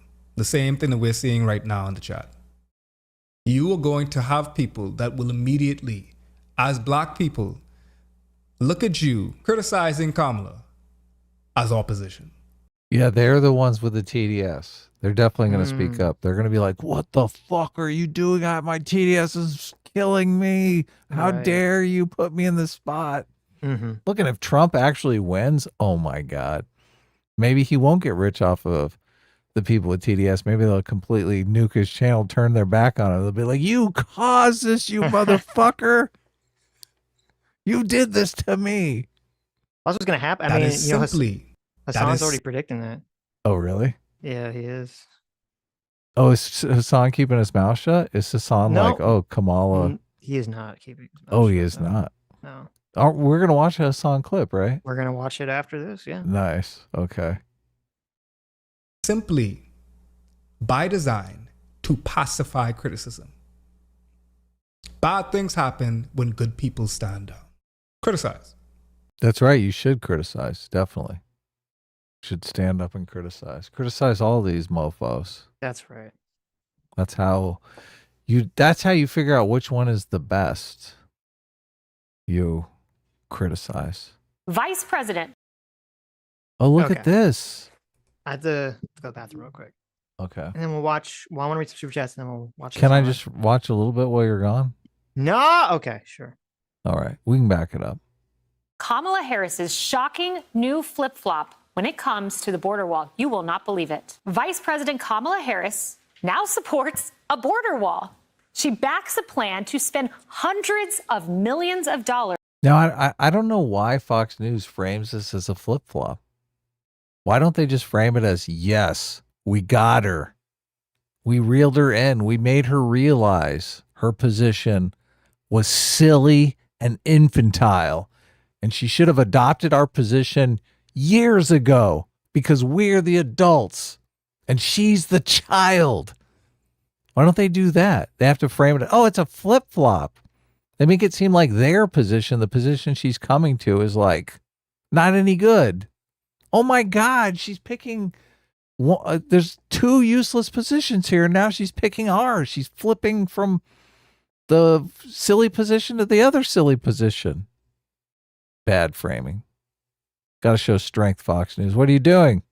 Why is this a story? Because Republicans are playing catch up because they don't tune into the Hassan Ivy broadcast and subscribe at the top of the hour. I've been saying this for literally months. They're so. Oh my God. Hassan's editor totally blows him in every video. I've been saying this for months. Look, my editor clipped something out. Stupid. I can't believe Okay, how I'm back. stupid they are. How is it? That's so quick. Oh my God. You were in and you were out. The bathroom was right there. Do you want me to back it up? Did I miss anything interesting? Well, I don't like this. President. I don't like this framing, but. Vice President Kamala Harris's shocking new flip-flop when it comes to the border wall. You will not believe it. Vice President Kamala Harris now supports a border wall. She backs a plan to spend hundreds of millions of dollars. Why is this a story? Because Republicans are playing catch up because they don't tune into the Hassan Ivy broadcast and subscribe at the top of the hour. I've been saying this for literally months. They're so stupid. I can't believe how stupid they are. Like, so what's the narrative? What's the narrative that you don't like? Oh, that they frame Kamala coming to their position as a flip-flop instead of framing it as adopting their superior position. Basically saying, yeah, we've had the superior position all along. You've adopted our position because you finally grew up. Frame it that way, not as like a flip-flop. Well, it's it's weird with the border wall thing because, you know, I don't know if Kamala Harris or any of her campaign people have said directly. This is from her saying that she supports the bill that the Democrats tried to pass, that the Republican guy wrote, that had both the shut down the border when people seeking asylum reaches a specific amount, and more also judges. Funding, and more judges, but also it had funding for the border wall in it. And that, so I guess they're saying because she's in favor of that, she's in favor of building the wall. So this is why there's money for the judges. There's a backlog of 3 million cases. I can't believe that. Can you imagine? Right. 3 million asylum cases. That's a lot of cases. How many cases can you do a day? A judge, like, I don't know how many cases a judge sees a day. Maybe 10, maybe 20. Right. It's going to take a long time. Now, I do agree. Yes, as Equal Shadow says in the chat, it is a flip-flop in terms of she has directly, and we're going to see in this video, she has directly called, her and other Democrats have directly called the border wall racist and all this other shit. So, right. I'm not sure. Is it sure. better to brand her as a flip-flopper or as a loser? Well, that's what's kind of weird because I feel like, I don't know, because people, the question is, okay, if you're branded as flip-flopper, do people think that means you're not going to go through with it? Right? That you're not going to be tough on the border because you're that's a good point. Like, it makes it seem like she's not actually going to do it. Right, like you just say anything. Because I was wondering what would be more politically effective is to say, well, she's flip-flopping, she's copying me, or to say, she's in favor of open borders. Right. I just think you should get in there that this is an admission that we were right all along. Yeah, see, I wonder if that would be a better way that could be a much better way to frame it instead of saying flip-flop. Yeah. I'm not sure people care that much about flip-flopping anymore. It's just like a meaningless thing. She changed her position.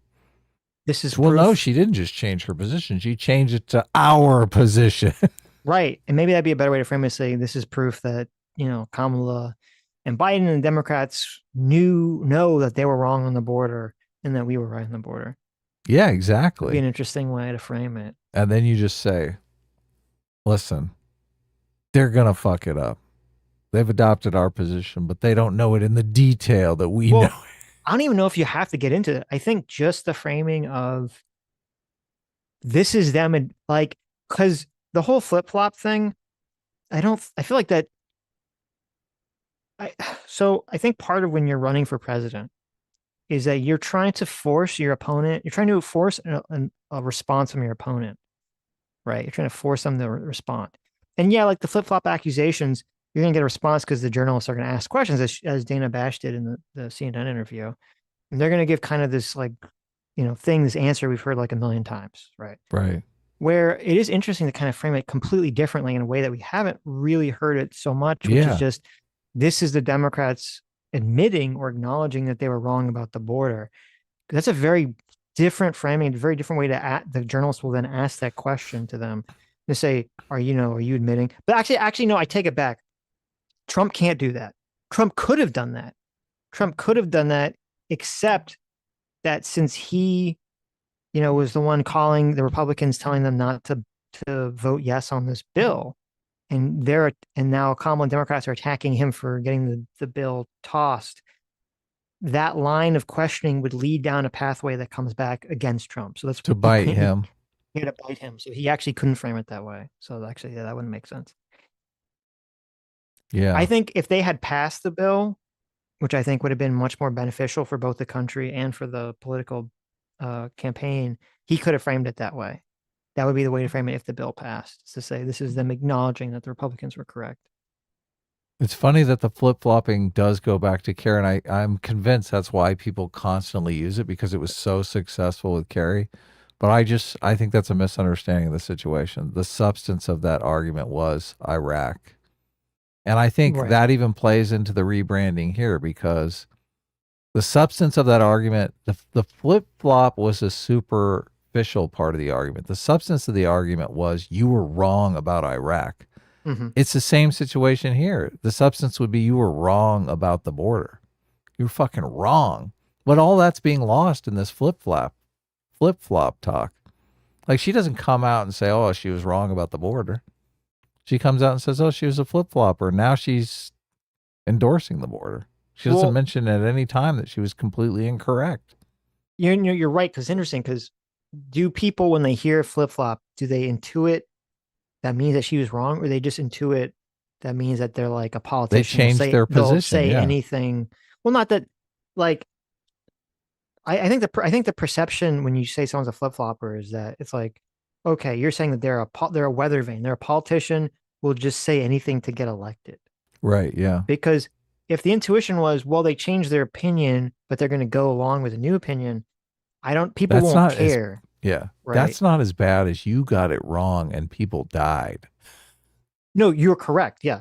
If you got it wrong, people died is a much stronger framing. But I think the frame, when you say someone's a flip-flopper, I'm guessing, and I'd be interested if they do polling on this, that the intuition is it means they're a person who's going to say anything to win. And then when they win, they're probably not going to do whatever the flip-flop was, or it's uncertain whether they will or not. Which is more dangerous?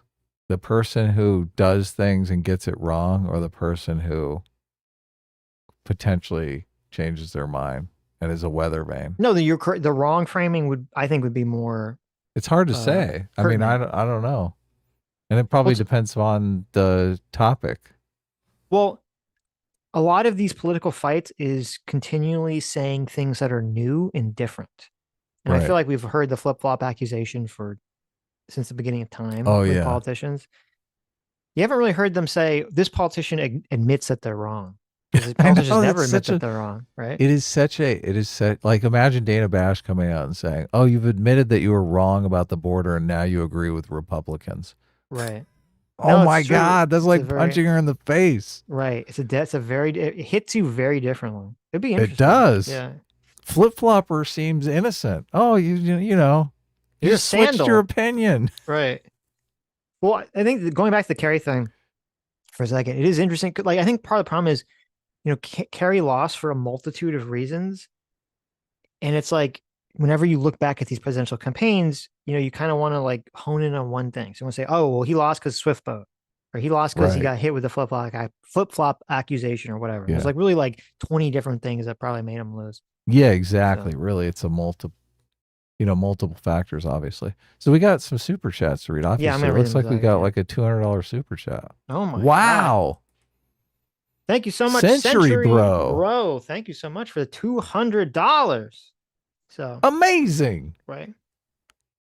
When are you guys going to finally accept that the reason why these types of people are being sent and choose to come here, ancestral revenge? They believe they are supposed to chain up and/or Minecraft the native population, or will you continue your obvious ignorance and enjoy the new dark ages? Well, first of all, thank you for donating $200, despite the fact that you're probably super racist. So thank you for donating the $200 to the show. To answer the question, that's completely nonsense, because usually what happens when you actually look at it is that the first generation that comes here are people who are willing and motivated and want to work and be American and have that identity. And then second, third, fourth generation, unfortunately, will get sucked down the rabbit hole of some kind of communist leftist dog shit. And then they buy into all this nonsense. Right. So that's why what you're saying is not true.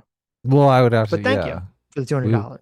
We would have to see some extreme evidence that was the case. Like I can't imagine that situation. Like we're going to move to America to get even. Yeah, it's kind of completely unhinged. What? Like there's like an unhinged way to look at the world. That you honestly think that there's like a large population of people in the world that like when they're making a life-changing decision, because it's a very difficult life-changing decision to move to a different country. Okay? Yeah, like they've done studies on this. Only 5% of the population has the intuition to move from wherever they're born to some other nation, to immigrate to another nation. 5% of the entire population. 95% of people born and live on Earth stay where they were born. Right. So the only reason America gets the majority of these 5% of the population around the world is because they perceive America as a place that they can make it, that they can succeed, that they can have a better life than they're living wherever they are now. Exactly. Yeah. And it's like, oh no, all these people coming to America, people that are coming from the south, that are walking, risking all their, all the dangers and all the hardships, all people that are, coming in the correct way or the legal way, they're spending all this money and time and effort to become citizens of the United States. The idea that all these people are doing all this because they're all working in unison because they all are operating under a conspiracy that they secretly want to destroy America from within is frankly unhinged. And it's sort of the same level of paranoid delusions that foreign man and foreign land is operating under when he thinks that behind every tree, around every corner is a secret, white nationalist coming to take him away. It's kind of like the same thing that this guy believes, is that around every corner there's like a black person who's trying to destroy America from within. So, right. But anyway, but thank you for $200. Val Van Gogh, thank you for $20. Says, I have a new pro-life argument for you. Okay, hit me with it, even though it has nothing to do with what we're talking about. First, no, the periods of major technological innovations is the abnormal state in the course of human history. This is what you want. All major periods of technological innovation occurred under conditions of intense population pressure, from the Mayans and the Sumerians to the Romans and to the industrialization in Britain. The exceptions are Neanderthals and who are philosopher kings that innovated all the time. First of all, I don't know enough about the fact claim to know if that's true. Major technological innovations is when you have periods of population pressure. But I would assume even if that's true, is that a causation thing or is that a correlation thing? Right. Is this argument that we're supposed to become pro-life so that we have some population boom and that puts pressure on new technological development that we finally get our robot waifus? Is that what's going on here? I think that's what the argument is. Yeah. Well, I like it. It's a good argument. I don't think I don't buy the argument. You don't like this argument? I don't buy it. It's amazing. It doesn't make sense. What I'm saying, I don't know. I'd have to it's not intuitively. Intuitively doesn't seem why it would make sense to me. That's what I'm saying. Logical. I don't know if it's a causation. It's rational. It's not about intuition. I don't know if it's a causation thing or a correlation thing. You're just saying, well, when there's a lot of population you're going to have more technological advance because there's just a lot more people doing shit. Yeah, that's what it is. Right. Okay. I don't think it's a good reason Can to you say you're going imagine to when be we have against like abortion, but thousands of robots, artificial intelligence working on scientific experimentation? I mean, we're already going to have that. Didn't you see? We talked about this before the stream. There's that little robot guy commercial that came out, and they're talking about having the robots that you can buy coming out in 2030. You said 2030. Yeah, right. 6 years away. So I was right about that. Sitch was wrong again. Totally nailed it. That's the context that Adam remembers, is because I made the prediction that the robots are virtually were here. much further off than you said. They're almost. It's going to be amazing because there's going to be all these new scientific discoveries coming out. It's going to be like, oh yeah, the robots discovered something new. The robots discovered something new. We're going to be kind of relegated to the B story in human history. How crazy is that going to be? Well, the whole thing is that I saw a video about this. There's this idea that I forget. They're like Chat GPT, like 3 was like the level of a middle schooler or something, and Chat GPT 4 is like the level of like a high schooler or a college student or something. I forget what they said exactly. They're like, oh, if they can iterate the Chat GPT or the AI to be the level of a AI researcher of intelligence, then that's when you hit like the magical golden point, because then it can just research itself. The singularity. Indefinitely, right. So, that's what Ray Kurzweil called it, the singularity. I thought singularity is when we merged with the machine. Well, singularity is the point where the technology takes off exponentially. Oh, okay. So like you're saying, there's this, right. There's a length of time between these iteration processes. But as soon as you get to that level where the AI can design itself, it's like, okay, well, tomorrow, it's like a 24-hour period becomes an innovation cycle, right? Mm-hmm. Like it just continually speeds up. Right. By the end of the week, you're like, oh, everyone's immortal now. Right. Yeah. Well, thank you. That makes sense. It'll be great. I can't wait. It'll be great. I can't wait either. Amazing. Endurance for $20. Thanks so much. Says, I just want to say I had the wrong idea about you guys for a little while, but since then you've helped me become a lot more balanced in my thinking. Don't listen to all the weirdo quote centrists trying to discourage you guys lately. Well, thank you. Wow. Look at this. Yeah. I wonder where you got that wrong impression from. Yeah. You know what? It's very funny. I tweeted a picture. So people got really mad. Okay. Some people on the left got really mad at me because I first tweeted out, like, was this a chaperone picture? This was a chaperone tweet. I tweeted out, why does Kamala Harris need a chaperone for her interview? Right. A lot of the people you expect got really mad at me. They were like, look. Oh my gosh. You right winger. Right. Parroting Ben Shapiro here. Yes. Yes. And I'm like, listen, okay. What? And then it was funny. So then after the stream at night, I tweeted out this very hilarious picture. I'll send it to you, Adam, if you want to bring it up. Okay. Let's bring it up. Sitch always likes it when I put it up. I always like it when you get it up, Adam. I said put it up. Oh, should I send you the tweet instead? Because you say it's like easier to... No, that's fine. This is okay. You fucked up this time, but I forgive you. Wow. Wow. So Scott Jennings had made this claim, comment, and I repeated it because that was hilarious. That Tim Walz was Kamala Harris's emotional support animal. Right. Okay. Yeah. So after the stream, after the stream that we reviewed the interview, I posted this picture. I retweeted my tweet. I posted this picture of, as you can see, Tim Walz, and he's got the little emotional support vest on, right? Mm-hmm. That's a pretty good Photoshop. Look at that. That's good. Oh yeah, he is her service stolen valor veteran, right? Right. Look at that. He's got the sign. It says service, emotional support. It says stop, ignore me, I'm working. Do not pet. That's my favorite one. The do not pet symbol on Tim Walz.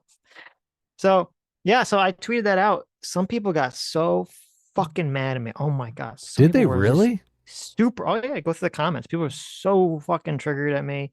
Who, left or right? What do you mean? Left. Obviously, people on the left got very mad at me. Okay. Pandering was pretty mad at me, and then pandering. Wow. And I replied to him. BTFO'd him in the reply. But here's the funny part about this. This picture, I didn't make this picture. Okay. Yeah, of course. Someone else. I wish made I it. did. It's a great. No, I felt bad.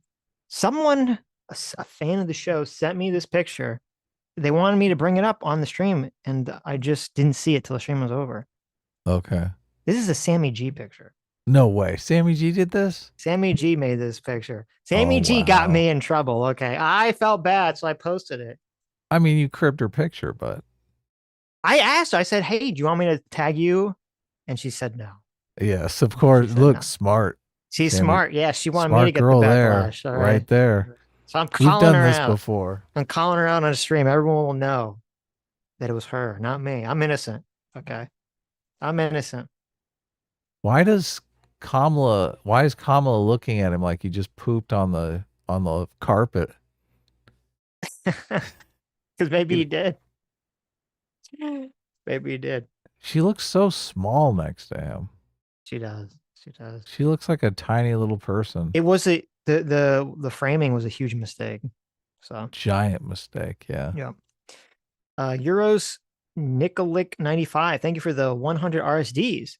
Said, after I found out that I can turn text in the QR code, I thought it would be funny to turn the sentence Epstein didn't kill himself into the QR code and send it to Lucifer the Doberman. He blocked me. I hope this made you laugh. Well, it did. That is pretty funny. Wow. Pretty funny. Wow. That's crazy. I didn't know you could turn text into a QR code. Fascinating. I didn't either.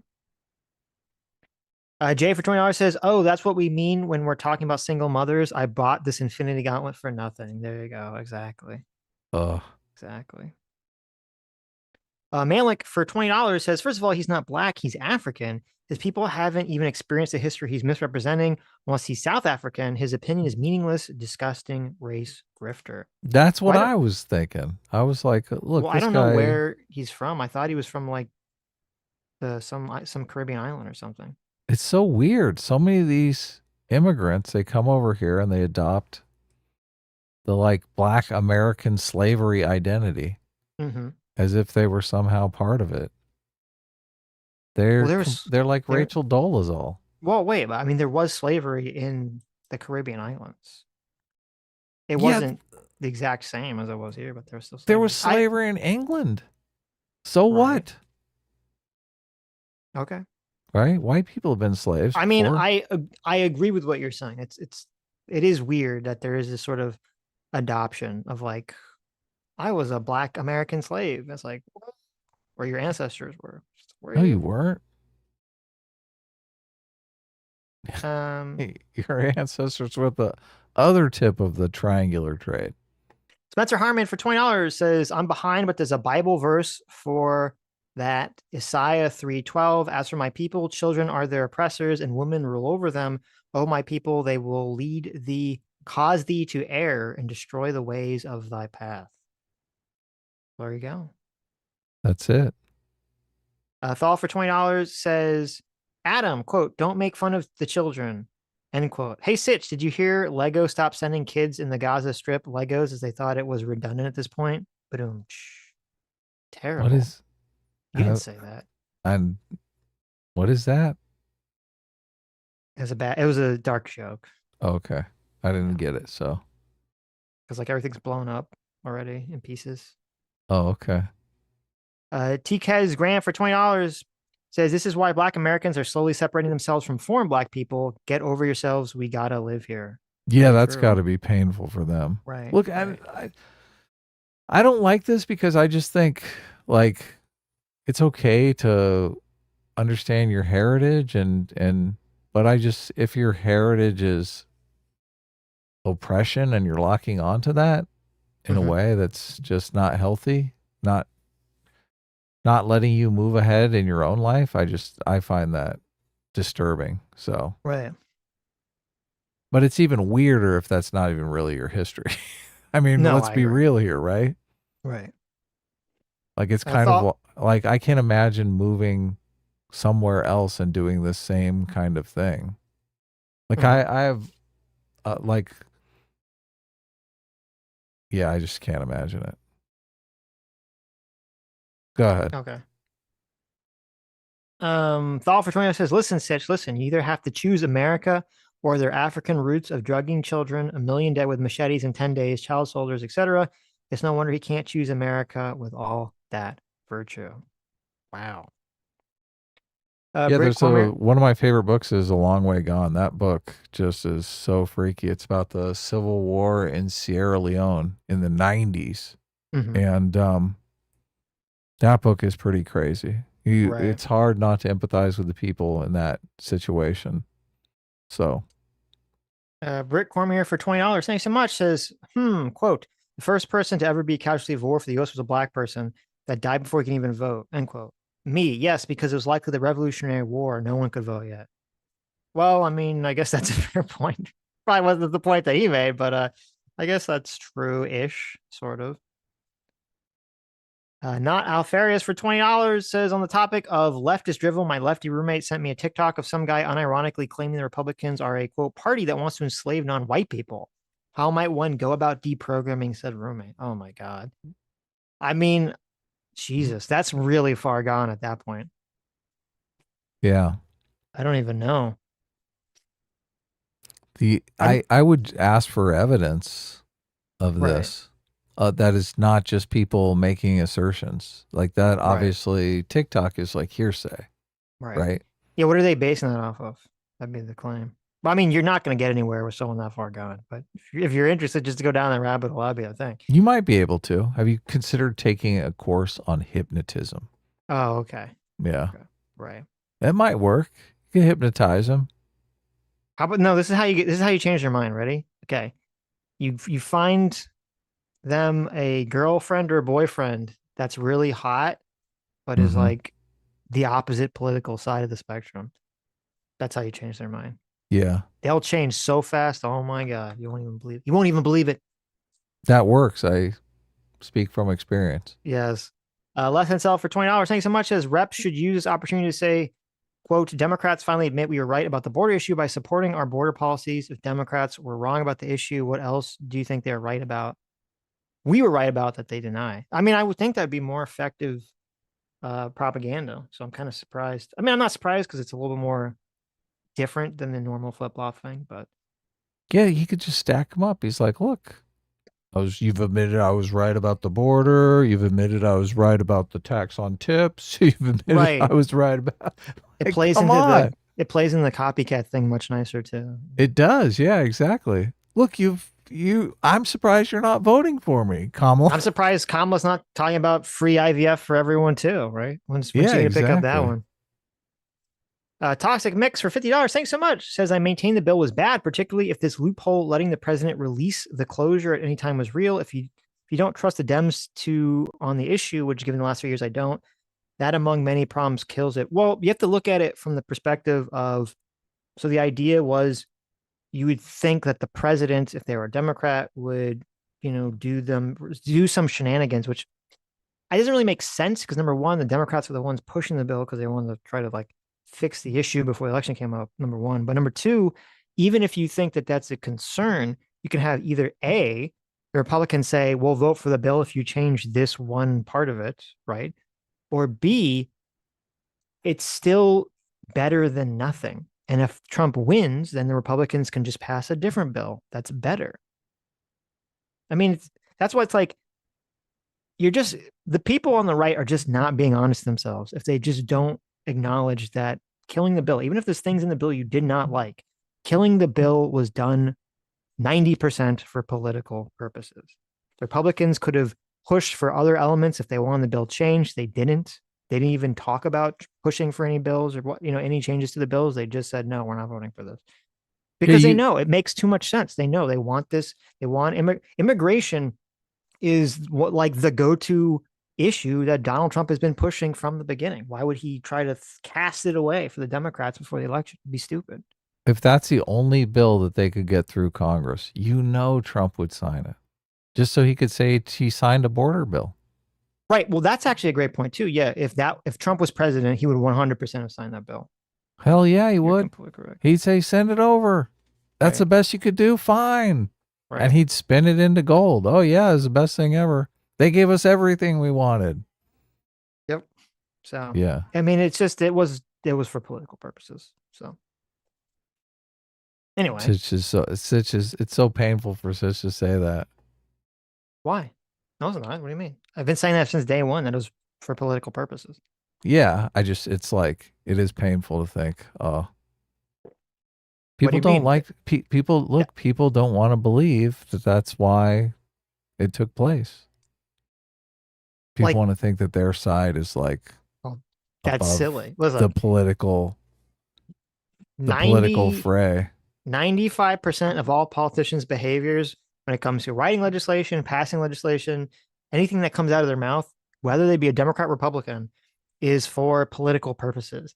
If you think otherwise, if you think your preferred political team are some sort of heroes of moral virtue, then I'm afraid you've bought into the brainwashing and the propaganda on your side. Well, they're both just trying to win elections. It is also painful because the leftists keep saying that over and over again. They're like, yeah, but see, they say it. Okay, the leftists don't understand what's happening.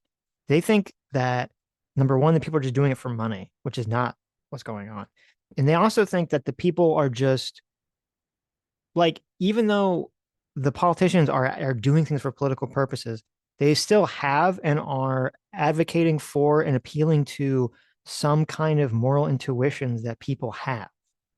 They're just using those moral intuitions as hooks, essentially, for whatever they're pushing for. If that makes sense.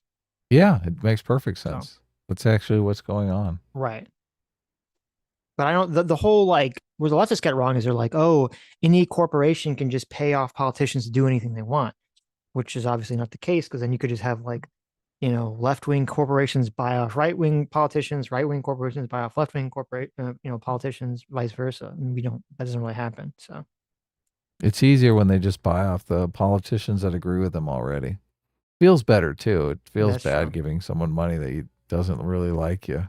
There you go. You're like, look at this scumbag. He's completely changed his position just because I'm giving him money, and here I am working with this idiot. Right. It's like, ugh. You want to work with that, or do you want to work with a guy who's like, yeah, let's get them together? Mm-hmm. I hate these guys. Let's go get them. Okay, let's watch some Hassan here.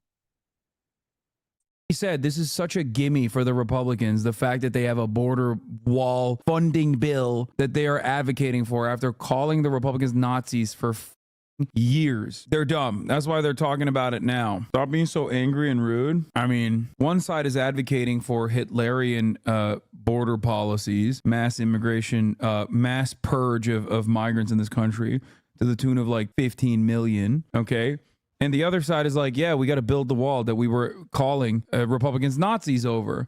So what am I supposed to do? Maybe if you subscribed and then see that, okay, I already ran the top of the hour ad break. Take a day off. I bet you're kicking yourself by not realizing that all of Kamala's. So it's very interesting. Hassan actually makes a pretty effective counter argument for the Republicans to throw at the Democrats, which is true, is to say, you called us Nazis for, 8 years.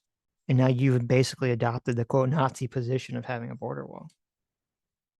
Which is, I mean, I think that's an effective argument. So get Dana Bash to ask her, is it true that you've adopted the Nazi position? That'd be a great question. A great interview question. Right. Right-wing positions are just weaker versions of their shit that they can do better, and now they're campaigning on it. Yeah. If only there was someone who was saying that that's a bad idea for quite some time now. If only. But now they are. Look, the close-up of him is hilarious. He's like, look, I'm the commentary god here. Well, the editor has to clip my shit up like crazy because I can't go through a live stream without saying 17 million times. But exactly. It's, even though he is correct in terms of bringing forward an effective counter argument that the Republicans can use against the left with the Nazi stuff, he gives his take about what the Democrats should do, and it's retarded. You're like, what? You think that's the winning strategy? Because the thing is, immigration, or illegal immigration, I should say, is a real issue that people are concerned about and have been concerned about, at least even on the left, for 2 to 2 years about now, 1 to 2 years now. And the Democrats are right to be afraid of the issue and they're going to have to flip-flop on it, or pivot on it, or whatever term you want to use, in order to not get completely crushed in the election. Yeah, can you imagine being in one of these big cities and your city resources, you're just completely seeing them go to all these migrants, these illegal migrants? Oh my God. You're like, what the fuck? I'm paying taxes through the nose. And here you are spending my money on all these. What the fuck? That's evil. Well, I mean, but Hassan doesn't care. You had all those stories people were saying where, you had illegal immigrants staying in hotels or schools or other things because the system was becoming so overburdened by what had become, that was the overburdened by what has been. Yeah, that's it. That's what Trump. That should be Trump's response. Oh, there you go. Bitch, yeah, Trump should have been. You're overburdened by what has been. What has been? Yes, the Biden policies was. Don't try to get out of this. So you're not unburdened. Right. It's a project. If Trump calls her bitch, that's probably going to be bad, right? That what? No, he's not going to. Oh God, that'd be terrible. Bitch. The debate, no, Trump should not call her a bitch in the debate. That's why, listen, that's why Kamala right now is like, she wants to have the microphones on during the debate. She wants the quiet bitch from Trump, on the microphone in the middle of the speech. Oh my God, no. Oh, that's so crazy. Have you seen the clip going around of her being so condescending to Mike Pence? So crazy. It does not look good at all. We should watch it later because it does not look good. It's major Karen energy. This happened before Karen was a thing. Now people have a word to conceptualize this. It's going to be like hashtag Kamala Karen. Well, I don't know. Cause maybe you're right. Back in 2020, she was applauded for that. She wasn't chastised. Right. Yes. So I feel like if she did something like that again to Trump, if he was interrupting her, then it would also be applauded majorly by the left. I'm not sure how it would play with the undecided people. Trump is not going to be nice like Pence, though. No. Trump is going to say, shut the fuck up. I'm talking. Well, here's the thing with the whole, Kamala Harris right now, they're pushing this thing where they're like, oh, they want to fight in order to get the mics to still be on, even though literally the Biden campaign fighted to have them off. Right. Right. The mic would only be on when you're talking.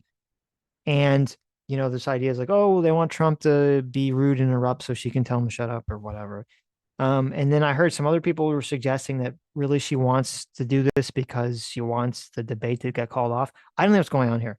I think all this is just a ploy to keep focus on the debate. Like this is, how like prize fighters or like before they go to the UFC fight, there's the shit talking, they like the fighters will create a narrative about how there's like some conflict out off the ring so that when they go into the ring, there's more eyeballs. I think that's all this is. I think this is just the Kamala Harris campaign trying to generate more buzz about this debate with this stupid microphone on off thing, which I don't think matters very much. No. And frankly, I don't know why Trump campaign doesn't just say whatever. Like, they don't give a fuck. Yeah. I mean, I do know why. It's because Trump's campaign doesn't trust Trump to keep his fucking mouth shut. That's the answer. And thinks he'll say something fucking stupid during the debate. That's the answer to the question. But I think they should just be like, whatever, just keep it on. And, Trump just don't say anything stupid or crazy, which maybe that's a lot to ask for. But all of these debates have been comedy gold, though. I mean, Trump has not done great in some of them, but they still, stand back and stand by. Who's going to forget that? Well, and even in the Biden Trump debate, they must have had the mics, both the mics on, because they had that stupid back and forth about golfing, and both their mics were on. Do you remember?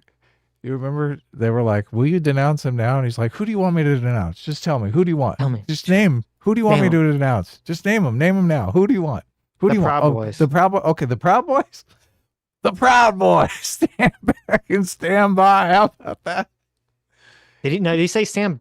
Did he say stand down? Stand back and stand by. He didn't say stand down. He said stand by. Ooh, man, that's bad. I know, but after the whole like, who? Just tell me. Just tell me who you want me to denounce. Just tell me. Tell me who is it? Well, I'm guessing he was like, it was doing the risky gamble that the person, was it Wolf Blitzer? I think it might have been. Yeah, I guess he's doing the risky gamble that like he wouldn't have a specific person or group to name, and then he gambled incorrectly because he had the Proud Boys ready to go. He said, "Look, I've denounced everyone. I denounce white supremacists. I denounce them all. Who do you want me to denounce? Who's left?" Right. That was great. It's funny that the media just does Trump dirty, and so many people fall for it. I mean, that's true, but he doesn't do himself any favors as well. So kind of. Yeah, he's kind of making up stuff as much as everyone else is. So it's kind of like the gloves are off at this point. It was I guess it was a Fox interview. It was a Fox debate. It's Chris Wallace that said that. He does the Kamala communism stuff where he rolls out, "Oh, it's going to be communism." Mm-hmm. What are some dishonest things that Trump says about Kamala? I don't know. I have to go back. They listen to all this. I got to keep the list now. People are saying, yeah. All right, back to this. Speaking of liars. That Harris once described this way. This issue is about a vanity project for this president. Right. And it is a problem of his own making. Right. And listen, when I travel this country, folks have plenty enough problems that they need their president to focus on instead of a wall. On the subject of transnational gangs, let's be perfectly clear. The president's medieval vanity project is not going to stop them. We cannot continue to have an administration and a president of the United States who puts his vanity. Any word on when the year of Hasanabi vindication video is coming? I mean, this is it. You're watching it every day. I'm actually kind of shocked that they didn't do this like a while back. Like, how did it take them this long to finally come with this strategy? Fox News is watching you. If they were, they would have cut this literally 2 months ago, 3 months ago. They would have cut this the moment that Joe Biden said he was going to do a right-wing border bill. Projects ahead of the needs of the people of our country. Let me be very clear. I'm not going to vote for a wall under any circumstances, and I do support border security. And if we want to talk about that, let's do that. But now, see that's the death knell right there when she says, "I'm not going to vote for a wall under any circumstances." Right. Because everyone's like, "Oh, but you're voting for a wall now, right?" That's the clip, the killer clip right there. Mm-hmm.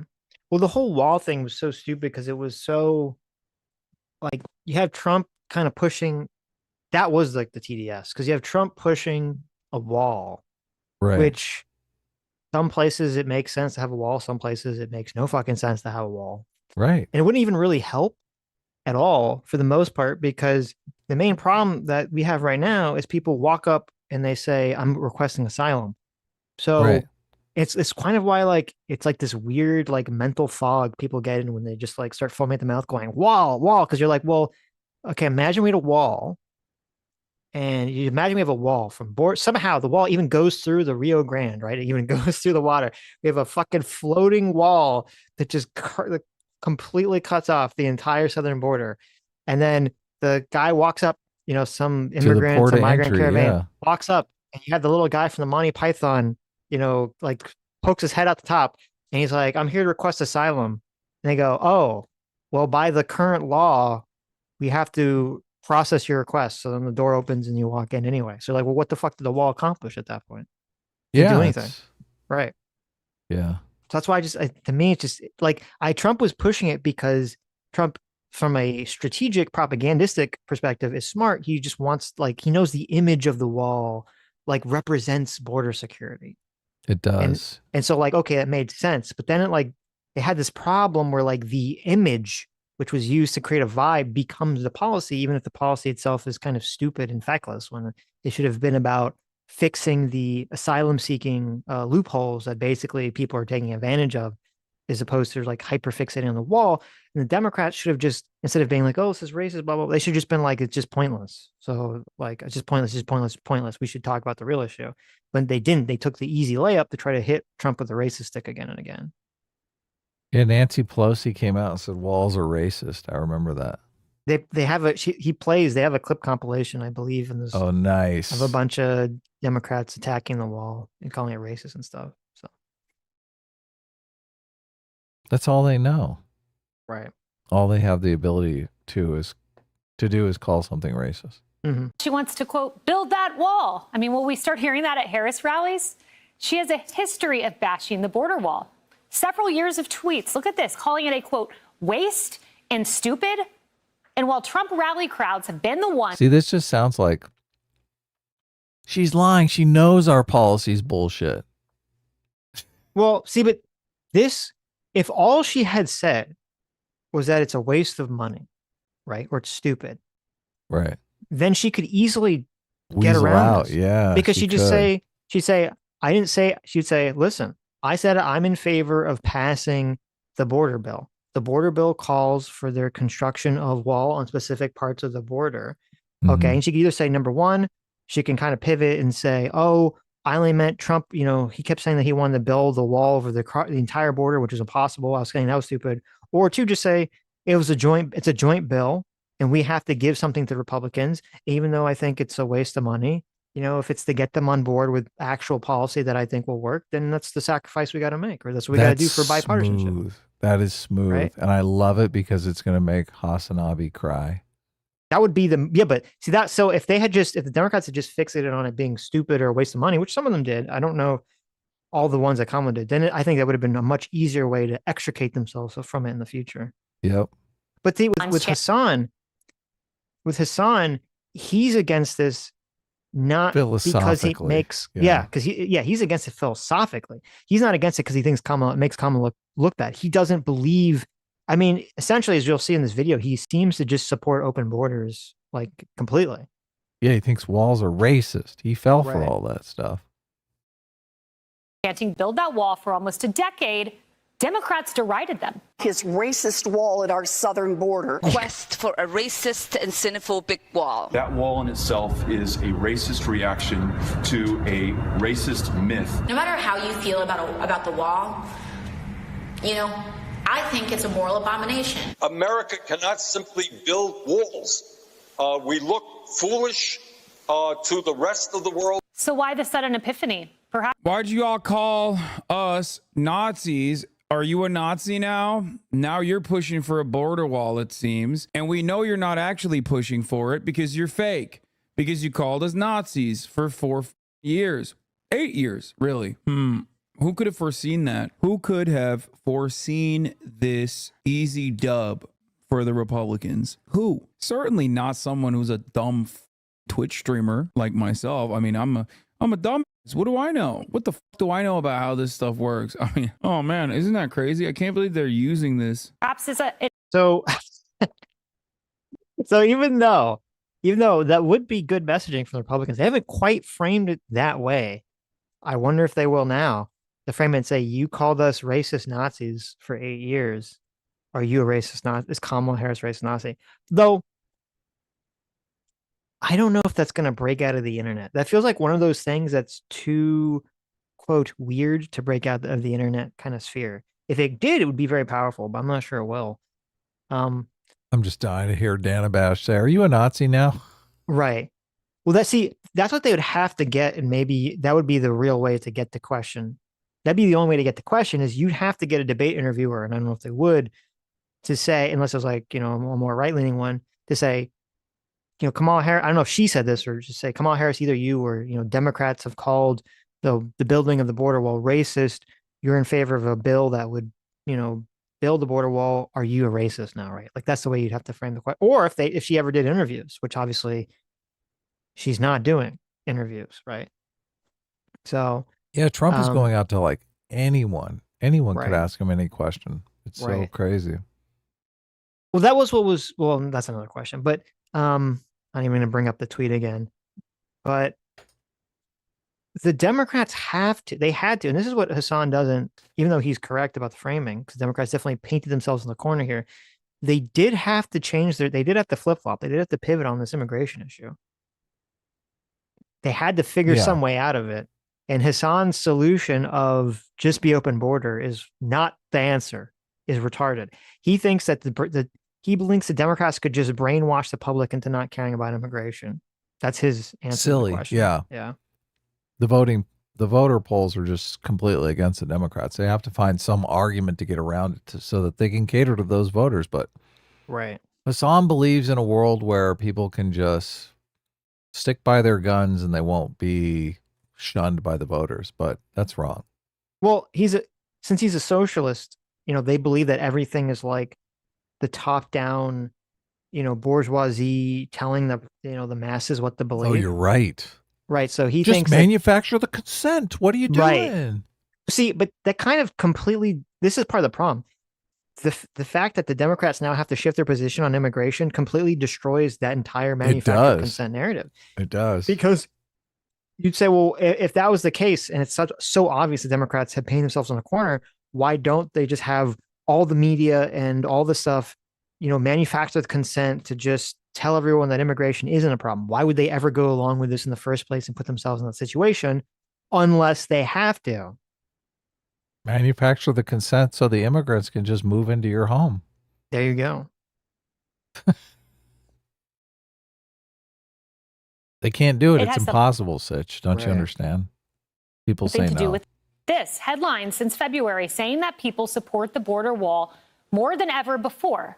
But will the American people buy this radical change of heart? Harris is betting on it with a brand new political ad. She took on drug cartels and jailed gang members for smuggling weapons and drugs across the border.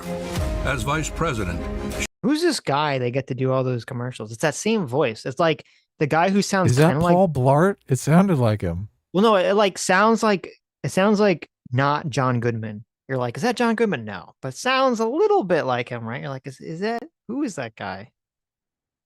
I thought it was that Paul Blart guy. He thought it was. Oh God, what was his name? Yeah, what is that God. guy's name?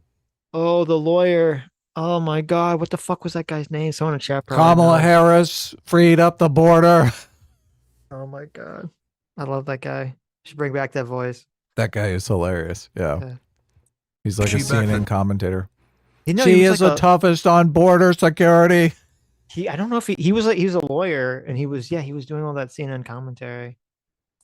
Oh my God. What was that? I wait, the chat's all like, what was that guy's name? Chat, what was that guy's toughest name? border control bill in decades. Governor Huckabee, it is a radical change. It's an unbelievable change. It's one that almost made me fall out of my chair this morning.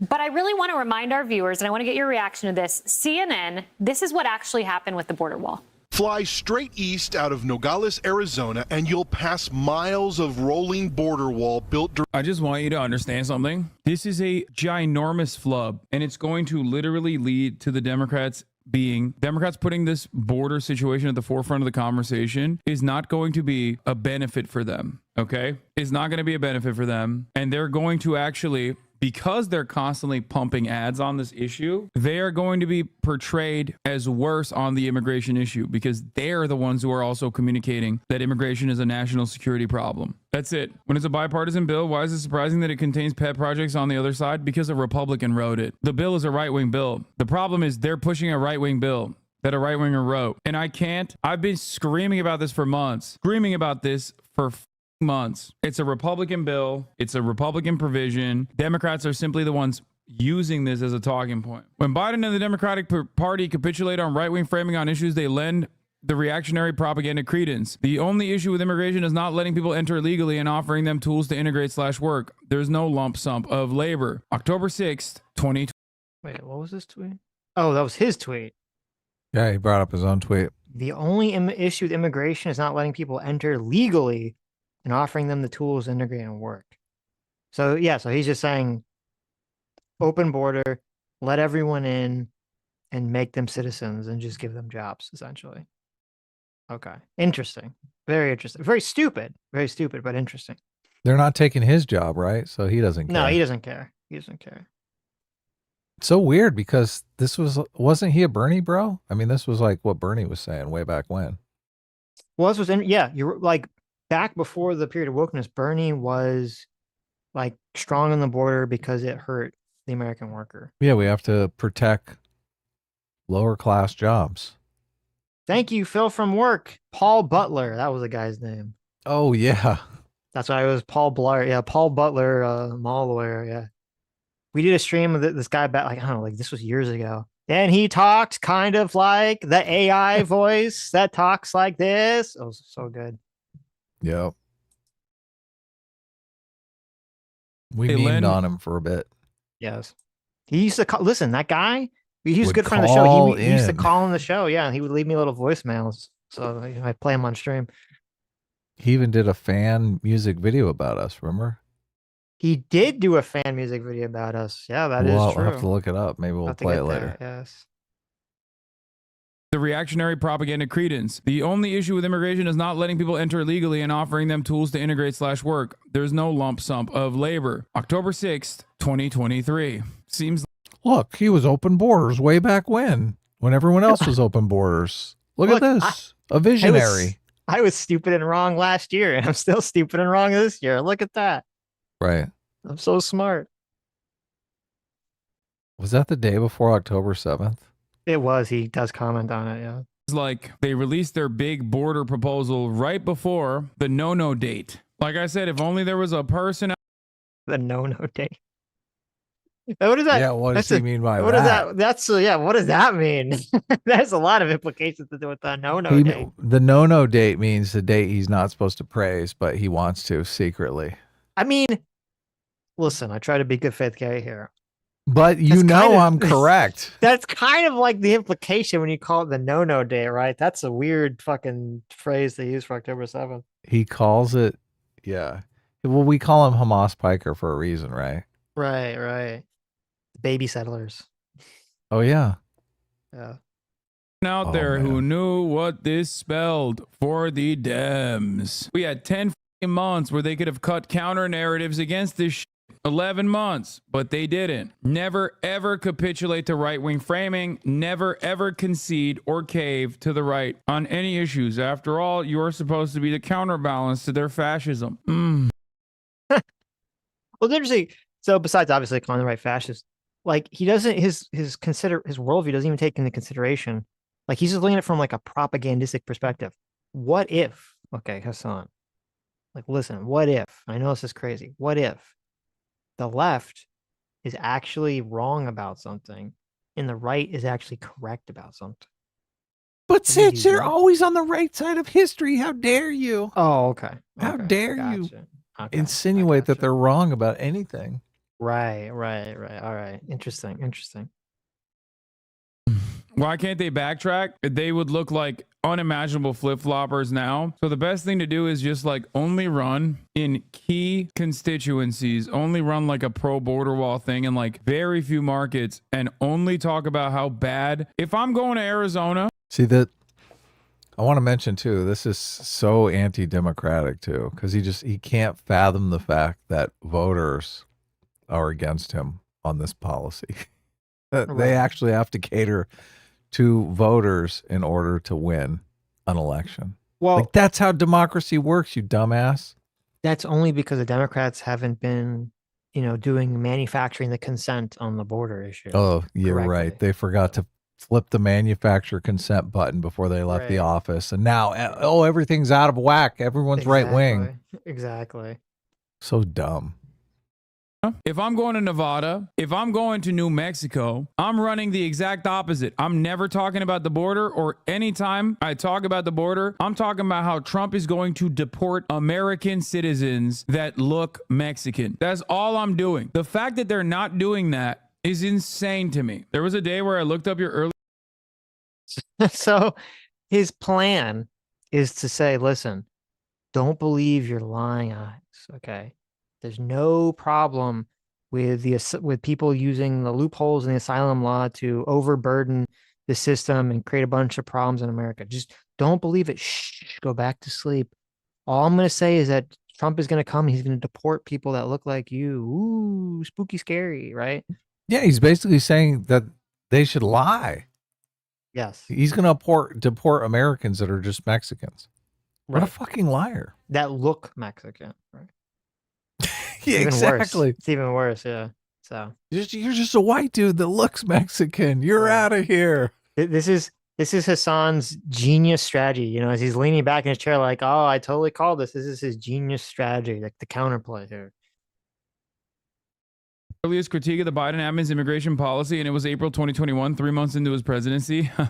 Yeah, it didn't take much for me to start shitting on Biden. The biggest issue is one side continues to approach this in good faith. No, they don't. What? But complaining about it is a literal ridiculous? No, they don't. The Democrats are not approaching this in good faith. What good faith are they approaching this on? Do you think immigrants are actually constituting a national security problem? Are you dumb? There is no evidence for this. It is a completely fake issue. They're not approaching this issue in good faith at all. That's why I say it's bad politics and bad policy. Good politics would be...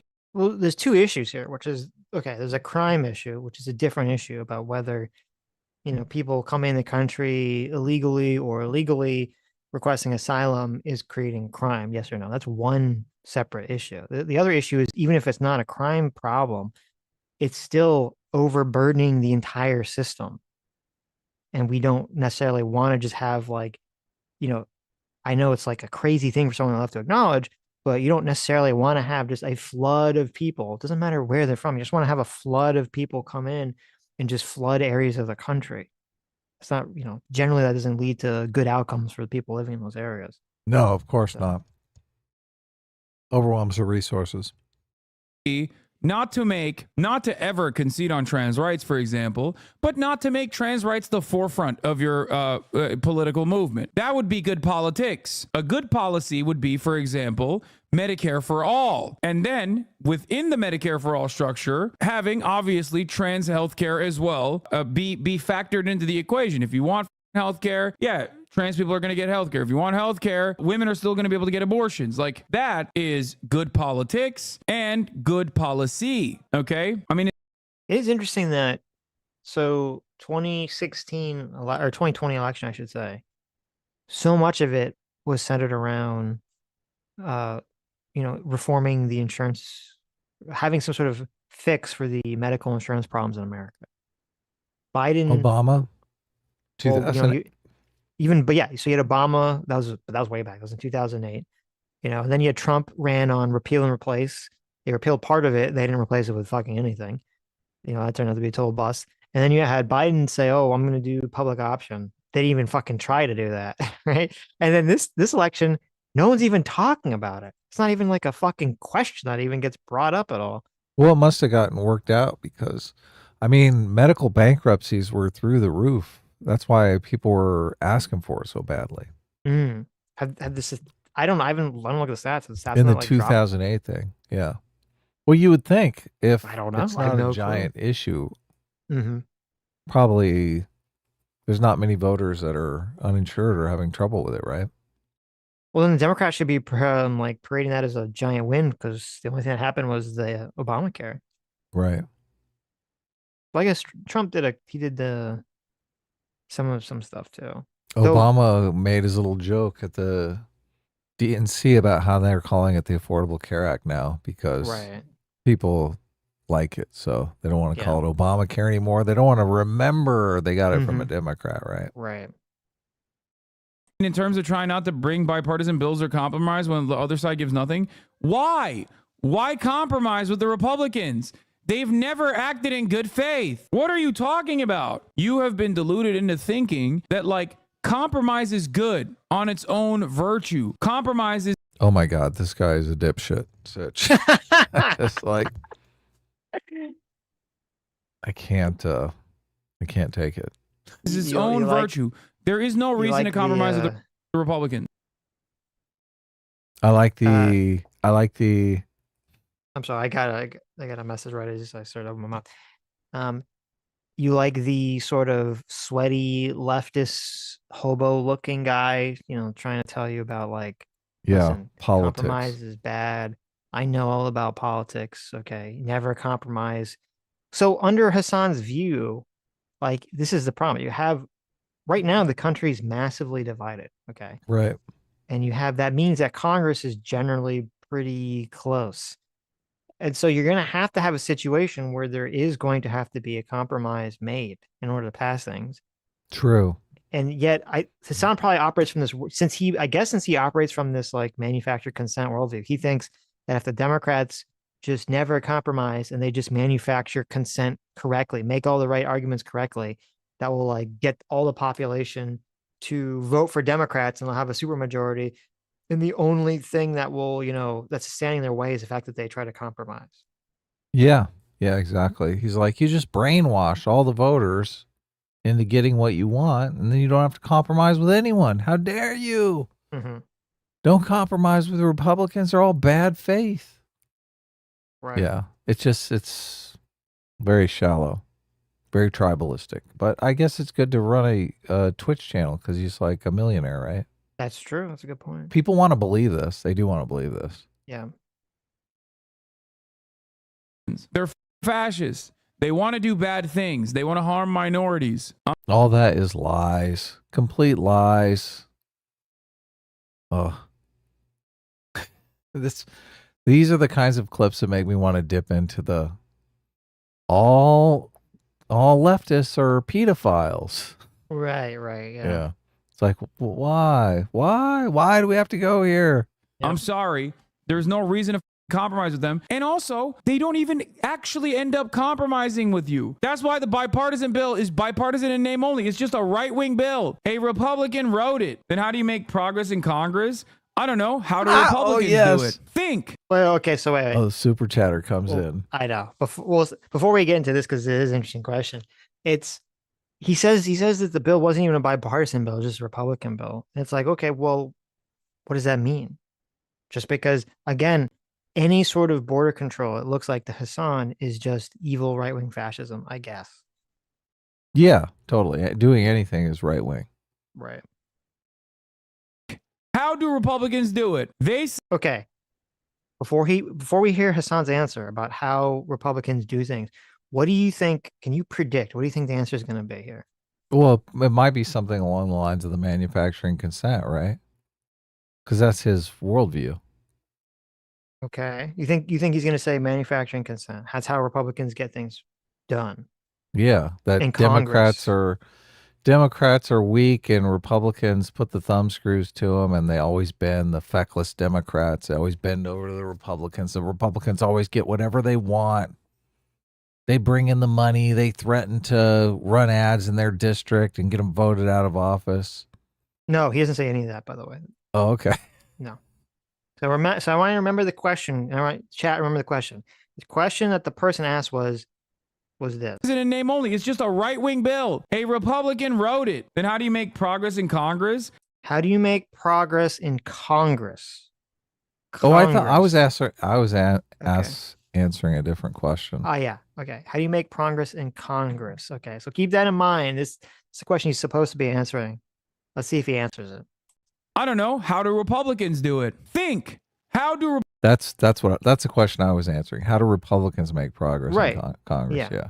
Right. Republicans do it. They seem to pass their bills. And no, Republicans don't win elections. What are you talking about? They don't. They lose all the time, but they still enact their agenda. How? Court packing, obviously the Supreme Court being the most significant part of that process. And also court packing?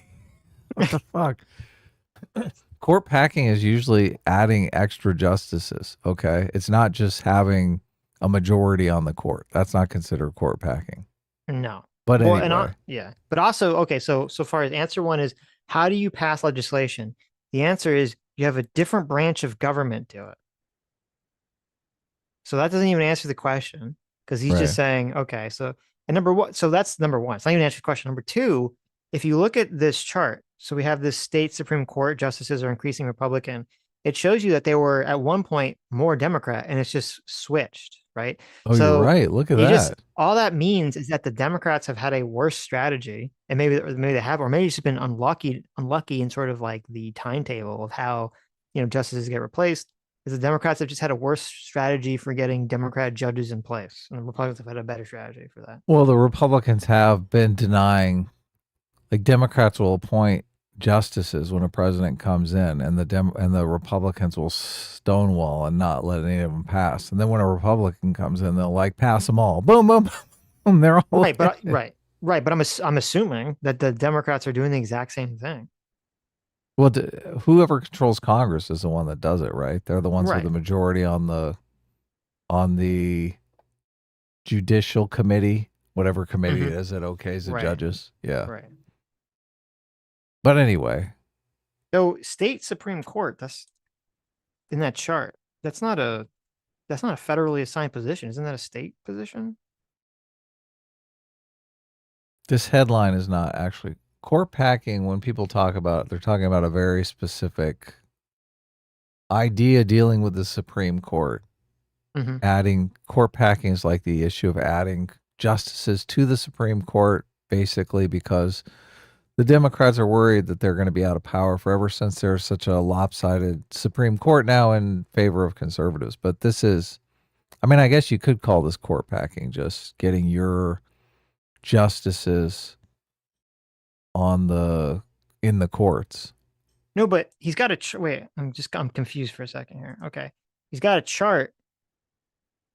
I'm like, am I hallucinating State Supreme Court justices are increasingly Republican. Right, but state Supreme Court, that's state law. The Congress doesn't have any.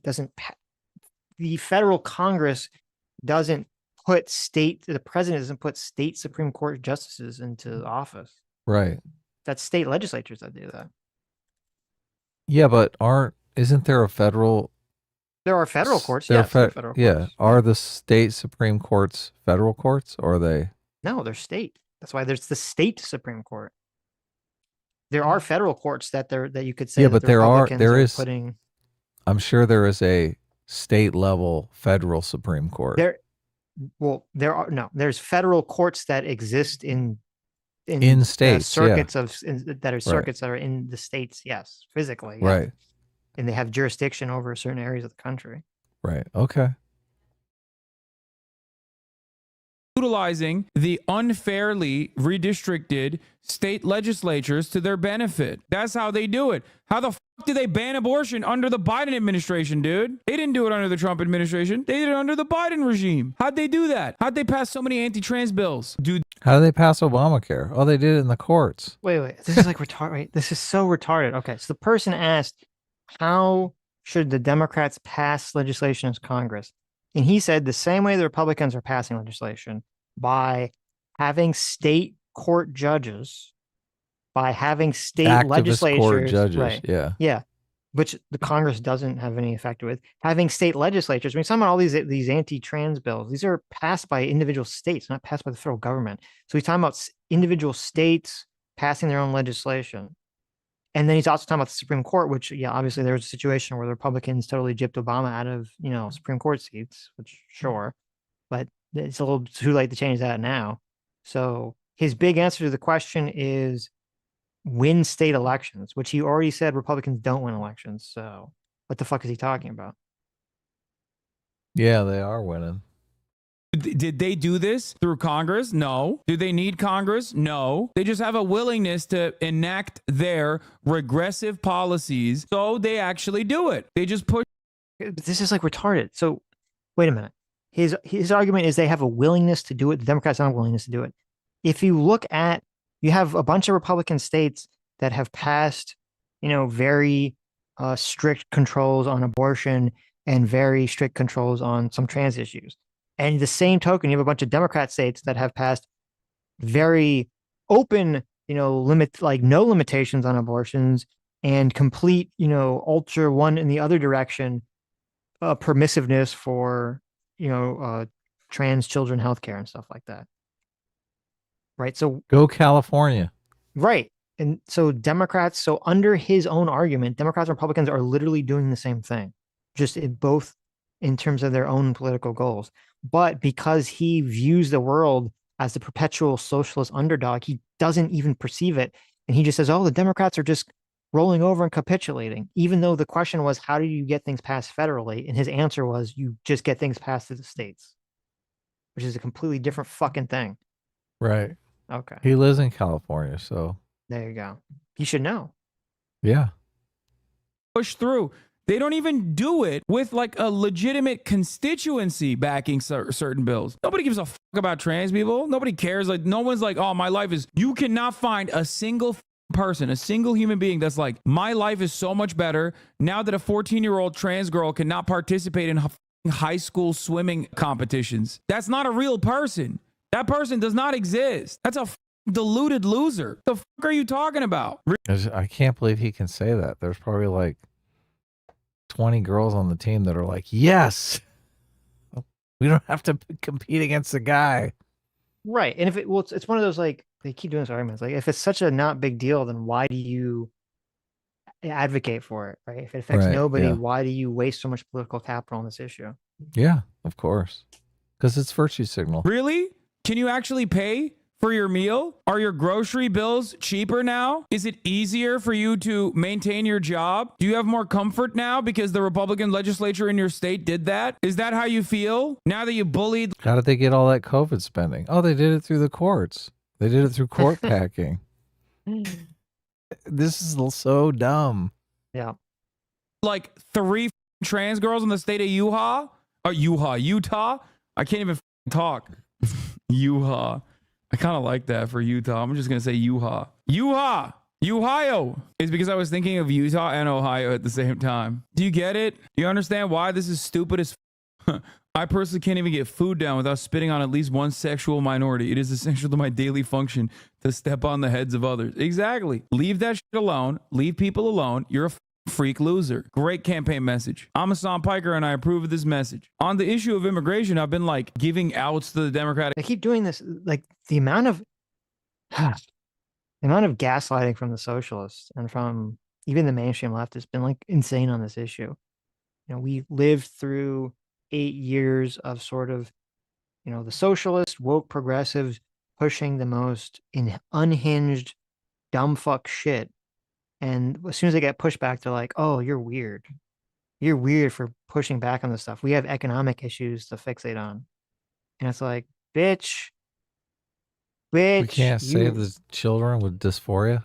Right. You ran on this shit. You pushed this shit. You personally, Hassan Piker, pushed this fucking identity politics, toxic, racist, sexist shit. And you still do to this fucking day. You've been pushing it from the beginning. And as soon as you get pushback, you're like, well, why do you care about this stuff? Why don't you just focus on the economic issues? Why did you fucking care about this stuff? Okay. We just listened to this insane video from Foreign Man to Foreign Land being the most unhinged racist shit ever, saying you have to choose between being black and being American because of this toxic racist identity politics shit that you and your friends have been pushing for 8 to 10 years. Fuck you. It's your fault.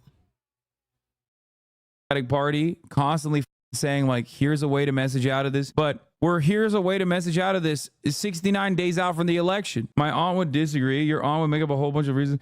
Yo, your aunt would disagree with the trans thing. Your aunt feels financial security when 4 trans girls in the state of Utah can no longer compete in athletic competitions. Yeah. Like rent is cheaper now for her. Is that how that works? I made a very specific statement for the Democrats. They should only say, yeah, these people are. Couldn't you make the same argument about the Gaza stuff? You should be like, why do you? It doesn't affect you, oh my right? God. It doesn't affect you, right? That. Like, how many people in America are personally affected, you know, by a bunch of Gazans getting fucking massacred or killed by Israelis? Like, who cares? It doesn't matter. It doesn't affect you. We should be talking about like economic issues. Does, you know, whether you give Israel, you know, money or weapons, does that change the price of milk and eggs at your grocery store? It doesn't have any effect. So why do you care, right? You can make the same fucking argument. It's so stupid. Ceasefire. It doesn't bring grocery prices down. Right. Oh, it's because it's an issue he cares about. Oh, okay. I gotcha. And also, like, it's also even dumber too, because, you know, if you listen to Trump's rhetoric recently, yeah, like, you know, in these speeches, he'll throw in some trans thing, you know, in like one time an hour long speech. But the majority of what he's saying is talking about economics and immigration. Those are like the 2 issues he talks about primarily. Big time. It's inflation, inflation. Yeah. Right. Yeah. He's like, you want to talk about economic issues? You who destroyed the economy? Yeah, he loves throwing that point out there. Yeah. Gross losers. And it's not going to materially improve their lives when they end up bullying the 4 trans girls in each individual state. The hardest reality I've seen from inside and outside the border bill is that it's 70+% popular and known deeply to be bipartisan. Picking out one piece to attack Kamala doesn't land or stick wildly as Biden f***ed up and conceded ground too far on this. When the world moved right on immigration, it's a swing and a miss. And lets Kamala attack Trump back for blocking his own wall funding, which they started to do in that lands. I think it's a terrible idea. It's got 70% approval and it's bipartisan. Will a Republican vote for a Democrat for that reason? I'm telling you the inverse of this. Will you vote for a Republican if they were to come out and be like, I don't want a ban on abortion. What are you talking about? Is anyone going to vote for the Republican Party because they're the pro-abortion party? No? Okay, then no one's voting for the Democrats because they're the anti-immigration party. Okay, Hassan's like a retard. He doesn't understand how it works. Okay. These issues are wedge issues that are used to attack people and drive voter turnout or suppress voter turnout. So if the Republican Party came out and said, like, imagine this, okay, right now, the Democrats are slamming the Republicans with abortion, abortion, abortion, much to Donald Trump's dismay, because he doesn't really give a fuck personally about abortion whatsoever, but he knows he kind of has to, tightrope walk because a lot of people in the Republican Party do care about it and he needs their vote, even though he knows that it's, going to end up hurting him in the election. And he's even said so very specifically. And so if, like, theoretically, I don't think they would, but theoretically, if the Republican Party, say, created some bipartisan bill with the Democrats that said, okay, we'll allow federal abortions, up to 20 weeks. Yeah, 20 weeks or 16 weeks. Like, we'll say it's a compromise. We'll drop it down to 16 weeks as like a compromise position, right? There'll be 16 weeks, and then longer for like, rape, incest, life of the mother exceptions. If the Democrats turn that down, Hassan doesn't think that would have an effect on the election. The Republicans would be beating Democrats over the head with that every time. Of course they would. They would be. Yeah, they'd be like, look. Well, if they gave them Roe and they turned it down, like, what are you guys bitching about? You got Roe. It's exactly what you wanted. Right. Exactly. And so the border bill exists because it exists for the Democrats to say, listen, we tried to help the border. The Republicans didn't give a fuck about it. Exists as a talking point. Makes them look like they didn't really care. Right. Makes them look like they're just shining you on. Yeah. And like, okay, is that going to make a Republican or a Trump supporter change their vote? No. But is it going to make someone who is an undecided voter in one of these important swing states that maybe they get annoyed when they look and they see that there's a bunch of, that there was a bunch of immigrants housed in a local school or a local park or something, and they go, what the fuck's up with that? And they go, I'm going to vote for Donald Trump. And then they hear some ad where it's like, oh, the Democrats tried to fix this. I don't know. Maybe they wouldn't. Maybe it would change who they vote for.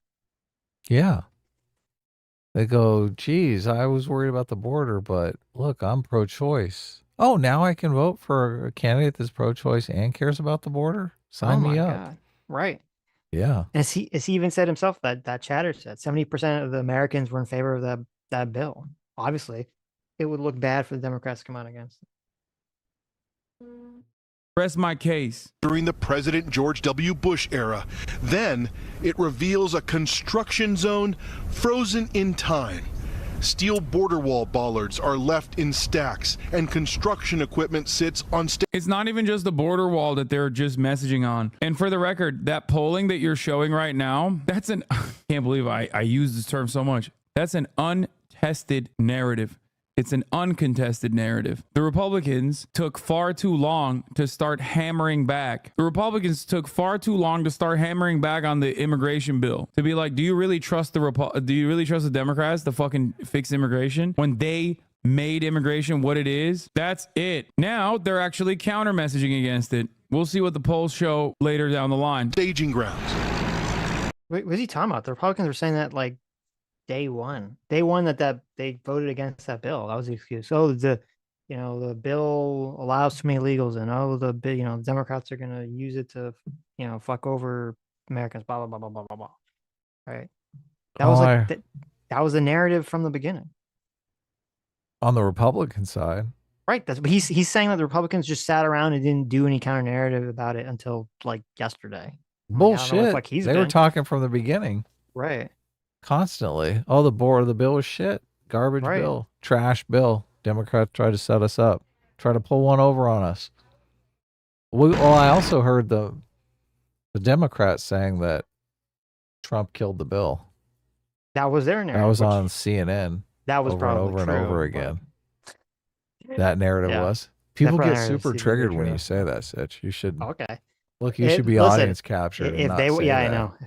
I know. People want to believe that, there was really completely legitimate moral, ethical reasons for why people didn't support this bill. Guys, don't get your hopes up. I tried to get I'll pat you on the head and give you some warm milk if you want to believe that, okay? Look, I tried to get him to stop saying it, guys, okay? Right. Look, he won't do it. Sitch is intransigent about this. Could send this clip he keeps saying to all the Piscos in the world, or the Connors of the world, when they say that we're audience captured. he keeps saying Trump killed the bill. Look, at night when Sitch sleeps and talks in his sleep, he says, Trump killed the bill.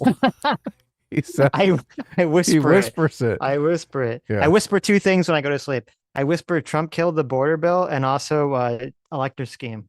Yes, yeah, totally. Speaking of which, it's part of his TDS. Speaking of which, assuming my voice doesn't give out, this Tuesday, I'll be talking. We'll be streaming on this channel as well. I'll be talking to PF Young and Rob Noor about the elector scheme. It's gonna be great. Tune in, guys. It'll be at night. I think it's like 7 Central Time or something, 7 p.m. Central Time. So, but it'll be we'll stream on this channel too. So we'll put a live stream up early so you guys know when it is. So what day is it? It's Tuesday or Wednesday or Thursday? Tuesday. Okay. Tuesday. So when we're back, our Tuesday stream will actually be at night. So yes, but I will put a stream up around the 11 o'clock when we normally stream, so people will know what's going on. Right. And there's some narrative about the live stream. It's not like a debate or I don't know if it might become a debate. So what originally happened was PF Young was talking to Rob Noor, right? And he was like wanted Rob Noor to basically convince them who to vote for.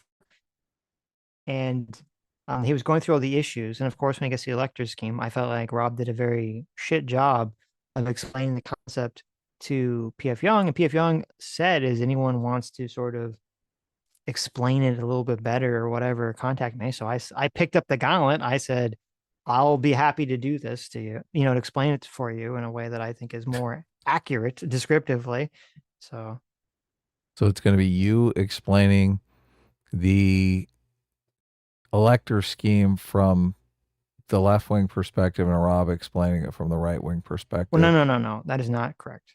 Okay. It's going to be me explaining the elector scheme from the factually correct, objectively correct perspective.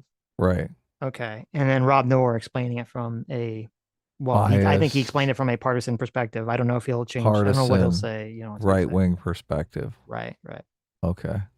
And then PF Young is going to we're going to put him on the spot. He's going to have to say who. Exactly. He's going to have to sides adjudicate. with. Yes. Right. Okay. Now, I don't give a fuck who PF Young votes for. So it's not going to be a battle. Who he votes for in the election? Yeah. Because I think he was kind of doing like he's saying, I'll vote for, I think, whoever makes him the most amount of money. I think that's his position. Oh, really? Yes. Look, I want him to vote for Trump just to make Pisco cry. So. Oh, I like that. Yeah. That's a good position. And the more people that vote for Trump just to make, I'm voting based on the issues. Okay. Like I'm a rational. You want to vote for things you care about, but you want everyone else to vote for troll purposes. Right. Exactly. Yeah, okay. Exactly. Look, if you don't care about the issues, you just want to vote to make Pisco cry, knock yourself out. I'm with you. I support you 100%. I like it. Just weeks before President Biden was inaugurated, the Trump administration pushed ahead to build a 4-mile stretch of new border wall into the Patagonia Mountains. This is the end of the road, about 15 miles east of Nogales, Arizona. This is as far as the border wall construction got.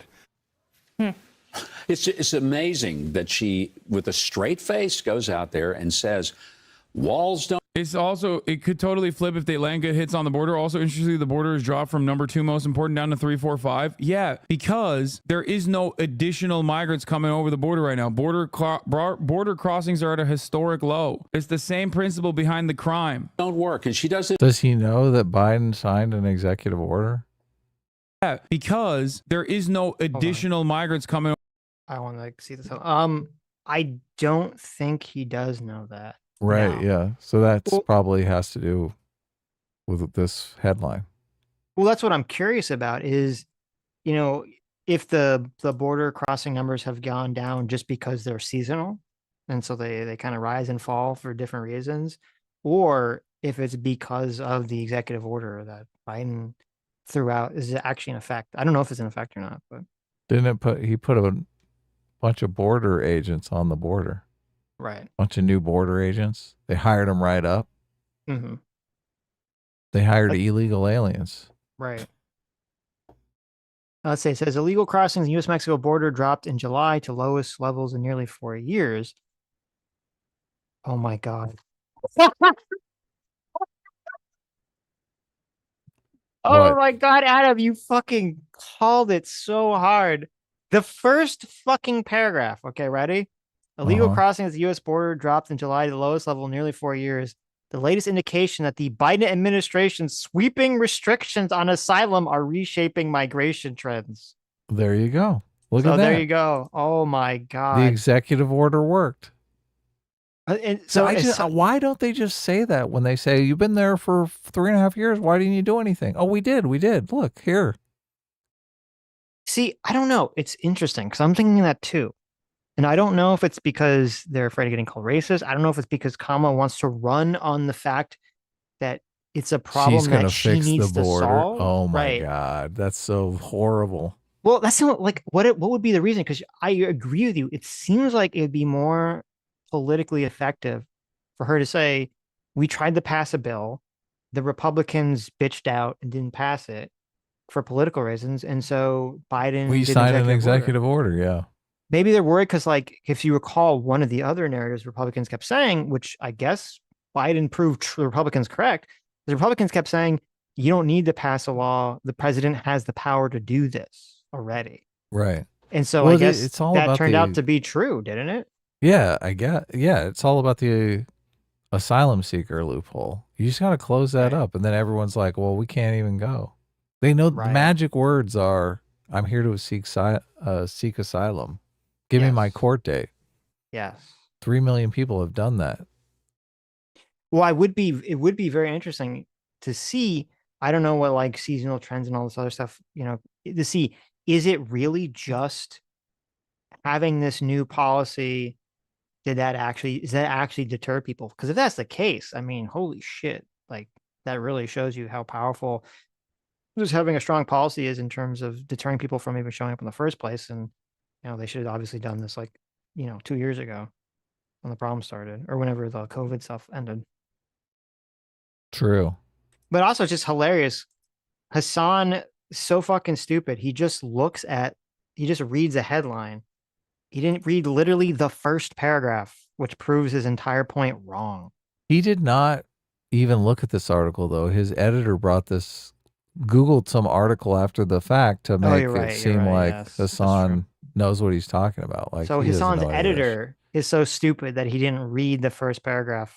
Yeah. So I guess he's counting on the fact that only 1% of the people that have ever seen this video would ever Google and look up what this article says, because he just wants 1%. Are you? Oh, come on, 0.000. Point Like, zero. You're Okay. literally. I'm the only person that was gonna do it right. I'm the only person. Yeah, it's true. Over the border right now, border crossings are at a historic low. It's the same principle behind the crime. Don't work, and she does this for years, and then all of a sudden, it's all just fake. It's the same principle behind the crime. It's all just fake. I know. Even though they signed an executive order. What a dumbass. Well, and still 56,000 crossings. It's still a lot of people. I mean, that was like nothing to scoff at. Right. Acts like that's like some tiny number. I mean, well, before it was like 300,000, right? Right. It was. I'm going to be strong on the border. Well, no, she's not. The closest she's been to strong on walls is appointing Tim Walz to be her vice president. That's as close as she gets. From there, it's all downhill. But it's just an amazing. Isn't it just people are just talking? They keep bringing up this immigration thing, but nobody's saying the fact that it's down because of the executive order. I just hate that. It's like so much of politics is bullshit. Amazing thing. And you wonder, will the American people believe her? Because the only people who've been screaming about the walls are the Democrats who live behind walls. Nancy Pelosi has a wall. Joe Biden has a wall around the White House. If they don't work, take them down. Let's see if they work. Well, speaking of Tim Walz, you teed that up quite nice. Literally the dumbest argument of all time is like, oh, you don't like the border wall? Why are there walls around the bathrooms? Why are there walls around your house? I'm very smart. Except that's how stupid the average Republican is. They literally think that's a good line. They think he's spitting hot fire right now. Tim Walz. Ironic. It is ironic, but also, I don't think that's as stupid as a position as someone thinks it is. It depends what the context is, what the person means when they say it. Because it wouldn't make sense if the argument was, obviously whether or not the wall is actually effective or not of keeping out immigrants, when it's not a question of people sneaking in, it's a question of people seeking asylum and presenting themselves, then that would be the argument. But that's not Hassan's position. Hassan's position is open border. Since that is his position, talking about how, well, you have a wall around your community, your gated community, then that actually is an effective comparison. Because you say, well, what is the point of keeping a wall around your house or your gated community? Then that is a comparable to keeping a wall or some kind of, whether it's tangible or physical wall or not, to keep people out of your country. It's the same principle. Yeah. Walls around your bathroom. Has a message for his running mate. Listen to this. He talks about this wall. I always say, let me know how high it is. If it's 25 feet, then I'll invest in the 30-foot ladder factory. So will he invest in a ladder factory to defeat what the commander-in-chief, who he's supposed to serve, wants to do? Yeah, he can try. I would love the investment in American jobs. That would be new from that side of the aisle. But I will say, sir, to your question, I hope deeply that Americans do see through her. The clip that we showed from Oakland in 2019, remember, was the same speech she gave when she announced her now failed candidacy for president in the made-up home that she's from, because she was born in Berkeley, remember, but raised in Canada. And her throwing around the phrase transnational gangs, to me, sort of indicated a signal like, hey, guys, the prosecutors got it, right? I'm on it. But the reality is that under her tenure in that state as district attorney across the— What do you mean? She's been saying transnational gangs since like 2019. She's a cop. She was a cop in 2019, attitude-wise, and she's still a cop now. The Bay in San Francisco, an attorney general, senator. It is interesting there was an interesting line from Ezra Klein, actually, when he was talking about Kamala's speech. And he said that a lot of Democrats, when you hear their backstory, they talk about that they were a public defender, they're a community organizer, right? But not Kamala. She was a prosecutor, right? And it's kind of like the opposite position. It's kind of, instead of being like the person defending, quote, the oppressed person, who was wrongfully attacked by the state, she's literally going after people. Yeah, she is the state. She is the state going after, the crime, the criminals. And I wonder if it was because, I'm assuming that's part of in her speech, in her DNC speech, she's kind of told that story about how her friend was being sexually abused by her father or something. Right. I'm assuming if that's true, I don't know. But if that story is true, maybe that's supposed to be that's what motivated her to be a DA. The people. I represented we the people. Right. They really milked that line. It's a good line. It is interesting because it completely goes against the Democrats' messaging for the last 8 years about criminal justice reform. Oh, yeah. Which is fascinating, but it is a good prosecutors that are just trying to get a win. They're trying to get a notch on their belt by throwing black people in jail. They're trying to arrest all the poor black people and throw them in jail for slave labor purposes. So, yeah. For a minute, and then vice president now, it has been ravaged by those transnational gangs, actually. The very city that she stood has been ravaged, all semblances of safety obliterated. Yeah, no, totally. San Francisco's on fire, dude. Famously, it's on fire. She's been talking about transnational gangs since her DA year. Source, I watched way too much Kamala lore. How the fuck are you even more libbed up after watching all this Kamala lore, and how is it not pissing you off? Yeah, John Carl, just before posing as a Kamala Harris surrogate in his interview with Tom Cotton, did ask Bernie Sanders an important question. Watch this. But if you take a look at that ad, one thing that I found striking is if you look, and I think we have the images here, there are at least 3 points in that ad that show the border wall, Donald Trump's border wall. Is it now the position of the Democrats that they favor the border wall? Well, you can ask the Harris campaign about that ad. That's the first that I've seen it. Bottom line is, I think there's wide recognition in this country, and we've had some success. I think the number of illegal immigrants coming in recently has gone down. I think if they were smart, they wouldn't tailor this message specifically around Trump, the Republicans, I mean. They're too, engaged in idolatry to not recognize that the better way to message on this issue is to literally say, you called every Republican that wanted a border wall a Nazi, and now you want to build the border wall yourself. That's it. It's not about shitting on Trump. You need to personalize it for Americans in general. So many Americans lost their families to this issue. So many Americans fought long and hard at Thanksgiving tables. So many parents lost their siblings, lost their children to this argument because you guys were too busy calling us Nazis, every single one of us. You beefed up the divisive rhetoric, and now push comes to shove. You open up the borders. And you let immigrants come in because you wanted to win elections and make them illegally vote. You did this, and then you realized that Americans woke up to the reality that immigration is a massive problem, and now you're turning around and you're acting like you were with us the whole way. Why should any American trust you when you say you want to build a wall when only a couple years ago you were calling us Nazis? That's what I would say if I was a Republican. Not this whole you took Trump's issue. This Trump's thing. Stupid. They'll get there eventually. This is why You like that Hassan is perfectly wrapping up this narrative to give to the right? Yeah. And I guess his chat's just eating it up. You think they'd be like, Hassan, I don't know if you should be promoting this necessarily. He sounds pretty familiar with this narrative of breaking up homes. It's almost like he might have participated in it. Interesting. Is that what you think? Oh, yeah, of course. He's telling these kids if their parents disagree with him on open borders that they should basically disown their parents. Right. Well, as I said, I believe on some unconscious level, this is some 10-level mind reading here, but I believe on an unconscious level that Hassan wants Donald Trump to win because it'd be better for him financially. Really? Yeah. Of course it would be. Yeah. Well, he's helping them out. He's like, here's what you guys say. Right. I don't know that it's a good idea to start talking about Nazis, for the Republicans to start talking about Nazis. No. Yeah. I mean, he is I think he's right in concept. He's wrong in language. It wouldn't. Right. That wouldn't translate necessarily to the mainstream. He could say, you said border walls were racist. So are you racist now? Right. Yeah. Something to that effect might be more effective. Mm-hmm. Payne thinks is on his right wing. I'm just saying, it's so f***ing stupid. They just completely gave ground to the Republicans on this issue. Could the Dems countermeasure by saying we didn't change our minds, we need a piece of compromise with, and Republicans cynically rejected it? No, because there is no compromise there. He just seems incapable of recognizing that the problem got out of hand.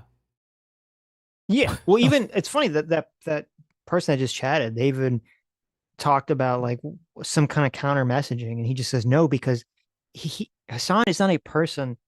Hassan as a person seems like he's incapable of not letting his personal bias color the messaging he thinks that the Democrats or Republicans should engage in. Right. Or specifically the Democrats, I guess. Because it's like, isn't it such an amazing coincidence that every issue that Hassan believes in, oh my God, those would also be the most persuasive issues to all the American public. Yeah, there is a coherency between those ideas for him, isn't there? I mean, that's just what a wild coincidence that everything Hassan believes is just also super popular. But if the Democrats could just message it correctly. Right. These evil Democrats standing in the way of all of Hassan's policies getting passed. Right. What a terrible world. Actually, that is a major issue, and we've got to continue to do that.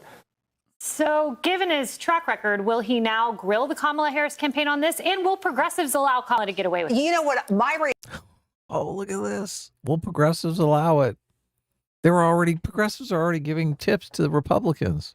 reaction to that Stop ad. It's it. what Yeah, happened to the exactly. Joy campaign, right? Like, this is grand picture. It's the same principle behind abortion is murder. Okay. Republicans ran on abortion is murder. Abortion is murder. Okay. Look what happened. Now they're running on, okay, maybe it's only murder in Ohio. And sometimes murder is okay even in Ohio. How the can you do abortion is murder and then be like, sometimes murder is fine? Whoa. You okay? Little lady. She slipped. She slipped. She's fine. I'm telling you, Hassan could create messages to the right wing so much better than them. They ruined their own message by injecting things like personal attacks. San Francisco's burned to the ground. Joy's stupid. All that stuff is electoral poison. Yeah, they do. They also cut away at their own narrative when they like bring up Trump for no reason. Does that make sense? Like when they're being like, oh, you stole Trump's border policy. Like who gives a dumb?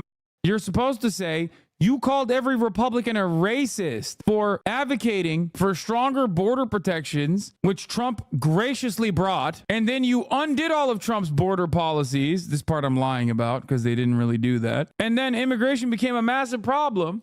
And now it's far too late. And now you're cynically trying to act like you were with it the whole time. How dare you call every Republican a racist and then turn around and push the same principles, same policies? If pro-immigration is a good message for the Democrats, why did Clinton lose with it in 2016?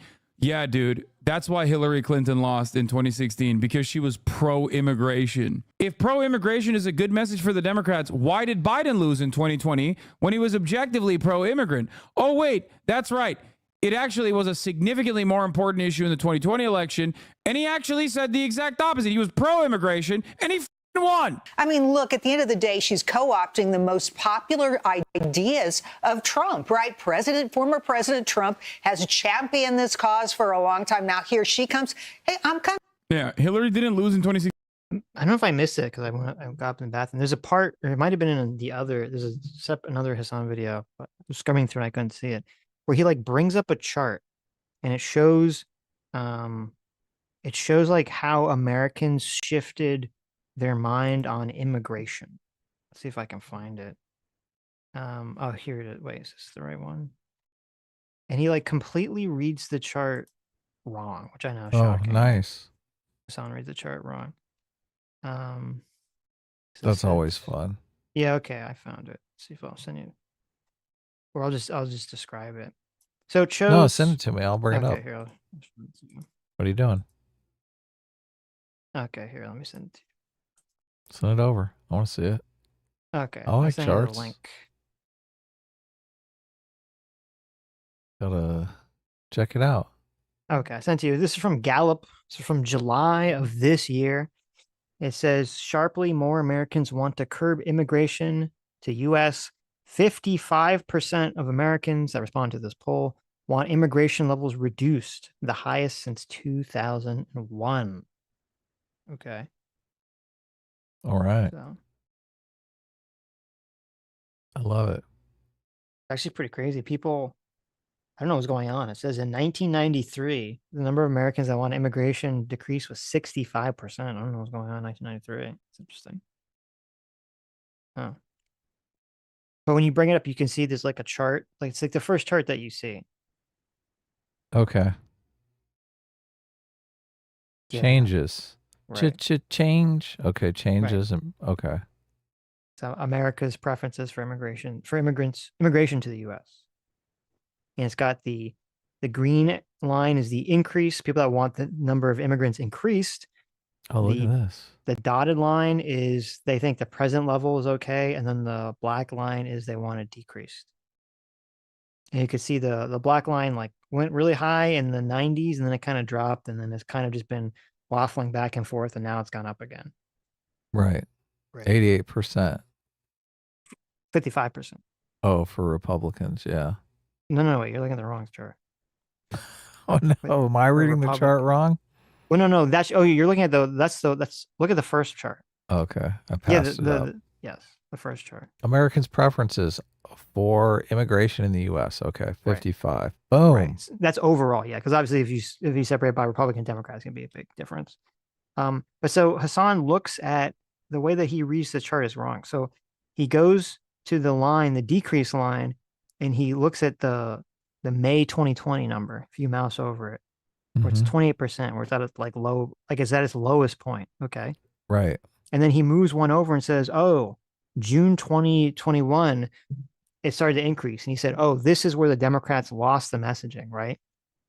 But this is the wrong way to read the chart, because if you look at the chart, you see it's been going up, down, up, down, up, down, up, down, up, down, up, down. So you can't really look at the first time it goes back up because that's normal. It's been going up, down, up, down. You have to look at when the trend continues, when it goes up the second time. Okay. Mm-hmm. Which if you look, it's July 2022, it went up to 38%. And so I said, now Hassan wrongly says, oh, this must be because this is the year that the Democrats gave up on the messaging. And I thought, well, is that what's going on? Is it all the manufactured consent? Or was there something that actually happened in the summer of 2022 that maybe changed people's minds on immigration? So I did the old Google search where you select the time span, right? I started in June, went through August, right? I mean, I went through from May to July because obviously it had to be where this ended. And I said, I looked for immigration stories. What immigration stories were happening in the summer of 2022? Do you remember what immigration story was happening that maybe changed everyone's mind on immigration? And it wasn't just that the Democrats, quote, gave up. Was it the Republicans shipping immigrants from one place to another? No, that was 2023. Oh, okay. Into this year. 2022. 2022 was the big thousands of migrants. The big migrant caravan is coming. Remember? Okay. Remember we saw those photos, those videos of like the mass of people, that giant caravan of people approaching the border. Well, we've seen a few of the migrant caravan situations, so, but yeah. 2022 was like the gigantic one. Seen one, you've seen them all, but this one was like the mega caravan. This might have been like the first real big one, I believe, that we saw recently. So people saw that caravan on their TVs and they're like, fuck this. Yeah, there's like a million stories of like migrant caravan coming this summer. Oh my God. It's like, okay, maybe that's why people started to change their mind. And then you're right. And then in 2023 and 2024, you had, all the sending people with asylum claims to hotels, libraries, parks, and people are starting to see it and they're going, okay, like the NIMBYism kicked in. Because that's really what so much of the immigration problem is. It's all just NIMBYism. As long as the people don't see it, they don't perceive it as an issue. As soon as they see it, they go, wait, what? This is a problem. Yep. And they start voting for Republicans. Right. Okay. Get back to the Hassan here. 16 because she wasn't pro-immigration. She was anti-Michigan and anti-Wisconsin. That's why she lost. Not okay with that. If you really want to move to that side of the aisle, it's okay by me. I think it makes more sense, certainly, but we have no indication that she will stay there, right? It's all flip-flopping and She did the thing. She's like, look, you came to our side. Thank you. Flip-flopping on a number of ideas and issues. I'm just hope that the Medicare for all. You're still a flip-flopper, but thanks for flipping our way. Truly is dead, because that would have cost us $47 trillion over 10 years, something we can't afford. Yeah, first it was no tax on tips, and now she wants to build that wall. I mean, why even have a debate? Just say, I want that guy's policies. We'll see. Oh, wouldn't that be great? That would be pretty God, funny. I can't wait for this debate. When you say things like running scared and Democrat 10th? No, it's a week from Tuesday. Is it the 10th? I thought it was this week. No, the fourth one got canceled. Oh, unfortunately. Yeah. Sad. No dice. Yeah. Okay. You're right. Canceled. Look at that. So sad. What'd you bring up here? Oh, is this a new video? Right. I like so it. Okay.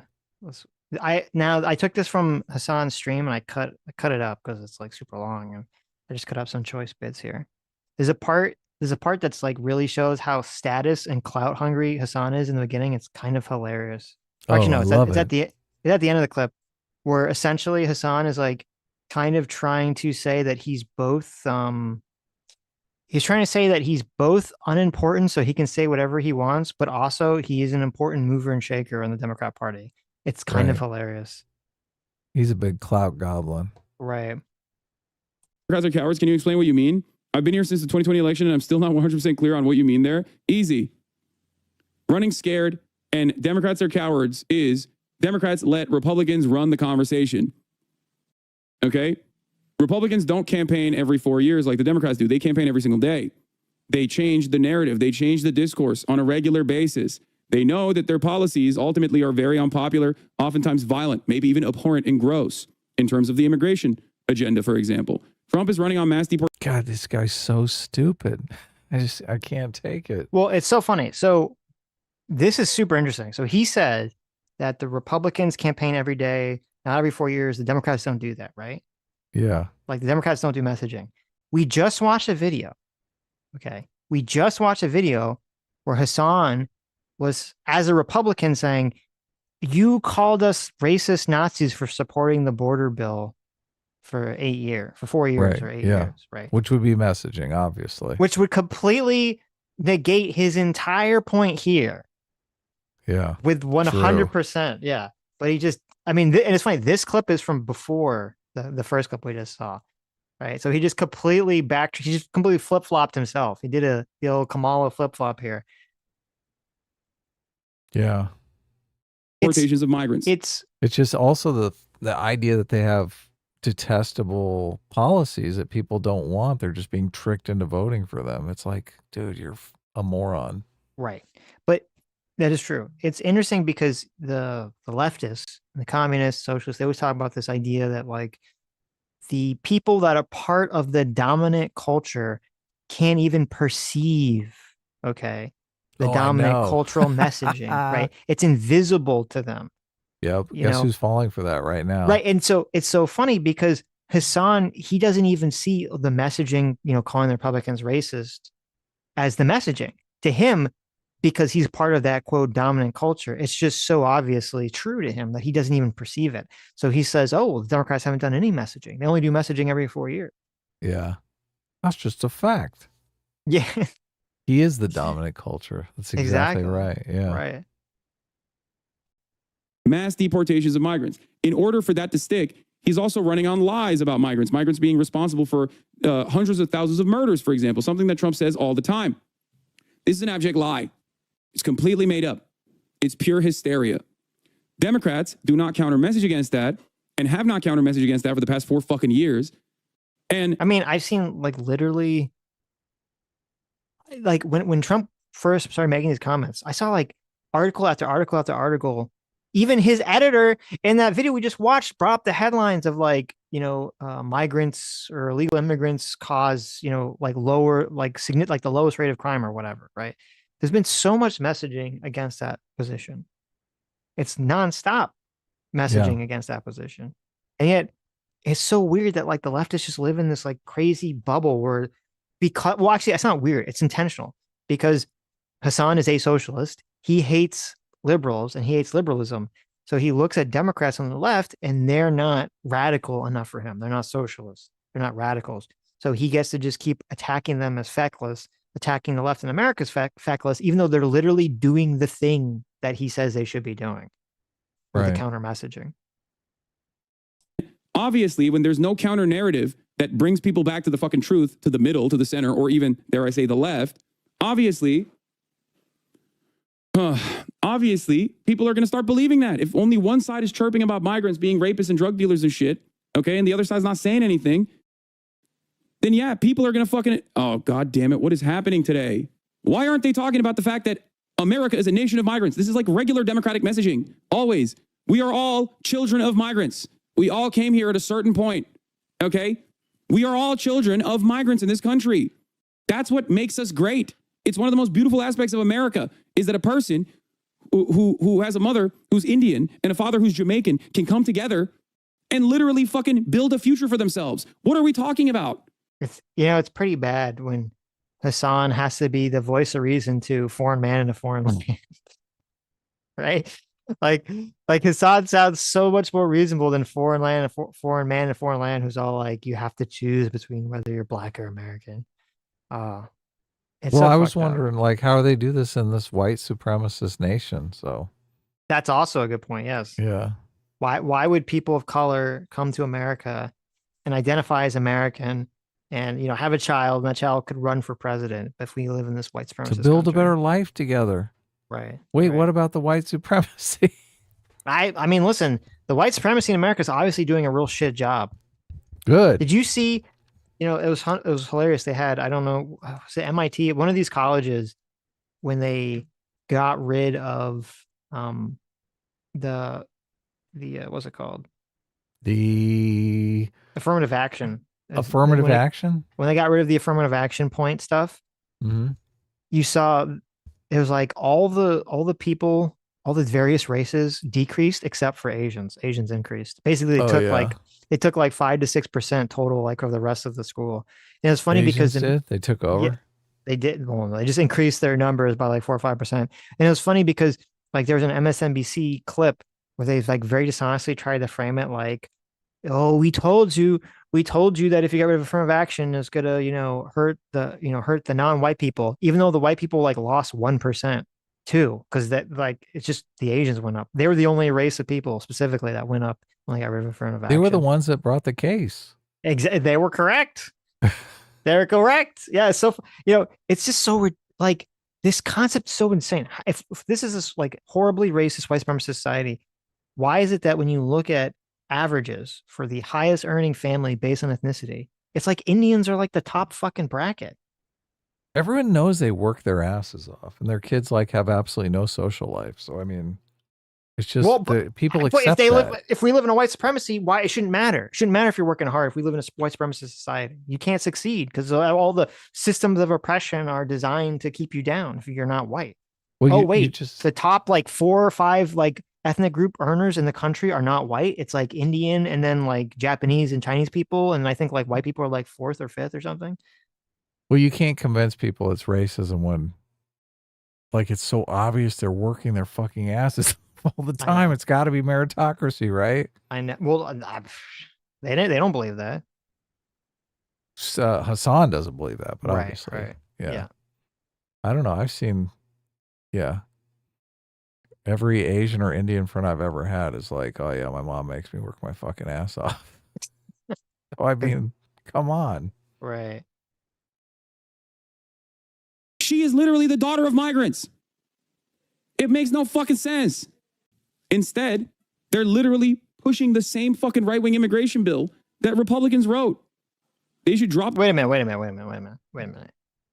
The bill that they're pushing for is to stop this asylum seeking loophole where everyone can seek asylum as opposed to going through the normal immigration process, which, unless I'm mistaken, Kamala Harris's parents went through the normal immigration process. They did not sneak into the country. They did not try to abuse the asylum loophole in the country to become American citizens. They went through the normal immigration process and were granted citizenship. Do you know that for sure? Have you seen their long form birth certificate? I did not see their the birth certificate wouldn't be the issue, but I have not seen their long form immigration status seeking papers. No. But it's ridiculous that Hassan's comparing these things. They're just completely irrelevant at this point. He just compares whatever he can, whatever he thinks going to make a good argument. And then the editor puts up a headline. I'm kind of wondering if we can mimic this style. I mean, we could say just crazy, insane shit, and you could probably find a headline for it on the internet somewhere, right? Right. I mean, there's always something, right? Mm-hmm. Rap music caused 9/11, right? I'm sure you can find an article somewhere for that. Right. Yeah, there you go. Yeah. Policy anyway. They should have dropped the border policy months ago.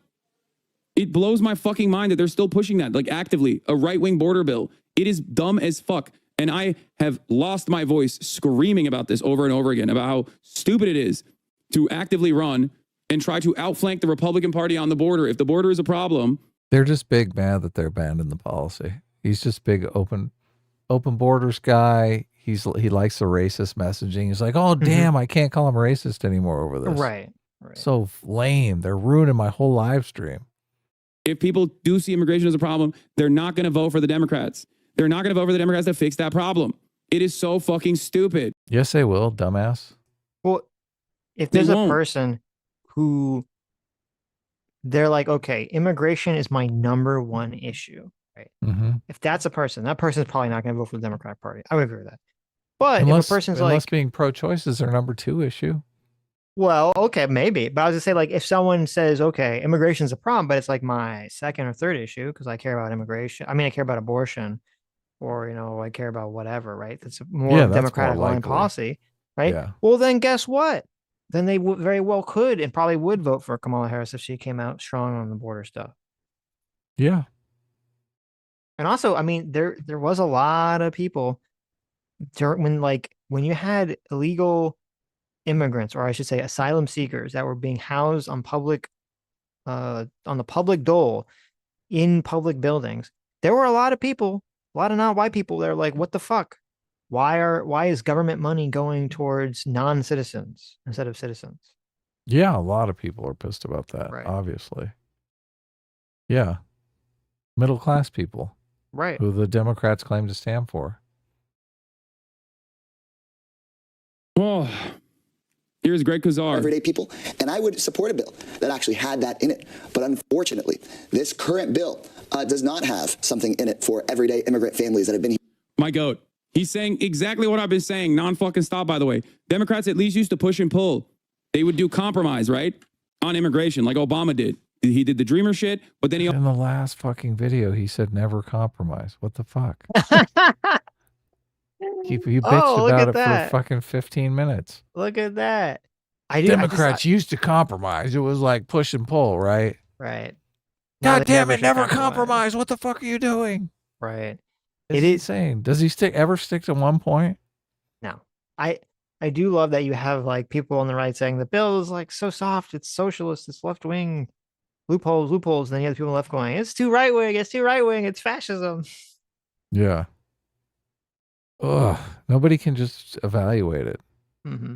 He also deported a fuck ton of migrants, right? But there was a compromise there. Now the compromise is gone. It's just a pure right-wing bill with nothing in return. Kamala Harris said she's going to work on amnesty. I haven't heard a single fucking peep from her on this front. Hassan, use your fucking brain. Can you imagine saying amnesty in the election? Oh, no. Don't say that. No, that'd be bad. Yeah. Give them all amnesty. All those people that are living in your hotels right now. When I was looking at the data, the majority of Americans, even I think a slight majority of Republicans, are in favor of giving children who were born here, like the Dreamers, if you remember, like that was the thing back when Obama, are in favor of children that were born here citizenship, even if their parents were illegal. The majority of Americans do support that. Sometimes you can get Republicans if they sign up for selective service. So right. Remember, your words carry weight, and you have a lot of dumb fans who are going to... Okay, wait. Okay, this is hilarious. Focus on this. Okay. The chatter. This is the status question and how it like fucks with Hassan's brain is so hilarious. All right. Amnesty. I haven't heard a single fucking peep from her on this front. Hassan, use your fucking brain. Remember, your words carry weight, and you have a lot of dumb fans who are going to voting. Way too many people will continue to be in serious danger and worse in this country if your rhetoric results in another MAGA presidency. Dude, you are literally the stupidest person on the planet if you think a fucking random Twitch streamer is capable of changing the outcome of this election and not like the Democratic Party itself, okay? If I had this kind of juice and this kind of motion, Bernie Sanders would be president. That's number one. Number two, if I do have this kind of juice and this kind of motion, maybe the Democratic Party should fucking listen to me, okay? I don't, and that's why they do not listen to me. And even if I did, they would not listen to me regardless. But I don't. So you're just fucking chirping at a random Twitch streamer, okay? He is wrong. Okay. So I cut it here, but not that much time has elapsed, okay, in the stream. Okay. It's only been like 3 to 4 minutes. So to be clear, the guy's like, Hassan, you should watch what you're saying because you could get people to not vote for Kamala and Trump can win. And Hassan's entire point was, I'm a random streamer. It doesn't matter what I say. Right. I heard that part. Right. So you're going to see suddenly the status problem, because Hassan likes to think of himself as high status, is going to come into conflict with that position he just said. Right. No, most of the chat doesn't vote. That's like, you guys are ridiculous. Like he just mumbled it. Okay. He said he's reading saying it doesn't matter because most of his chat doesn't vote. Right. So someone's now attacking his audience in his show. Not listen to me regardless, but I don't. So you're just fucking chirping at a random Twitch streamer, okay?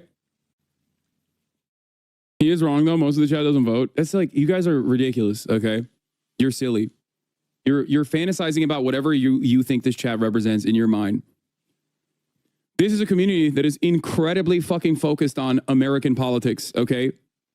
We not only have people who vote, we have people who are literally fucking community organizers, those who go out and engage in direct action, those who go out and engage in fucking mutual aid. This is ridiculous. This is a fucking objectively nerdy ass community in terms of politics. There are people in this. Dude, I went to the fucking DNC, man. I went to the DNC. Thousands of people that are literally fucking council members and shit, mayors of random cities, came up to me and said they were fucking fans of mine. What the fuck are you talking about? Stop fantasizing about how this community doesn't fucking vote. Shut the fuck up. Yeah, they don't. Oh my God. So we had 5 minutes earlier. It sounds like it doesn't matter what I say. I'm a streamer. And then someone criticizes him. And 5 minutes later, he's like, I was at the DNC and thousands of government officials came up to me and they told me how fucking influential I am to them and how much they're big fans of mine. He just takes the opposite of whatever position people throw at him. Like if people criticize him, he just takes the opposite side of it.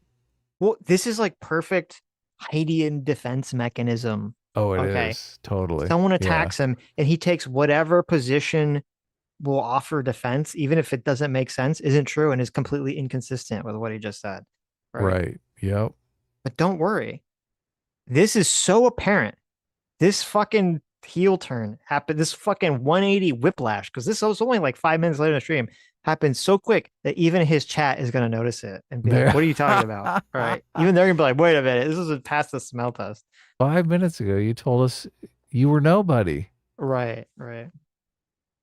Don't just vote. They also go out and literally fucking become actual politicians. Okay? They participate. They become labor organizers. You're wrong. I don't know what more I can show you other than the fact that I was literally inside of the fucking Democratic National Convention for 4 fucking days. And tens of thousands of people came up to me in that process. The fuck are you talking about? Yelling louder doesn't make you right. Oh my God, I'm not just yelling louder because it's making me right. I am right. Objectively. Like, what more do you need to see? Listen to the words instead of just hyper-focusing on the fact that I'm yelling. And you will understand that there's a 3-minute ad break coming for you right now. Oh, I also want to tell you, this is Hassan sped up at 1.25, by the way. You can't even notice it. Doesn't it seem like normal talking speed? Seems a little fast for Hassan. Okay. Well, for Hassan, yeah, because he I was talks like, so fucking slow. Yeah. Okay. Why are you speeding him up? Sitch, you're making him sound smarter. It's like, because I can't sit through it. We can't sit through it at normal speed. It's so fucking glacial. My God, you're so correct. What is happening, dude?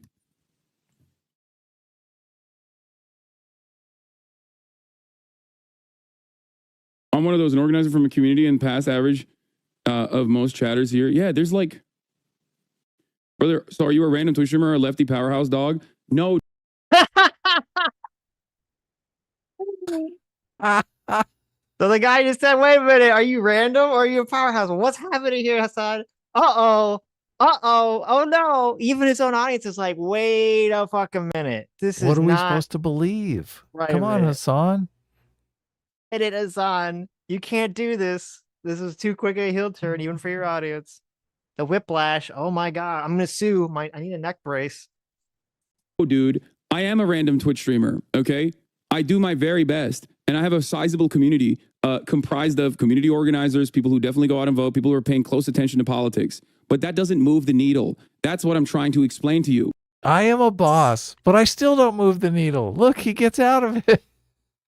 I went to the DNC and I had thousands of fucking politicians come up to me. They told me that I, Hassan Piker, inspired their entire fucking political career. I don't move the needle. I have no effect whatsoever. I can say whatever the fuck dumb shit I want. No one cares. I'm a fucking nobody.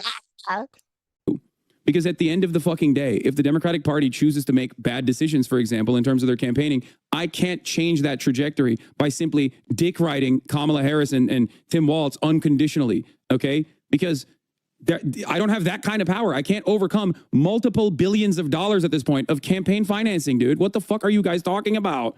Be real. Be a goddamn adult about this, please. I like him telling his audience to be adult about this insane temper tantrum he basically had. And it's so funny because it really shows you how clout hungry is, his status driven.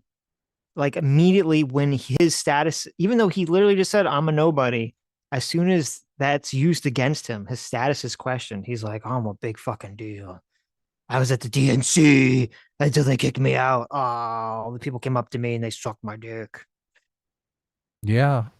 The DNC looked fun. We should have gone. Oh, yeah, I'm sure. Well, lots of fun.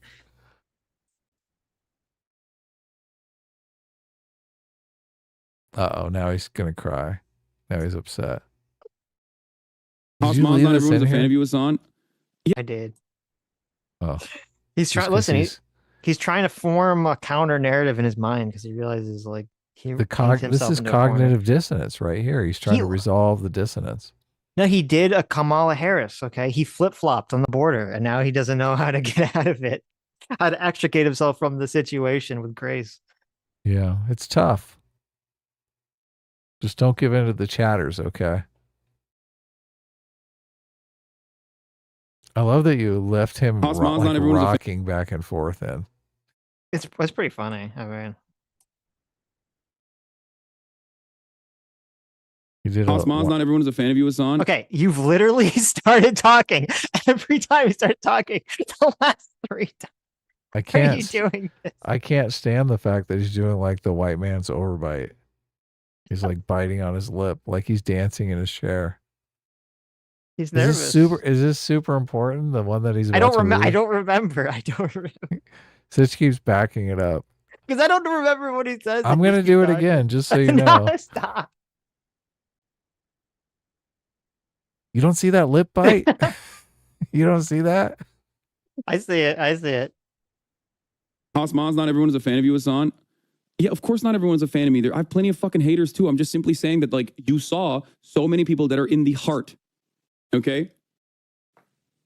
So many people who are in the heart of the Democratic Party's like political machine, being a noteworthy person there implies that, like, yeah, clearly there are people who are paying attention in this stream, many of which have like gone on to participate in the process in a more meaningful fashion than just simply voting too.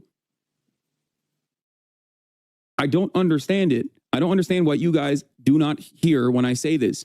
While I don't understand how when I say I'm a nobody that can't influence politics, I then say I was in the heart of the DNC and had multiple politicians come up to me and tell me how much they love me and how influential I am, that you don't understand that these two things are not contradictory. I don't understand it. Chat, what? I don't understand. It's funny that the entire audience is getting cognitive dissonance. They're like, because it's so obvious. It's like, what they're getting bent by the gaslighting here. Oh my God. It's so funny.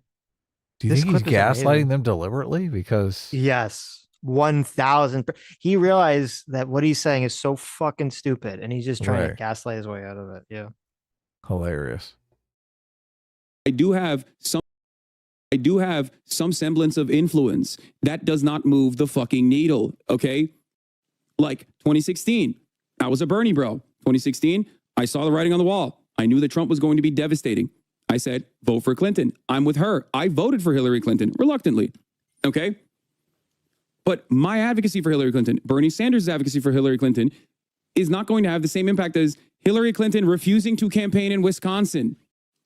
Okay, so he's also massively dishonest in how this was being framed, because what the original person said to him, they didn't say, hey, you know, you should be going out there and gaining votes for Kamala. They were saying, Hassan, by you shitting on Kamala very aggressively, which he's been doing ever since the DNC, like you should be worried that you're going to essentially depress Kamala voter turnout. Yep. In your audience. Yeah. Right. And that could have an influence on the election. That's the point. Most of his audience is Russian bots anyway, so who cares? Oh, there you go. Who cares, right? Did you see he like posted a poll and it was like the majority of his audience is unemployed? I sent you that poll. What are you talking about? Okay, you sent that to me? Oh, okay. People send me stuff. I don't remember who sends me what. That's pretty funny though, isn't it? It's like 30% unemployed. Right. I think another 20% were making under like 15,000 a year, which God, how do people live off of that? That's like insane. Do you understand? Campaigns and the entirety of mainstream media focusing on campaigns is going to have a significantly larger impact on the outcome of an election than a random fucking Twitch streamer. Okay? I just wonder how much of his audience are American viewers, because that I would start trying to break down that audience. Because a lot of these people, they have huge online followings, but they're from all over the world. Like, so it's not really that big an influence on an election. I don't know. I'd be asking my audience, how many of you live in Pennsylvania? Right? Right. Pennsylvania, Wisconsin, Ohio. Yeah, Georgia. exactly. I'm sure. I mean, I would guess that the majority of Hassan's audience is American. I would guess. Right. I think we did a poll and we have about 700 undecided voters. And having said that, you guys want me to shut the fuck up about my criticisms, which is something I'm never going to do. Demonstrably, I am stubborn to a fault. So much so that my stubbornness and my advocacy got me is gonna get Trump elected. Fucking kicked out of the studio space that was given to me at the DNC. So it's additionally silly for you to be like, hey man, maybe you should dial back your criticisms because, you know, we're 70 days out. Like, I have no loyalty. Okay. I have no fealty to the Democratic Party. They should have fealty to you and to me as a voter. Okay. They should need to earn your vote. See, this is the problem with, you know, it's hilarious. This is probably why I wanted to watch this clip after we just watched the other clip. You know, he was talking about how, oh, the Democrats, you know, they flip-flop on the border. They said you're racist, Nazi if you voted for the border wall, and now they're like in favor of it. He's in the exact same position because he's been on the whole Donald Trump is an existential threat, fascist, Hitler reborn 2.0, blah, blah, blah, blah, blah. He's still on that like line. And if you believe that, if you honestly believe that, then he's completely insane.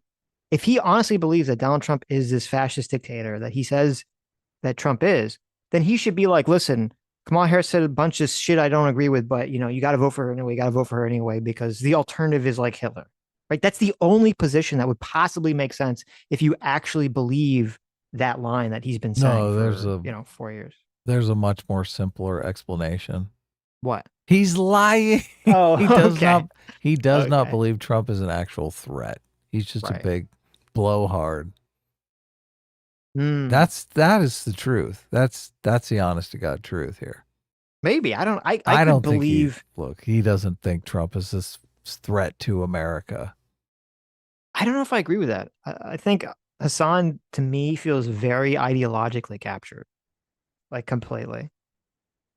By his chat, maybe. Sure. I think his audience captured by his chat, but I do think he's ideologically captured by socialism and his ultra far left. I think he does honestly believe that Donald Trump is this existential threat. Yeah, I don't think so. So it's good politics to call him that. I think Maybe. he's just like beat up on the Republicans. Right. He's just in the tribal sports frame of mind. He's not gonna. Well, maybe I don't know how bad his TDS is. He hasn't really been talking about Trump much in this. Well, not in like he's talking more more shit about the Democrats than Trump. So yeah, but and look, he calls just some random Trump supporter a Nazi. Like, what's the difference between calling that guy a Nazi and calling Trump a Nazi? Not much. Right. He's like, all Republicans are fascists. Like, how do you go much further with Trump if you just believe Republicans are fascists? Well, you don't. Yeah. You think it's a continuation, right? It just doesn't make sense. Yeah. Right. Last night, I said it over and over again, that liberals like Republicans more than they like progress. Liberals love Republicans. They want to be loved by Republicans. Okay? He's talking about us. Look at this. It's such a weird framing. Liberals love Republicans and want to be loved by Republicans. This is in response to Kamala moving to the center to win, votes. Right. Okay. All right. She wants to be president. Right. Yeah. You can Jesse Lee Peterson me, okay? I love Republicans. I love Democrats. Love Republicans, Sitch? I love people independent of their political affiliation. I don't judge people by their political affiliation. Okay. I need a little bit more information than that. Right. Yeah, that's true.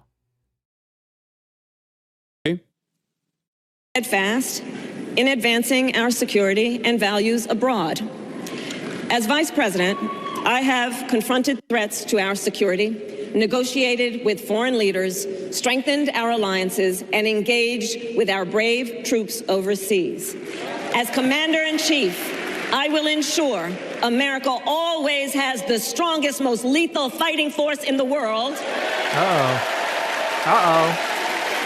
And I will fulfill our sacred obligation to care for our troops and their families, and I will always honor. Like, that is nutty, okay? When I first heard it, I could not believe it. Like, America has to be the most lethal. What do you think lethal is? What do you think most lethal means? It means like we're gonna kill more people, okay? A fucking Democratic candidate running for president should never say that, okay?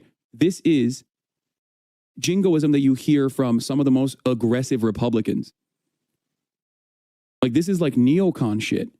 She dropped the fucking, like, there's a reason why we don't call the War Department anymore. We call it the Department of Defense, okay? Words matter. Words have a capacity. Words have a tendency to hide the truth. I can't believe all the lefties are so fucking triggered over this. It is interesting that they're so triggered about her saying the word lethal. I thought it was interesting and unusual that was the word choice that they went with her speech. I don't know if that was in reference to something specific. I like it just because it triggered the fuck out of all the socialists. It makes me. Well, she's got to show strength, especially as a woman. She's like, she's doing the pantsuit thing. She's like, I'm one of the boys here. I can be commander-in-chief of a lethal military. Well, it's interesting because you'd think the safer option would be to say the strongest military. But when they went with an unsafe option, which is say lethal, which is a very unusual word choice for the Democrats, to say lethal military.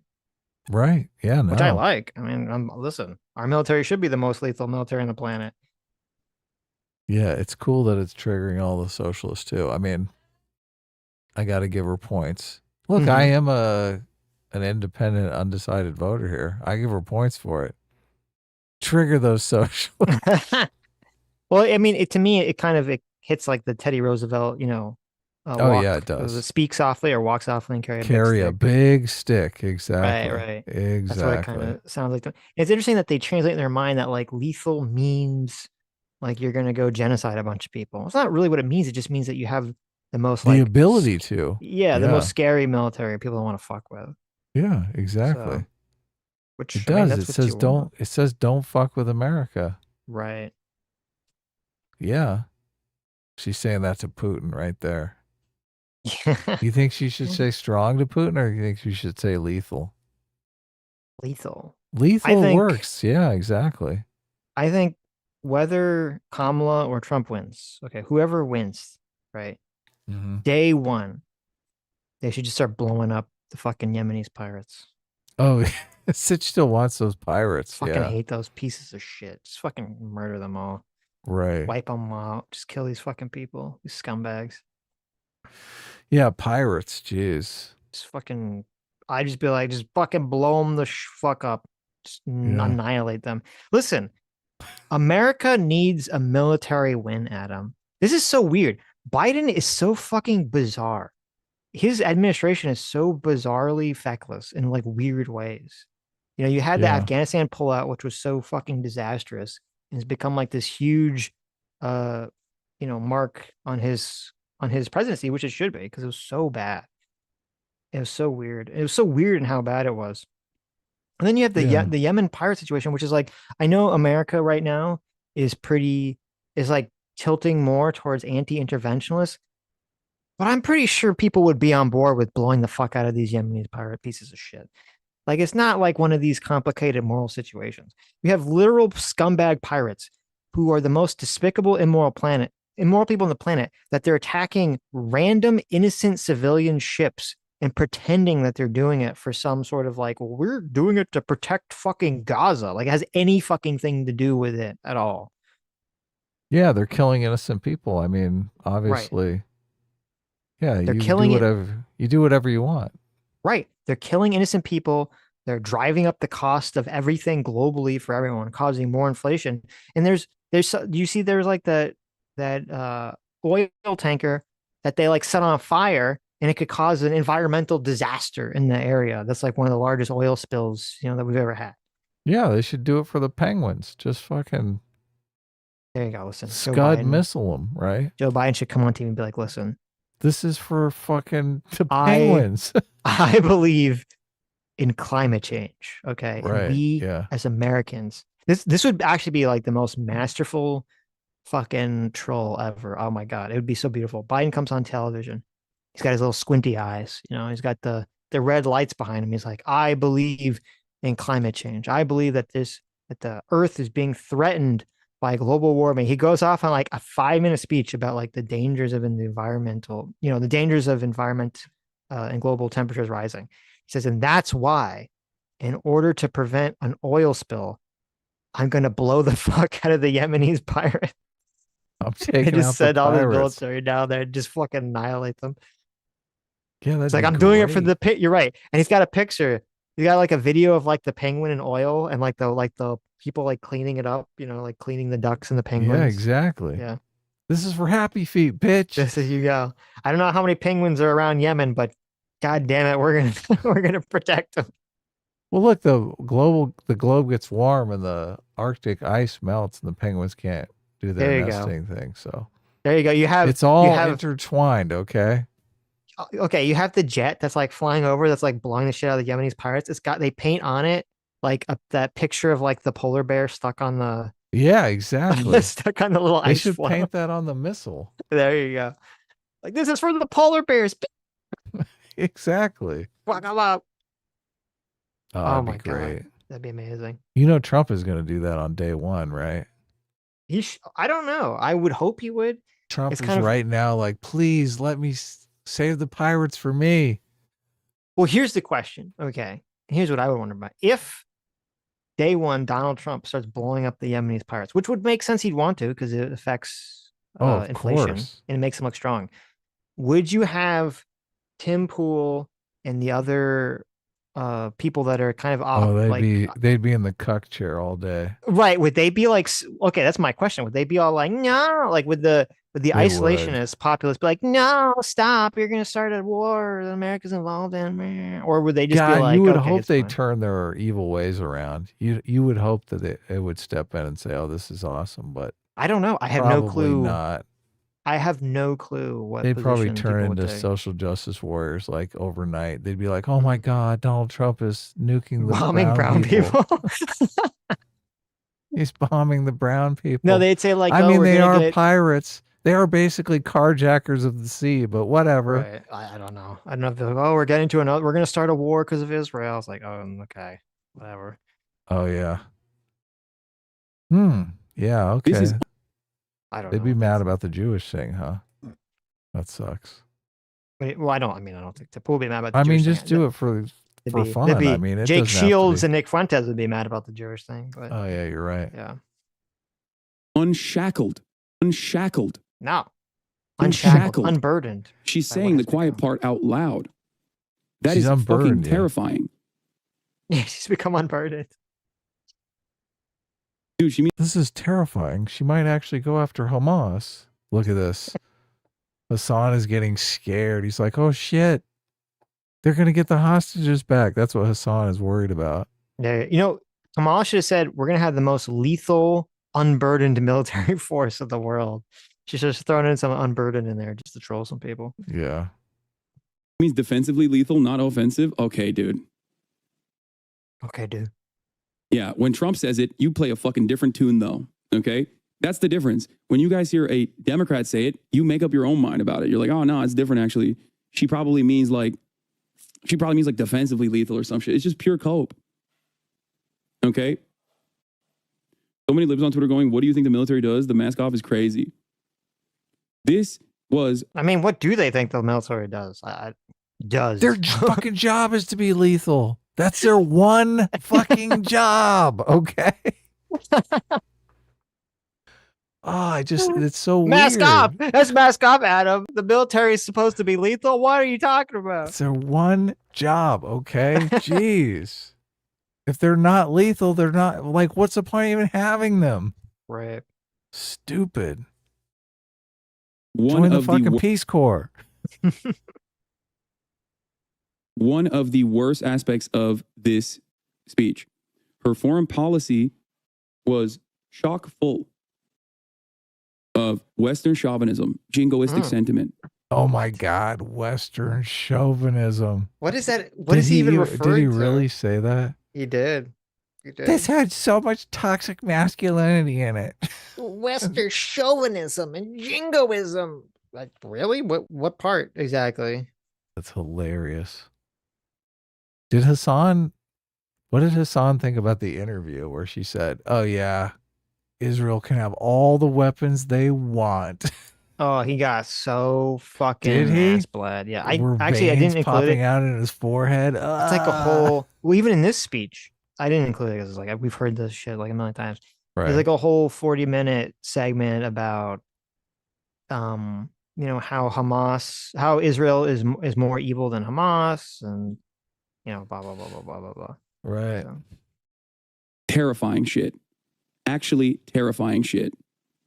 Okay? There is no reason for her to say anything like this, ever. This is just such a dumbass. Yes, there is.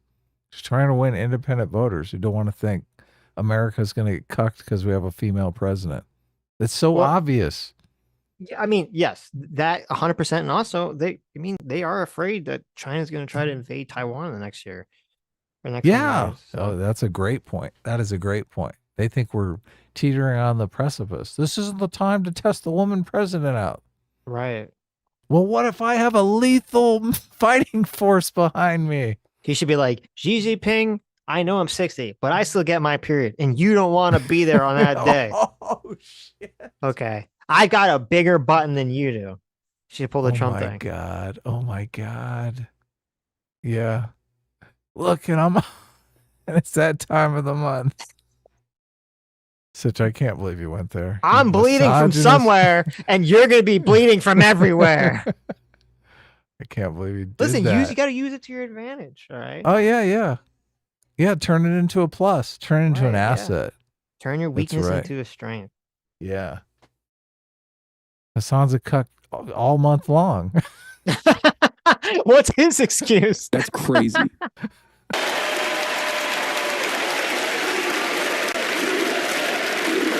I will make sure that we lead the world into the future on space and artificial intelligence, that America, not China, wins the competition for the 21st century, and that we strengthen, not abdicate our... Yeah, that other part. Liberals fucking chanting USA after she said we have to have the most lethal military force.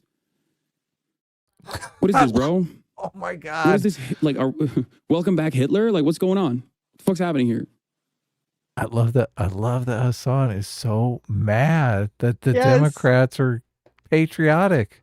I know. He's so pissed. Oh my God. Well, they said USA to have a lethal military. Oh my God.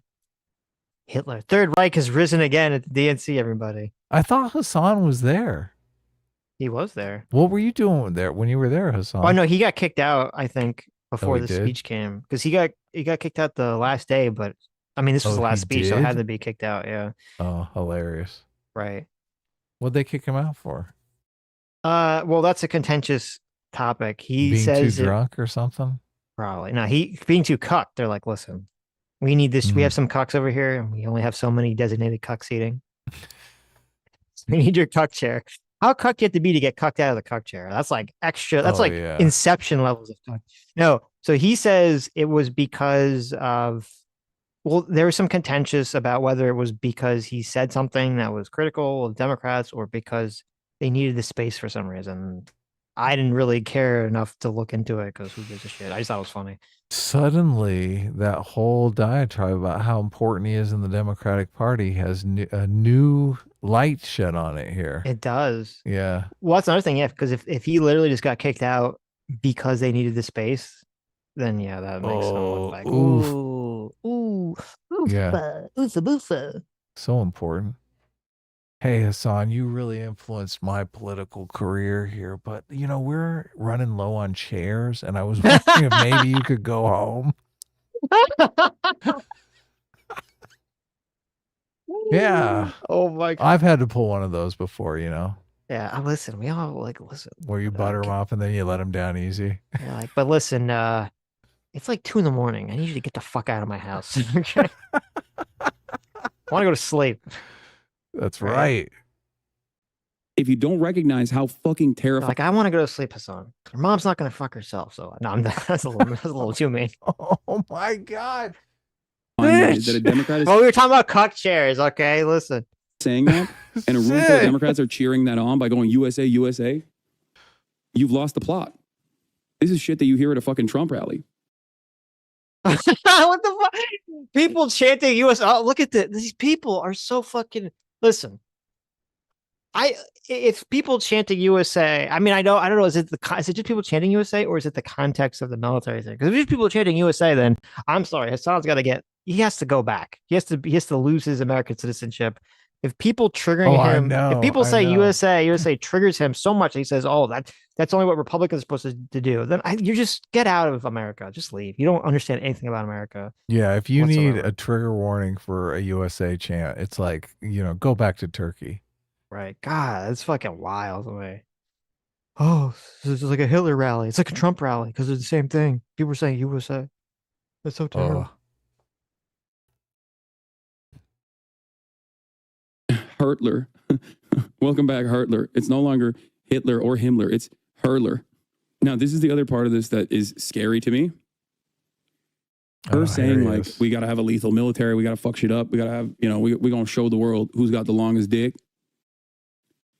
And then turning around and fucking talking about Iran, talking about China, talking about Russia. It makes me feel, and Iranian proxies. It makes me feel as though she's pushing for what is yet to come, gearing up the base to be open-minded to potential military incursions in the region at the behest of Israel. That is... the JQ. He's got to... The JQ. Oh, no. How does he do it? He's got to, like, link it back to Israel. It's like, oh, we're going to fight it's in the Iran. Chinese. Look, the Chinese didn't start it. They didn't want Taiwan, you know. No. They were tired of our economic sanctions. No. It's the Jewish people. Listen, I don't know if Hassan is going to be that's crazy to say this, but you know, if China invades Taiwan and U.S. like defends Taiwan in some capacity, there's going to be some people who are like, listen, you guys don't know this, but like, you know, Israel uses Taiwan's chips for their missiles to blow up the Palestinians, and that's the real reason why America is defending Taiwan. It's like, oh my God, please stop. People have to go there. They can't help themselves. Right. It's also America has absolutely no agency in their eyes. No. But also it's like same thing with Iran. Fuck Iran. The government of Iran is fucking evil. All they do is go around the Middle East funding terrorist factions to cause as much instability in the region as possible. Everyone fucking hates them. All their neighbors fucking hate their guts. They're pieces of shit. Like, totally. Just stop. Can you just stop? Can you please just fucking stop? It'd be nice, right? Yeah. All right, I'll be right back. This is why, like, it's so frustrating. It's pretty fucking easy to be friends and allies with America. All you got to do is chill the fuck out and have markets where we can sell you our shit and we can buy your shit. That's like all the fuck we want. And it was like, okay, then we're just chill. But no, some people, they just can't. It's too much for them. Hawkish nonsense through and through, and it fucking terrifies me. Okay? Like, at that point, we've moved past partisanship. We've moved past, like, her electoral chances, which many of you only care about. Okay? It also does have a capacity to negatively polarize people against the ticket in general, which I will get to in a second, because that's what Hillary Clinton was doing as well. And Trump very effectively ran against Hillary Clinton as a peaceful dove candidate. Obviously, he was lying, but the fact that he was lying in that regard, in that direction, matters. Okay? Because Trump is doing that right now. He's saying that so many wars happen under the Biden administration. I will stop them. I will stop those wars. So from an electoral calculus, this gives Trump an advantage on foreign policy in the eyes of Americans. Okay? That's something that you have to remember. He thinks, wait, Assange is nothing. Okay. He thinks that Kamala Harris coming out and trying to be strong on the military gives Trump an electoral advantage. Yeah, exactly. Because Trump ran on, quote, peace. Trump right now is running on the fact that his presence, Trump is running saying, I'm so strong that my mere presence in office will make other countries tremble in fear and not attack their neighbors, right? That's Trump's position. What do you think? What is Kamala supposed to say in response to that? She's supposed to say, like, listen, when I get the pre-president, I'm going to have a nice little sit down with Xi and Putin. We're going to have a little stitching circle. We're going to share our thoughts. We're going to share our feelings. And we're going to just work out all these conflicts, all these problems. Okay. It's not going to work. No. Yeah, I'd be like, motherfucker, we're going to murder the shit out of you. Okay. Right. Yeah. We have a lethal military. Right. We're not afraid to use it. Right. Kamala Harris should be like, she should pull the Trump thing. I have a picture of your house. Yeah. Putin, here's the picture of your house. I'm going to blow it up. If you don't care about like the actual morality of the situation, if you don't care about like the fact that the Democrat is saying like, we're going to have a lethal ass military, we're going to fuck shit up, we're going to fucking kill Iran, we're going to do whatever the fuck we can. Like if that doesn't terrify you, because like what if she wins and then she does do that? Do you want that? Is that something you want? Is that something that would be good? Oh my God. At that point, what difference does it make? I mean, it's better than Hitler, right? Like we're going to invade a country or something like that. Come on. Yeah, no, this would be so wildly unpopular. Well, America's going to go attack, like going to invade Iran? Yeah. We're going to preemptive strike Iran. Get out of here. Kamala Harris is going to win the election. Okay. She's going to win the election. Day one in office after she's going to get sworn in. Yeah. Right. Where's that nuclear suitcase? Biden, right. But they're gonna like wake Biden up. Someone's gonna hold Biden up so he can like hold the little, Bible so she can swear Give in. him his walker. Right. Give him a little walker. And then she's gonna walk to the Oval Office. She's gonna turn on the camera. She's gonna grab her face and she's gonna rip it off and go, surprise! It's me, George W. Bush. Term 3. We're gonna invade Iran. The Bush doctrine was a preemptive doctrine. That's funny. Yeah, exactly. And then there we go. Iran, baby. We're going. We're going to go, yes! Mid-2000s, we're back, baby. The golden years. Woo! Isn't Iran and Israel calling up ahead of time to let them know, oh, yeah, we got a drone strike coming in about 3. Is that good for you? You guys can shoot it down before it gets there? I mean, Iran did that to Israel, essentially. Yeah, I think that... Right. I mean, I'm wondering if the people are just doing it so that they can stay in power to like keep their winning coalition happy or something. Well, like, it doesn't seem like they really mean it. Wouldn't they sneak attack if they really wanted to hit them? Of course. Well, there was this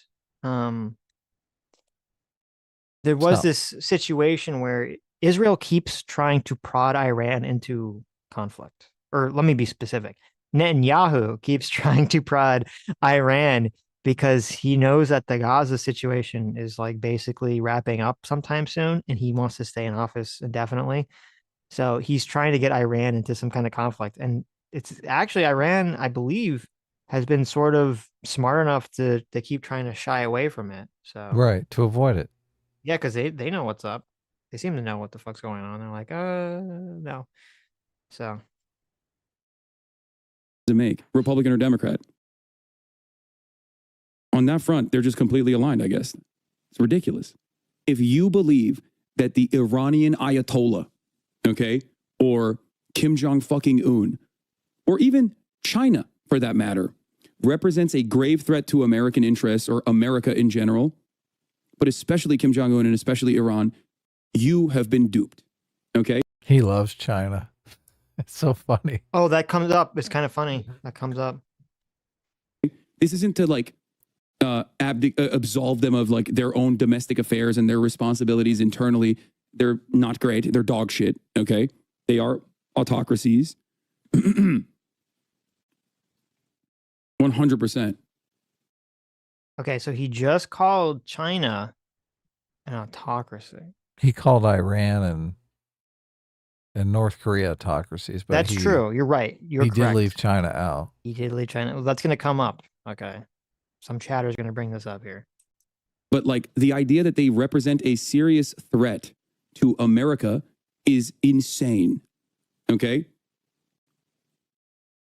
Also, in terms of cozying up to tyrants and autocrats and dictators, America has its fair share of Gulf monarchies that it is completely aligned with because it represents our interest in foreign policy in the region.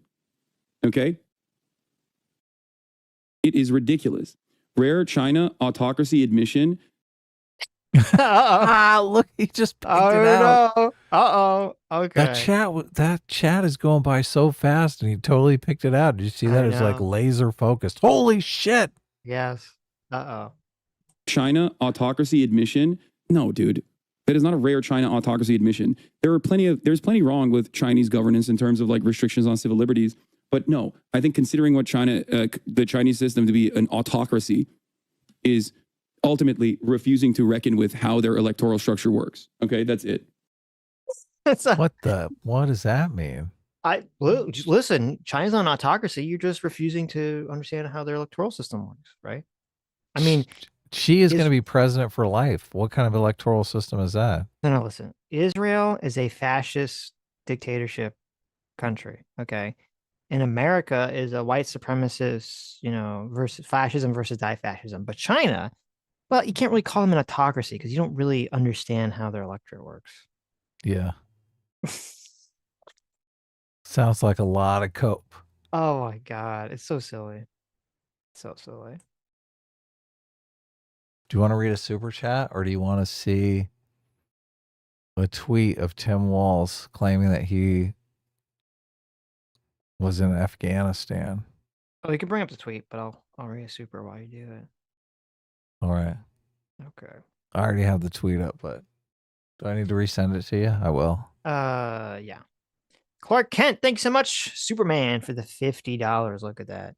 Says Adam, love the most convoluted video of what are rules and principles. Ready for a Sitch street epistemology over chopsticks and forks. A-team calls after the first date. Wow, look at that. Look at that. That was talking about the Peter Boghossian thing, right? Yes. I saw that super chat go by. I swear I threw a heart at it. So you did. Yeah, no, thank you so much. I think Sitch wants to go over that on stream. So yeah, there's a super interesting conversation that Adam had with Peter Boghossian about what is morality. Yes. Very interesting. I do want to go over it because I feel like there was some interesting things happen in the conversation that I wanted to point to. Yeah, no, and I'm dying to. I came back, and I mean, I probably did this close to a year ago now. So, but I do remember telling you that I thought it went like terrible. I thought it was like horrible, but evidently it wasn't that bad. I felt like I watched it and I was like, holy shit, I was on fire. Jeez. I was doing great. Yeah. Yes. C.S. Paffy for $20. Thank you so much. Says, nah, my political views can't be swayed by an attractive lady. I went to a wedding yesterday. All the hot chicks are either hard left or hard right. So I said no. So that's why I didn't get any numbers because of my convictions. Well, look, good for you, C.S. Paffy. Okay? That's very sad. Stay strong. No, shut up, Adam. Paffy. You stay strong. No, don't listen to Adam. He's the dark side. Okay. Paffy. We all need love. Come on. Okay. Love is a true conviction. Right. Rex Vectum for $20. Thank you. Says, I swear in that debate, Trump just forgot Chris Wallace said stand by and was just saying a bunch of stand blanks. Shit, LOL. Oh, I got it wrong too. LOL. God damn it. There you go. That's pretty funny. Hilarious. Maybe. I don't remember the exact way the question was phrased. I have to go back. Aussie Yar, thanks so much for 20 Aussie bucks. Says this border thing is going to be great for Democrats since large Dem base have been hit hard by sanctuary cities and Republicans shipping migrants to cities like New York. Housing and inflation increases linked to those issues. There you go. Yeah. Philip Kogan's for $20. Thanks so much. Says on October 7th, we watched an assault take place on the second most militarized border. China would be stupid not to attempt a similar thing when they move on Taiwan. The state of the border is a major NS risk. Well, let me think. I don't know. Do you think that you think China would look at the attack on Israel as like the green light to attack Taiwan? I was reading back on the other super chat, Ajar super chat. The border thing is going to be great for Dems since large Dem bases have been hit hard by sanctuary cities and Republicans shipping migrants to cities like NY. How's that great for Dems? He's saying that Kamala pivoting or flip-flopping to be hard on the border is going to be good for Democrats. Like the Democrats will respond. That's well, you kind of have. I mean, the reason she's doing that is because of what Osir says, because of the NIMBYism starting to kick in. Right. Yeah, so that's correct. And then we're Philip Coggins. Yeah. On 10, you read on 10-7? Yeah, he's saying that since we saw an assault take place on the second most militarized border, China would be stupid not to attempt a similar thing on Taiwan. I don't know. I never really conceptualized. I think about that. I never really conceptualized. Would Hamas invading Israel have any influence on China's thinking to invade Taiwan? I wouldn't think it would have really. Well, they're also, I mean, they're off the coast and there's like a huge channel of water between Taiwan and China. Mm-hmm. That makes it somewhat safer than just, border wall like in Gaza. So right. And also, I mean, the difference is also that Taiwan is like hyper fixated on expecting China to attack them, where Israel obviously got super complacent and didn't think that Hamas was going to attack them that way. So, yeah. I mean, I think that you say everyone's said this because I think it's true, but seeing America's response to Russia invading Ukraine influences China's behavior. I'm not sure I see Hamas invading Israel as being influential in their thought process. Toxic Mix, thanks so much for the $20. Says, I don't deny that the GOP got outmaneuvered because they always do. I think it's very interesting that you say that. And I'll read the rest of your super chat, but I think it's fascinating because I'm not saying that you're right or wrong, but it's funny because we just listened to Hassan for like 40 minutes say that the Democrats always get outmaneuvered. So I always feel like everyone feels like their side gets outmaneuvered by the other side, it's a fascinating thing that we as humans always feel that way, that like our side is never doing enough and the other side's doing like too much. Well, because you don't get everything. Like you're forced to compromise to some extent. So in those Right. compromises always feel like you're getting taken to the cleaners. Right. But it can simultaneously be a crap bill that hurts the bargaining position long term. I could go into details, but would need a loan from JMAC. Well, if you want, I mean, maybe if you want to come on, during the week, you can come on and we could talk about it. Cause Sure. I'm curious as what your take on it. So. Adam Unfriended for $20. Thank you so much. Says the quote, "We are all immigrants" argument is BS. If you think that, you shouldn't be voting. After America was established post-revolution, those born here and part of the establishment of it are native-born Americans. Yeah, in that context, it is BS. It makes sense in the context of like why you'd want to have immigration be allowed to. Like if someone was saying, I don't want any immigration, like period, right? No legal immigration, then that argument would mean something, but that's not really the argument he was talking about. So it doesn't really make sense to kind of levy it in the circumstance. Yeah, but all the people here, you trace your lineage back less than 200 years, right? Some of these, I mean, if you're in France or England, I mean, you literally trace your lineage back like thousands of years, right? That's a huge difference. Right, but usually when people talk about like America being a quote nation of immigrants, they're talking about legal immigration coming into the country. They're not talking about illegal immigrants coming into the country or people using weird legal loopholes or blah blah blah blah blah blah.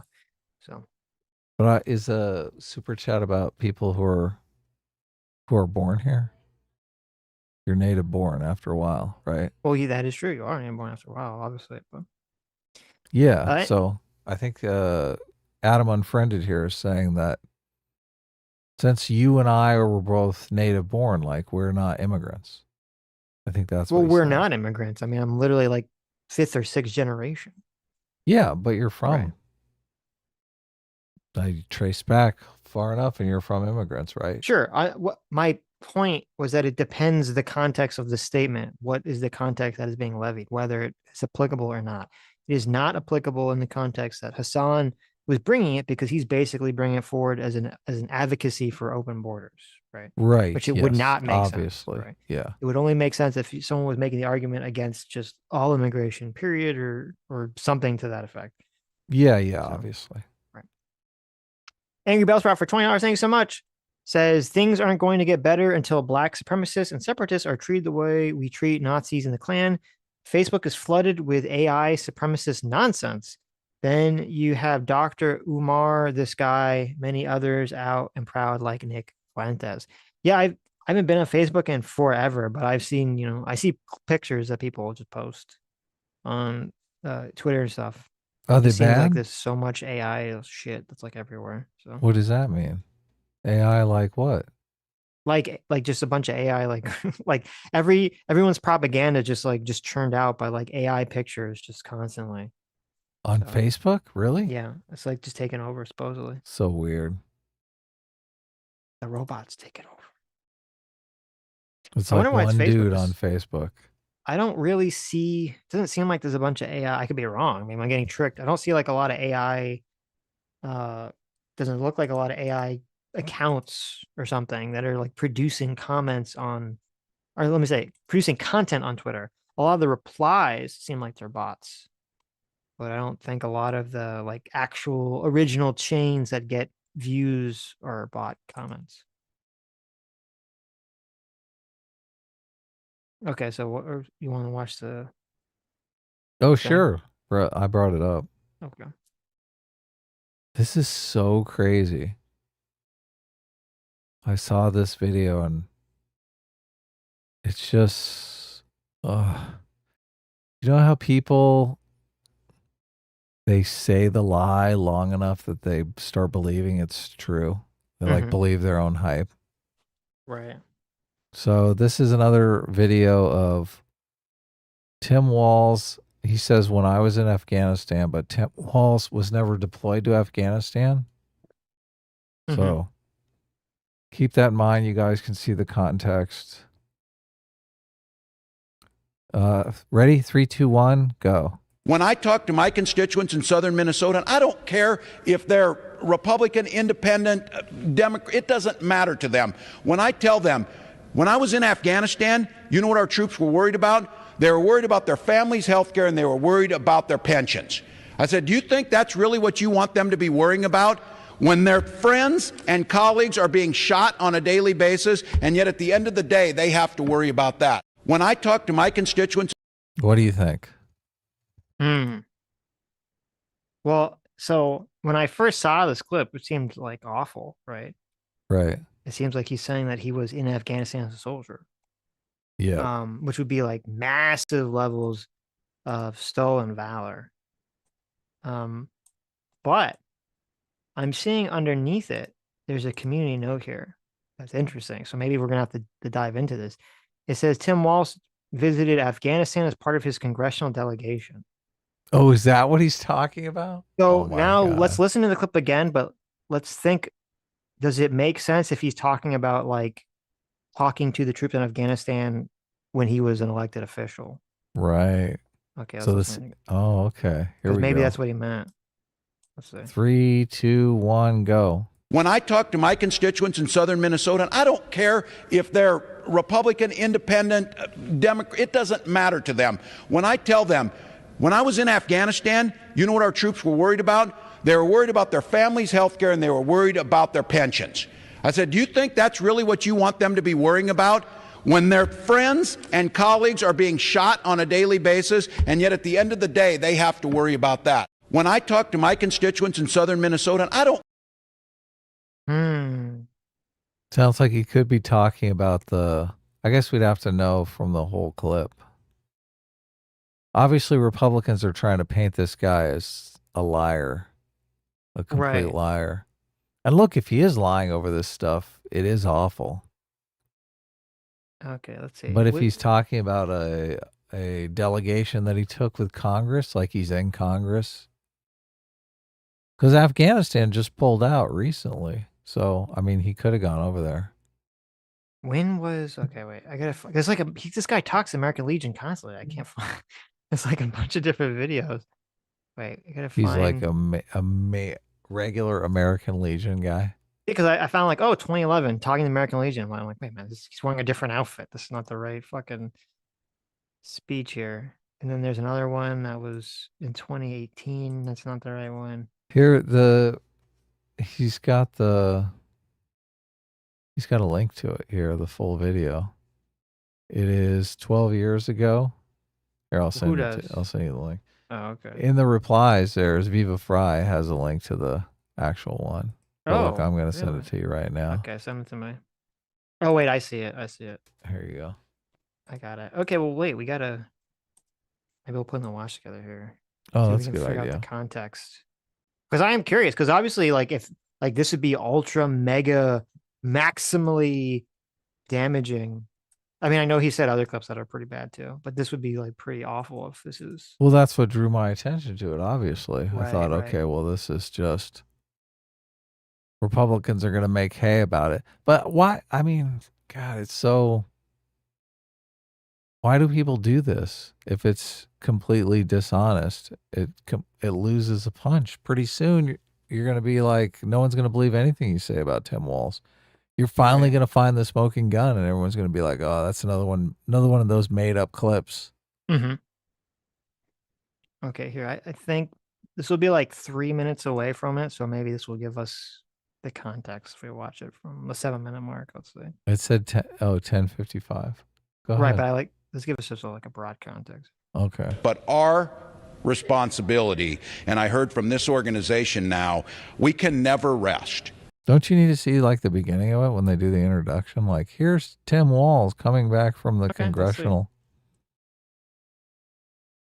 Speaker has a unique perspective as a member of Congress who is also a former service member. Former service member, look at that. He spent 24 years in the National Guard, eventually reaching the rank of Command Sergeant Major. Upon his election to Congress in 2007, he became the highest-ranking enlisted soldier ever to serve in Congress. He serves on the House Veterans Affairs Committee and has devoted himself to the welfare of this country's service members. He is especially concerned about how our government will treat military personnel once they leave the military. Last fall, he made a trip to visit our service members overseas. During that visit, he was taken aback by the thrust of his discussions with many of the troops. See, I told you. The troops weren't. You were correct. Okay, I told you. I told you. I told you the intro will give us everything we need to know. Wow. Okay. Ooh, Viva Frey did a boo boo on this one. I guess so, huh? Look at this. Not only that, isn't Viva Canadian? Like, why is he interfering with American elections? That's what I want to know. Right. Like, why are you doing that, Viva? You're not American? What do you care about stolen valor? Well, he's from Canada. Very right. He's been like maximally right wing. It's funny because I'm looking at his original tweet. Tim Pool actually responded saying, yes, as a member of Congress. So I think Tim was trying to warn him. He's like, listen. Oh, he's like, you're going to get in trouble, buddy. Yeah, he's like, you're going to goof. You're going to goof it here. Viva Goof the Floof. He did. He's the one that posted the link to this video, though, so he had to see it. I don't know how he found this clip like someone had to send this to him, right? He didn't go fucking through the archives to find this speech from like, a billion years ago. So this is like majorly out of context. He did go over to Afghanistan and talk to the troops that were still in Afghanistan. He wasn't getting shot at. Well, the gun clip is worse because he's like, when I carried my gun. Right, because that definitely can't be interpreted in some other fashion. Right. Well, okay. Well, I want to hear the full intro, and then I want to go to the clip just to make Focused sure. on IEDs. Wait, let me back up a second here. That visit, he was taken aback once they leave the military. Last fall, he made a trip to visit our service members overseas. During that visit, he was taken aback by the thrust of his discussions with many of the troops. The troops weren't focused on IEDs, snipers, and the weapons aimed at them. They were more concerned with the budget discussions that mentioned increases in the cost of TRICARE for them and their families, a civilian-type 401k retirement program, and reduction in troop levels. Instead of paying attention to those who would do them harm, they were focused on their supposed friends here in Washington. I'm sure you'll all agree with me that this should never happen to the men and women who wear our uniform. So please join me in welcoming from the 1st District of Minnesota, United States Representative Tim Walz. Madam President, good to see you. You're missing the snow. Minnesota was a rousing success, and thank you. Well, good morning, everyone, and thank you. To Commander Wong, thank you. His recent tour of Minnesota was a rousing success, and I just don't want him to get complacent and think this is a typical winter. It is not. And so our president, who we are so proud of, will tell you that we're going to get our first significant snowfall of the year, probably starting today. So you're in the right place. So to Chuck Kruger, our president in Minnesota, my president as a fellow Legionnaire, and my constituent in Byron, thank you to you. And let me jump ahead when he first mentions Afghanistan. Can't care about this shit. Let's see. But our responsibility, and I heard from this organization now, we can never rest. We must absolutely get it right. And think of this. I was thinking of this today. You watch what passes for civil debate in this town now. The sniping and how small our politics have become at a time when our challenges and opportunities have grown so big. So we're here sniping and on each other, and I think about this every day that I go to work here. The honor of standing in front of my neighbors and being elected to speak for them in the greatest nation and the strongest democracy the world has ever seen. There's a responsibility on me to conduct myself in a manner reflective of this great nation. Now, what you just heard is absolutely true. We have warriors downrange, and I want to read something to you. I want to read you just 4 names. Major Robert Marshani, Lieutenant Colonel John Loftus, Sergeant Josh Bourne, and Corporal Tim Conrad, Jr., native sons of Maryland, Kentucky, Florida, and Virginia. They were all killed in the last 4 days in Afghanistan. Who's talking about it? Who's focusing on it? And to think that the sacrifice that these people made was to allow us the privilege and the honor of self-governing ourselves, we better start reflecting what we do here to reflect the type of sacrifice, service, and commitment to this country that these 4 made. That's what needs to be done.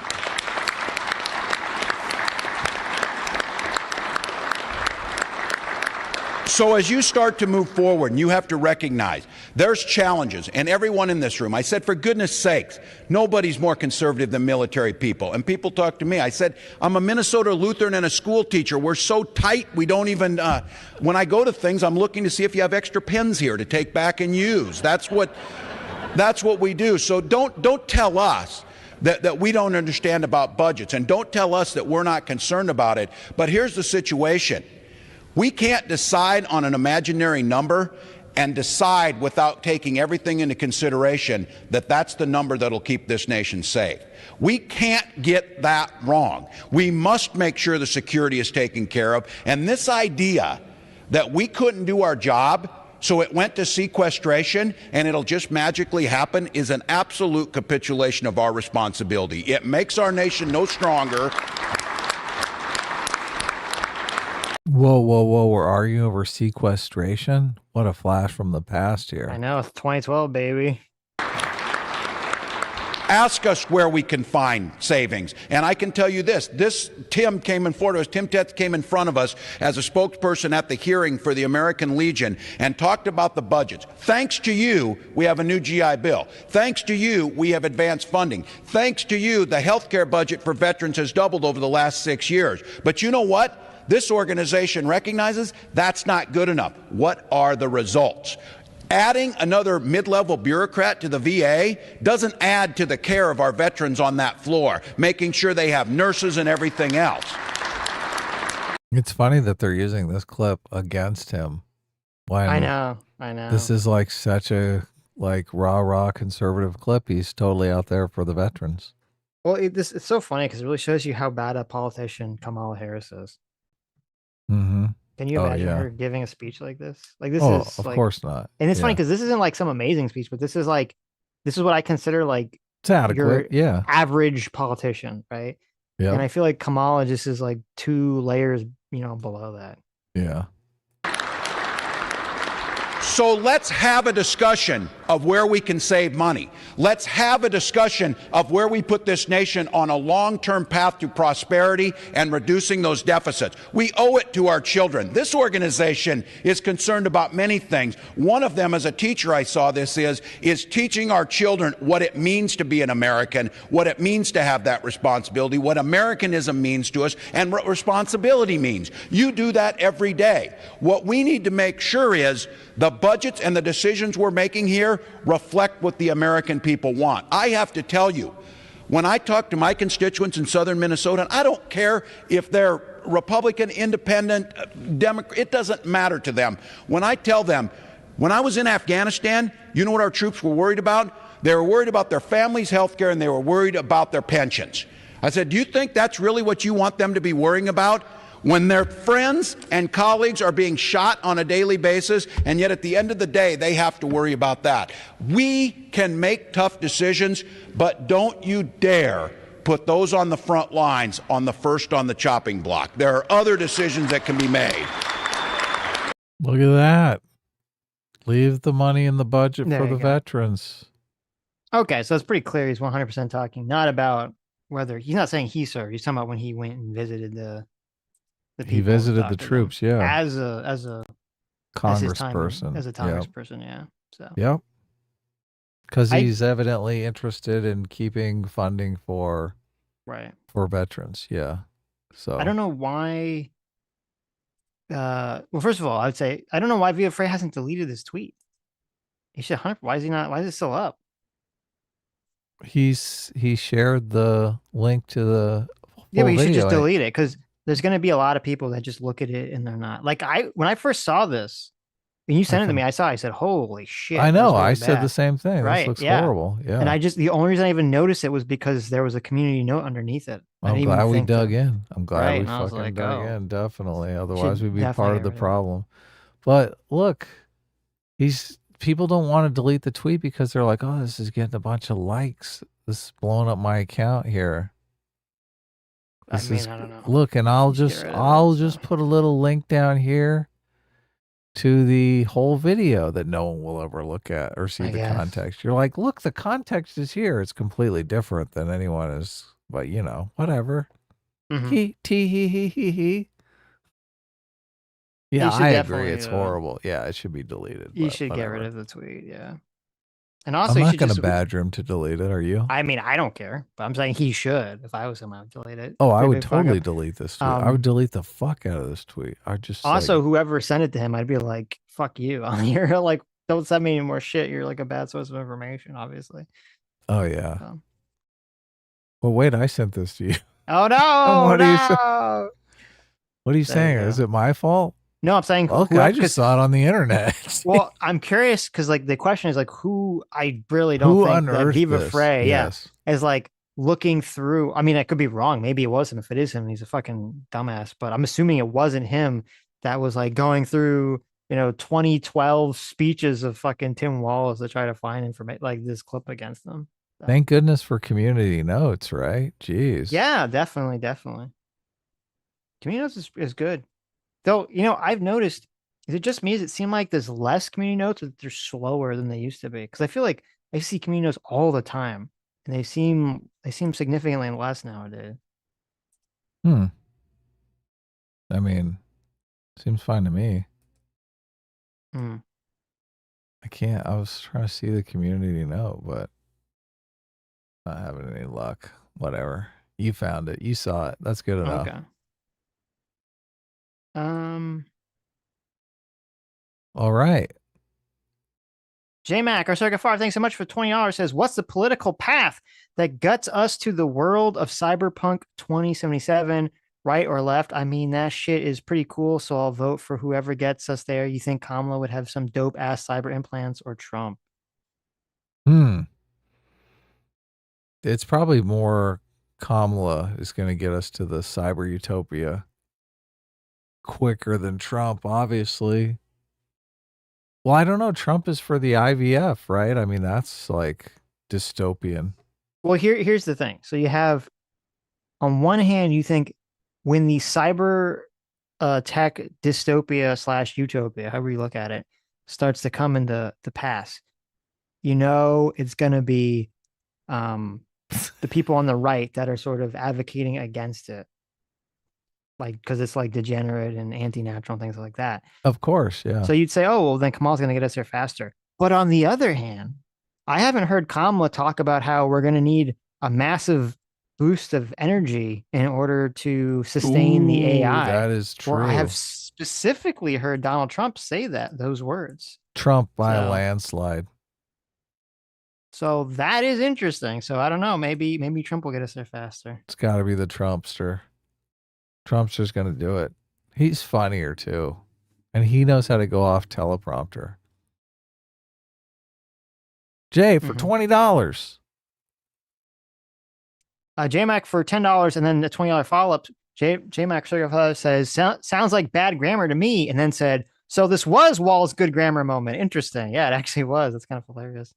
So that is that. Okay. Well, listen, I think his other statements for him, I mean, they didn't seem to be out of context. Maybe they were, but his other statements seem to be him kind of doing a stolen valor thing. Look, he's going to be able to use this though.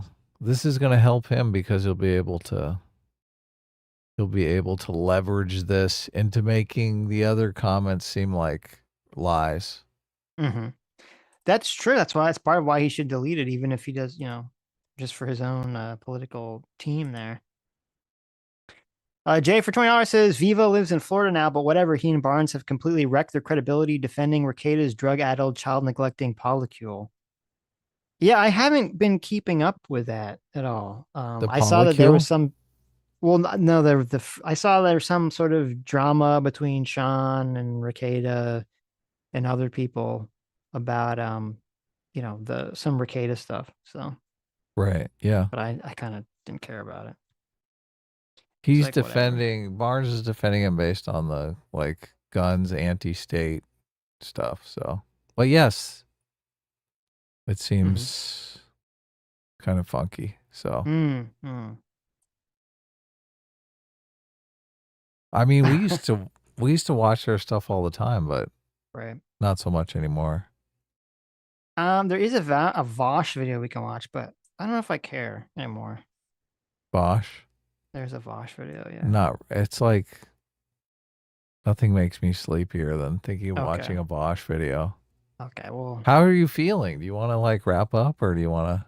Sure, I can read the rest of Supers. Okay. Save my throat for Tuesday. Tuesday is going to be the day that we're doing a lot of arguing anyway, right? Well, I'm just going to kick back and try not to get triggered. Shit. So yeah. You're going to be just smoking a blunt with your sunglasses on. Yeah, it'll be great. Joe the Mig for $5 says, happy Sunday, fellas. Just finished a 40-minute gravel bike race in Cody, Wyoming. If you don't hear from me again, I died of, I don't know how to say that word, rhabdomyolysis. Mm-hmm. What is that? I don't know what that is. Well, here's hoping you don't. Did you see, you sent me that comment, Adam. Yeah, I was going to say, should we bring that up? Should we mention that? We should bring the comment up. Yeah, we should bring the comment up. Okay. Sitch is big win for the show here. Big win. Listen, this is a constant win. Okay. Yeah, look, it happens all the time though. I mean, Kairos, though I think his name on the stream was, I thought it was different, but maybe it wasn't. Kairos asked us for some of that patented Sitch and Adam free will good luck to get for his job interview.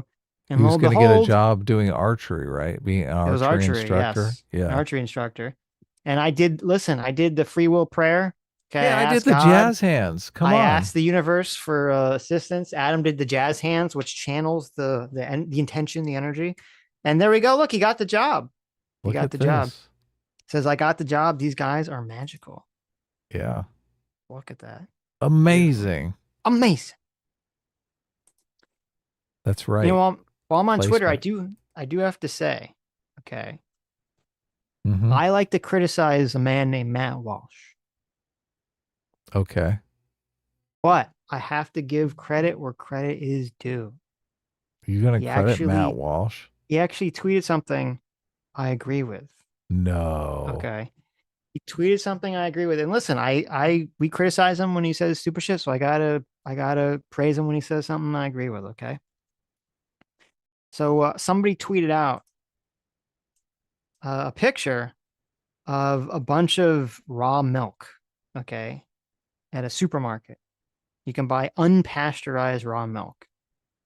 And this guy said 15 different raw milk options available on the shelf at the store 3 blocks away. Every American should have this level of access to healthy, nourishing food and local raw milk. To which Matt Walsh said, raw milk is disgusting. We live in a first world civilized society and people are actively choosing to consume milk riddled with E. coli and listeria. Pasteurization is not some evil sorcery. It just kills a dangerous bacteria, you morons. Yeah. So there you go. That's true. So there you go. Listen, I gotta give Matt Walsh credit. Drinking raw milk is pretty fucking disgusting. So hard pass on that one. I've never drank raw milk, but it does sound disgusting when you talk about it being filled with E. coli. Oh my God, Thomas Massey responded to this. What the fuck? Thomas Massey, representative, said, this is a fucking U.S. representative, Thomas Massey. He said, bad take. I've consumed raw milk almost every day for almost 2 years. It's done wonders for my health and is delicious. Pasteurization and homogenization can kill germs, but they both diminish the health benefits of the milk. In any case, it's everyone's right to consume it. Wow, well, there you go. Thomas Massey, been drinking the raw milk for 2 years. Well, that's what I was going to say. There's like the gut biome people who are like, oh, yeah, you get all that good gut biome in there. That's all the good bacteria that they're killing. Okay. Interesting. Well, as a lactose intolerant, I don't drink any of that shit. I drink my oat milk. So I drink my half and half. yeah, okay. Got to get me some cream in there. Disgusting. Martin Cordy for 9 months says, Adam, would you elaborate on how the tax code would differentiate between rent seekers and innovators? Also, how are the gains coming along? A team plus. Well, I mean, I'm not really lifting, so it's sort of a conceptual thing at this point. It haven't really done any lifting, so not any big gains, but I'm not sure how you'd split up the tax code. I mean, you'd have to find a way to distinguish businesses that were like innovator businesses and businesses that were rent-seeking businesses, right? But I don't think it's impossible to find a way to differentiate them, right? Right. Obviously, companies that are working on new products and services are different than companies that want to buy up all the stock of homes and rent them out to people. So, yeah. There would be some edge cases, right? There are like some companies that are looking at building houses in new and innovative ways, right? So there might be some crossover there. They build a bunch of inexpensive houses, but then become rent seekers by renting them out. Yeah. Not sure, but we should find a way. We should. Obviously, to go back, oat milk is the best dairy substitute. Okay. He's still dwelling on the soy milk. You don't want. You're gonna get all that soy, right? You don't want all that soy shit. Almond milk. Soy milk is delicious, guys. Don't let soy anyone milk. fool you. Listen, soy milk tastes okay, but you don't want to ingest all that soy, right? You just become total feminized, right? That's what happens. You drink all that soy, and you grow tits. You become a woman. That's what the science says. Oh, okay.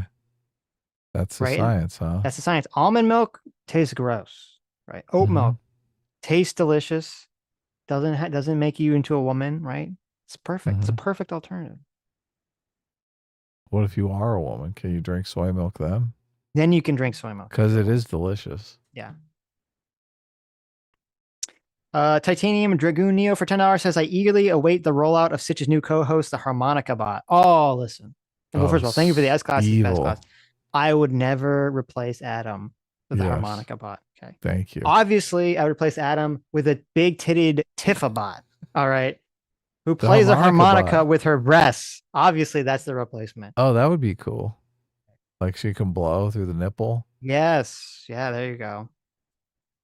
Obviously, the robot would probably play the harmonica better. So, but that's true. That's just that's life right there. All these robots are better than all of us. Can I drink goat milk? I've actually never tried to drink goat milk. I have no clue what it tastes like. I had some goat. It was either, I think it was goat cheese or like sheep cheese.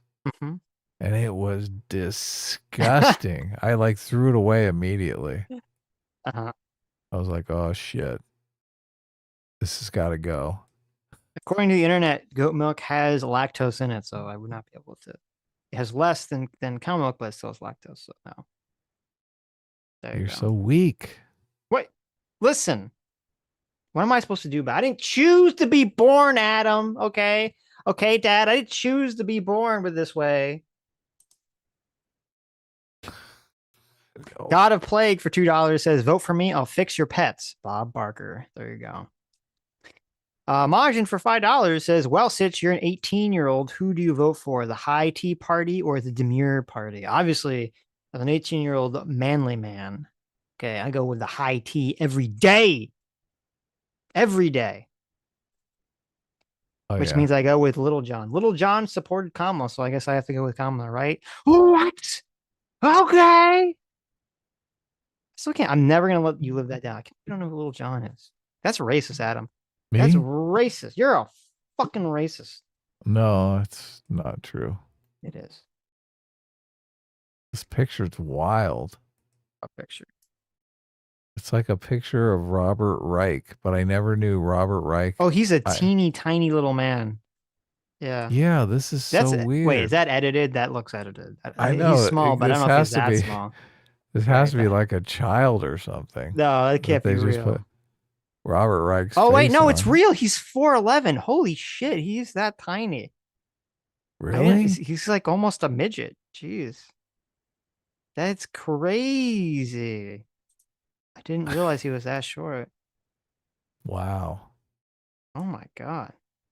Huh. Okay. Look at that. I guess he shops in the boys section. That's terrible. Didn't he say something crazy recently? I heard he says everything he says is crazy. What are you talking about? I know. He's like the left-wing economist. Right. What's that channel? The left-wing Prager University that they came up with? He's on there all the time. Yeah. He's part of that. Right. No, but he said something. He said something. I don't remember what it was. He said something recently that was like real goofy. I was like, really? Okay. What a goofball. Malik for $10 says, Sitch is exactly right. Thank you. It's all female coded. Brat, mamala, weird, etc. That's very true. That's why Vance's childless cat lady comment resonated. They're the Dem base now. That is why they got super ultra triggered by that. Yeah, that's definitely true. I don't think it's fair to go after people who don't have kids, especially since I don't have kids. So that is also true. That is also true. Right. But he did throw it at women, didn't he? Or did he? I don't remember. Did he throw it specifically at women, or did you just say people don't have children in general? Yeah, he did. I mean, he did throw it at the women, so I guess I'm off scot-free, right? Right.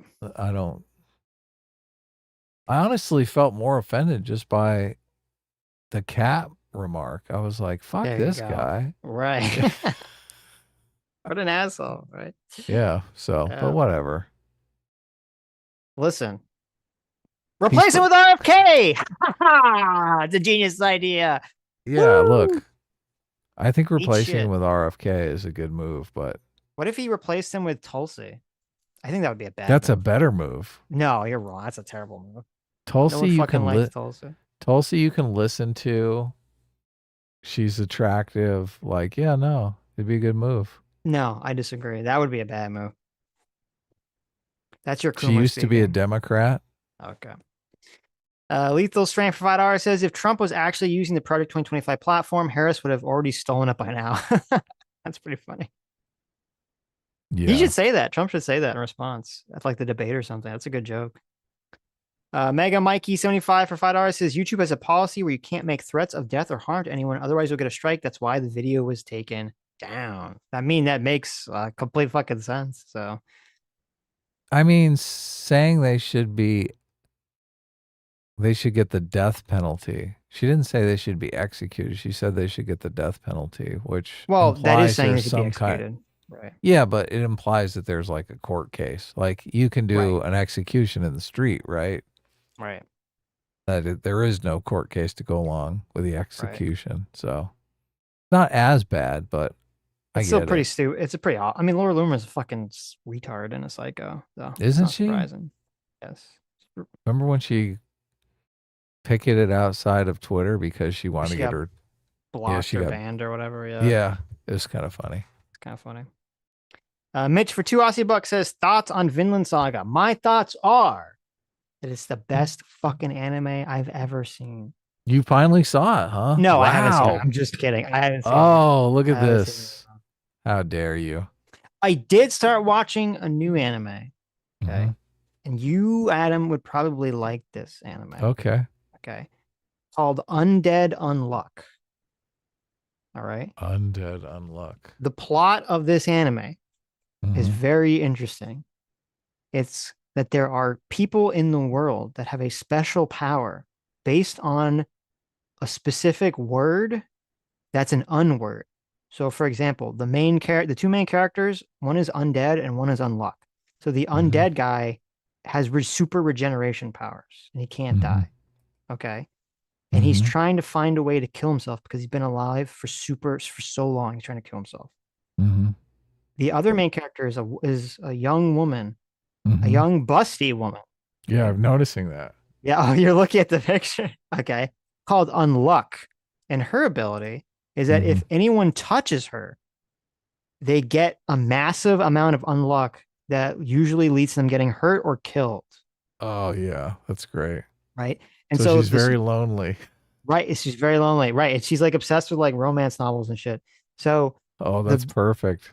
Right. So the beginning of the anime is that she's going to kill herself because she's like never been able to have love. And she gets saved by the undead guy. And he's excited because he wants to die. And so he's like, oh, I want to keep touching you until you make me so unlucky that I die. And they find out that the more she likes a person and the more like lewd the touching is, the more unluck is generated.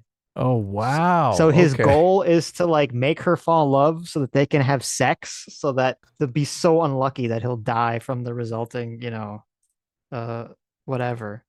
Wow. Oh, this is charming.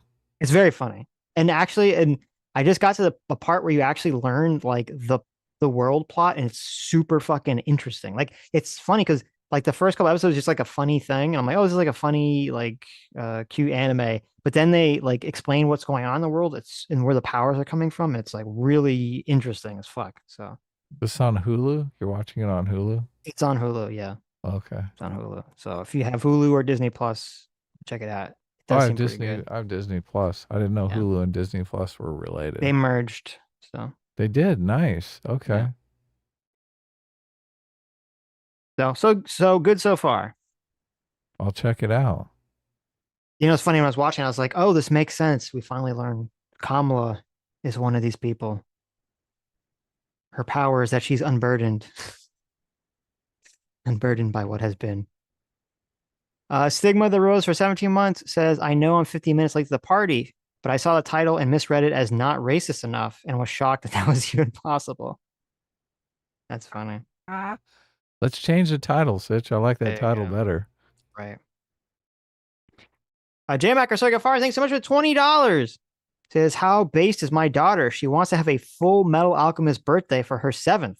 She wants Colonel Mustang to come. Looks like I'll have to find a costume now. I'll post pics. Wow, your daughter is super based, J-Mag. That's awesome. There Yeah. you go. There you go. Dressing up for a party too is pretty cool. Right. What a great dad. Mm-hmm. Yeah, look at this. J-Mac is so good. I mean, shouldn't you be Colonel Armstrong, though?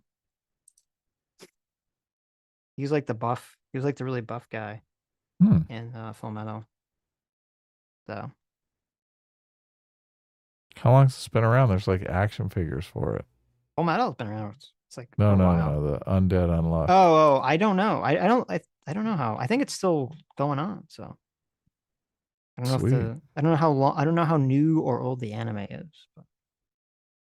Rico Zorro, thanks so much for 29 months. Says, give me an American patriotic emote. Don't we have it? Yeah, I mean, where did we get rid of it? We used to, I guess. Gotta come back. Did we lose the America Eagle with the sunglasses? Right. You've been messing around with the emotes, so I didn't get rid of that one. I mean, we still got the J-Mac with the America hat. Okay, that's a good one. Right. And I do like that one. Yeah, that's a good one. Well, we'll have to figure out how to get the eagle back. Yeah, let's do it. Twitter sucks for $10. Says the reason why he's disgusted when Kamala says that you should, quote, be proud to be an American is because he believes the American identity represents racism. He hates whiteness. That is his America. That is true. You totally and call gross. That's not America. Who would want to consider that America? Yeah, right. He's only considering a it racist, because a bigot. Well, look, the Republicans are largely patriotic, and I think he just gets super triggered by that. So he sees it as pro-Republicanism. Right. And wants to run away from that. Mm-hmm. Majin for $5 says, reminder, in America, West Indians are usually more well off than Black Americans. That is true. Yeah. Curse M for 7 Canadian says, hey boys, I can never watch live, but I try. You are my favorite show, and after I send the super chat, Adam will forget he is gay starting now. What? I'm gay. No, you forgot. We just make gay jokes on the show. No homo. There you go. Rico Zora for $5 says, if you learn the past and never forgive, you live in the past. Understand the past and live in the moment to move forward, to live for the future. I like that. I like that a lot. Yeah, look, that is a lot of people, they dwell on the past. I like to be thinking about the future constantly. I'm constantly mapping out, what are the things I want to accomplish? What are the things I really want to do? Am I using my time efficiently? Should I be doing other things? Yeah, I'm constantly thinking about that stuff. I think so many people, they just dwell. They're like, oh my God, that was so fucked up, that thing that happened to me 12 years ago. Sure. Even if it was, 5 days ago. Yeah. If you learn the past, never forgive. I like that. If you never forgive, you live in the past. That's true. You get shackled down to it. Yep. Yeah? I mean, it's important to remember the past doesn't really even exist. So there's no reason to get so bogged down in it. Yeah. I mean, you do need to, certain things that cause some kind of psychological trauma to you. A lot of times your brain is trying to figure out what you could have done as an improvement to the situation so the trauma wouldn't have happened. And I think once you understand that, like, it's a lot easier to deal with because you're really searching for the answer.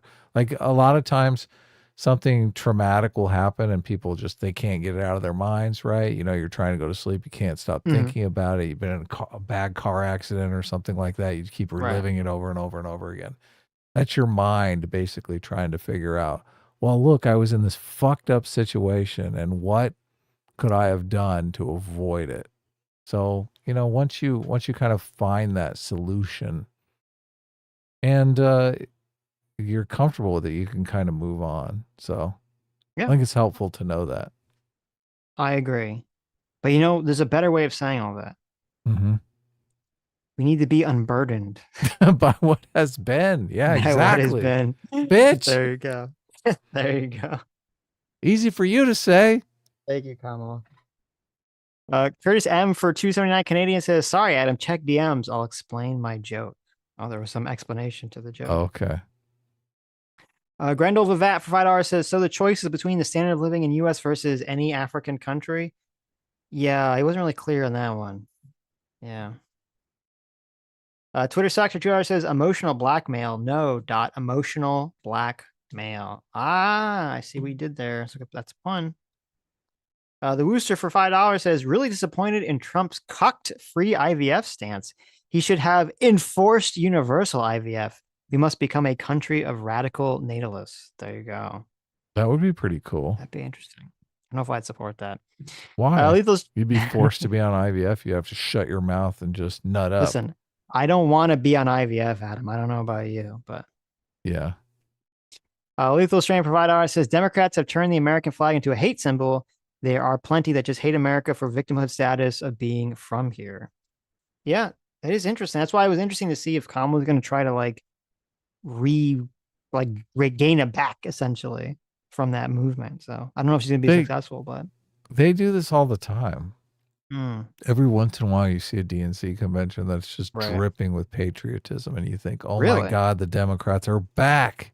Yeah, we'll see. We'll see. And then something happens, like Trump ends up winning. Then it all goes to shit. I can't remember the one. I might have been. I think it was Obama. That it was just, oh my God, it was so patriotic. I thought, this is amazing. Yep. But it's very easy for people to be like ultra patriotic when they feel like their country's inspiring or going in the right direction. Oh yeah. As soon as they don't, then it's all like the knives come out. We elected a black president. Right. We're amazing. Oh my God. Give him the Nobel Peace Prize. That was kind of insane. And then they're like, no public option. Fuck you. America sucks. Right. And then they're like, drone strikes. I don't know if we should have given him the Nobel Peace Prize on this one. Oh, yeah, that's true. Admiral Nelson for 7 months says A-Team is S-Class. Sweet. Look at that. We've merged. Majin for $5 says, so you know how Hassan claimed being white feels like fraud? This is how Foreign Man feels to me calling himself black speaking to Americans. I agree. Yeah. TK's Graham for $10 says, listening to this privileged dude go on about slavery his ancestors never experienced makes me so annoyed. Yeah. Yeah. Well, I don't know what his exact ancestry is, but I mean, if that's the case, then that's foul. Look, if his mom and dad weren't slaves, then he's got no right to speak about any of this stuff. Twitter Socks for $2 says 54th MA Infantry can go fuck itself, I guess. LOL. What was that? I don't know. What was that? That's not good. Don't tell the troops to go F off. Oh, the 54th Massachusetts Infantry was a black regiment that fought in the American Civil War. Oh, that's what I'm talking about. I was thinking about that too. I'm like, there's so many black people have served in the military. Yeah. Right. Harrison Dilfried, it's a little racist to separate them out, right? Harrison Dilfried says, why do you, Sitch and Adam, give the Republicans the benefit of a doubt when they do something racist? Well, I try to give everyone the benefit of the doubt to see if when they say something, if it was actually racist or not. Both Republicans, when they get accused of being racism, or Democrats, when they get accused of being socialist. So I think it's important to try to understand, is someone actually fitting this label, or should we just give in to the easy, straw man attack? Say, I don't know, they're just a racist or they're just a communist. I would love to know what the attack was, because I don't know. Maybe we got it wrong. Who knows? Well, assuming it was Trump saying stuff about border somethings. Oh, maybe it was the talking to the black audience. Oh, maybe. That wasn't racist. Yeah, totally. That's not racist. Stuck for $5 says, the commander-in-chief of the U.S. military wants to ensure that the military is strong. My disappointment is immeasurable and my day is ruined. Exactly. So weird. Equishit Ox for $5 says, which is harder to listen to, his garbage politics or his latest Gen Z ass vernacular? Ooh, the Gen Z vernacular is pretty cringe whenever I hear people saying it. Mm-hmm. We're getting to the point, guys, we're a few years off. We're going to be out with the Gen Z vernacular. We're going to be in with the Generation Alpha vernacular. You have to get prepare yourself for Is that that shit. really what it Oh is? Generation Alpha? Well, Please. there's no name for it yet. That's like the placeholder till they It can can't figure be out what the alpha. fuck to call. Can't be alpha. That's It stupid. can't be alpha because alpha already has too much of a connotation associated with it. So. Right. It's got to be beta. The betas. Generation beta. Right. Okay. Generation beta cuck. Lethal Straight for $5 God. says, would you be for or against U.S. special operations rescuing the hostages? I mean, if we could do it, I'd 100% favor be of for that. it. Yeah, sure. Who would be against that? Be great. I mean, I don't know if we could actually do it effectively, but if we could, then yeah, go for it. Go for it, baby, especially if they're American. But even if they're not American, they could do it. Do it. English Docs for $2 says, man, so far left, he reached negative space centrism. I like it. That's interesting. 0 for 13 months. Thanks so much. Says behind like always, but I didn't think there was any way I could vote for Harris. However, if Harris comes out against CRT and transports, I might vote for her. Well, that would be very interesting. I don't think it's going to happen, but that'd be pretty interesting. It could happen. Don't Could give happen, up. but skeptical. Lives in Des Wall specifically for $5 says, missing this because I'm at the Ren Fair. Oh, look at that. Why don't we do a Roman Republic fair? We can use the same level of historical stereotypes, chariot races even. Be great. Look, Ren Fair is fun. You should start that. Look at you. I have no clue how Ren Fairs even got started in the first place. So should do a Roman one too. All the merry wenches. There you go. Drinking your ale. But see, that's the difference. You go to the Ren Fair and all the chicks are wearing the corsets that like push their tits up to their chin. Yeah. Right? You know, I mean, they didn't really do that in Roman times. It's not as, not as exciting. Not going to be as popular. No, yeah, not as popular. We're just walking around those togas. Curtis M for 279 Canadian says, full disagree. Brainwashed? Question, save them. Always. Yeah. There you go. Read that one. Rex Vectum, thank you so much for. Oh no, I read that one. Not Alfarius for $5 says, quote, medieval vanity project. Man, if Trump is building Gothic, Byzantine, or Romanesque architecture, then I'm sold. There you go. Some like gigantic medieval. He is a builder. Fruges for 1,500 yen. Thank you so much. Says Adam, I loved your video with Peter. Look at that. Yeah, nice. I really like the definition of morality you use, but then how can we call things like female genital mutilation in other communities immoral or evil? I mean, you can. You definitely can. Well, it would be immoral or evil from our perspective of morality, right?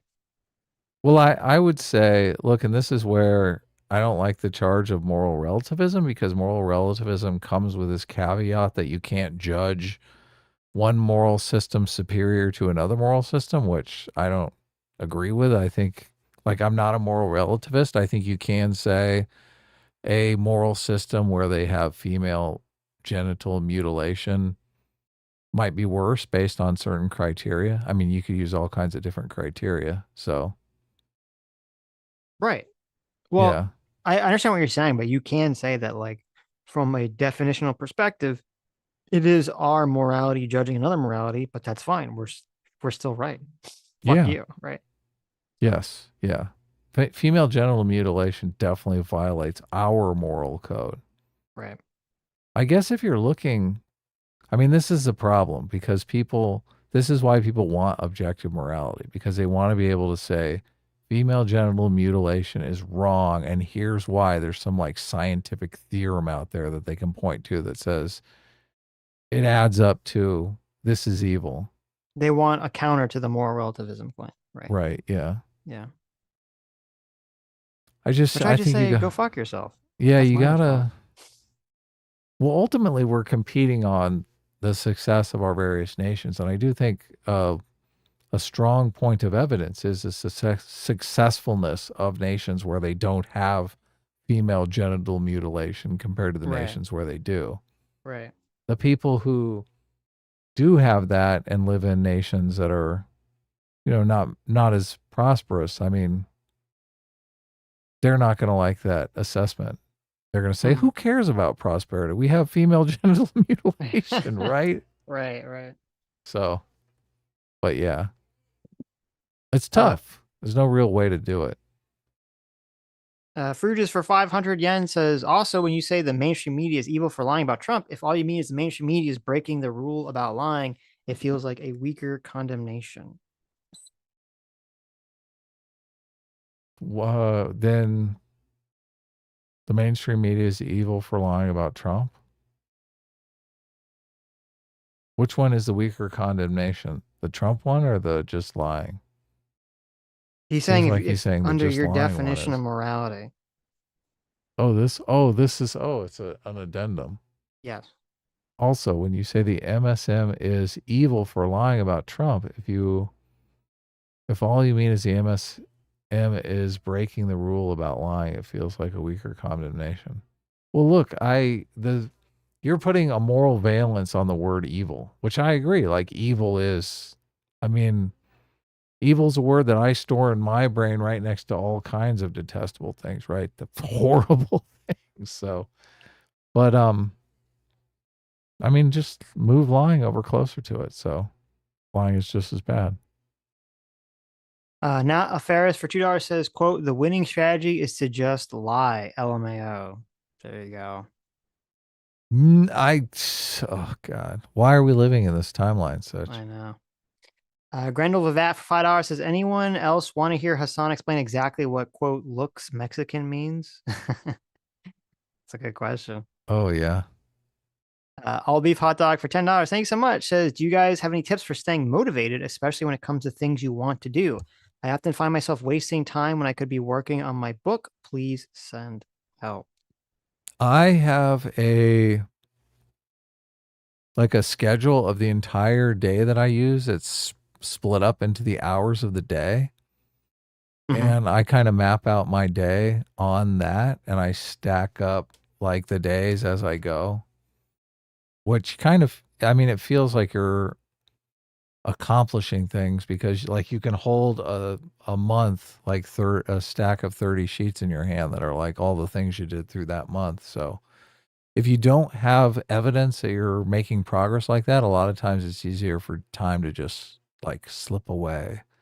That's a great point. Yeah. Yeah. So if you can do it, and I mean, if you want, like DM me and I'll send you the sheet that I use, but it's basically lined up into all the hours of the day, and it's like a 24-hour day. It includes my sleep, so I can keep track of how much sleep I'm getting.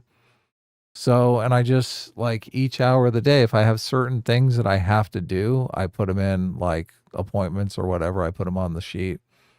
And I try to block out time. This is how I work on the comic, obviously. So I'm like, I got a 4-hour block here, and I'm concentrating on getting this many panels done, or this many pages lettered, or whatever I have to do. This many pages set up for printing.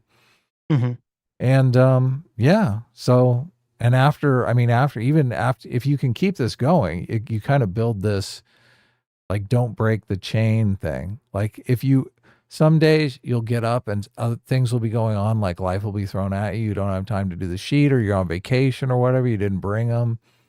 Like you'll kind of start missing it. You'll be like, oh my God, I was so much more productive when I was like logging all the things that I was doing. So if you can get it going for a period of time, it's hard to stop doing it. So. Yeah. And I think some other tips or tricks is the don't break the chain thing. Like if you start to do something and you're like, okay, every day I have to work on this, right? And if you don't want to break the cycle, even if you work on it for, only 5 or 10 minutes or whatever, just every day you have to sit down and just do, not break the chain, not break the cycle, at least for like 5 minutes, sit down and stare at that page and just or write something, anything. Yeah, look, even if you're working,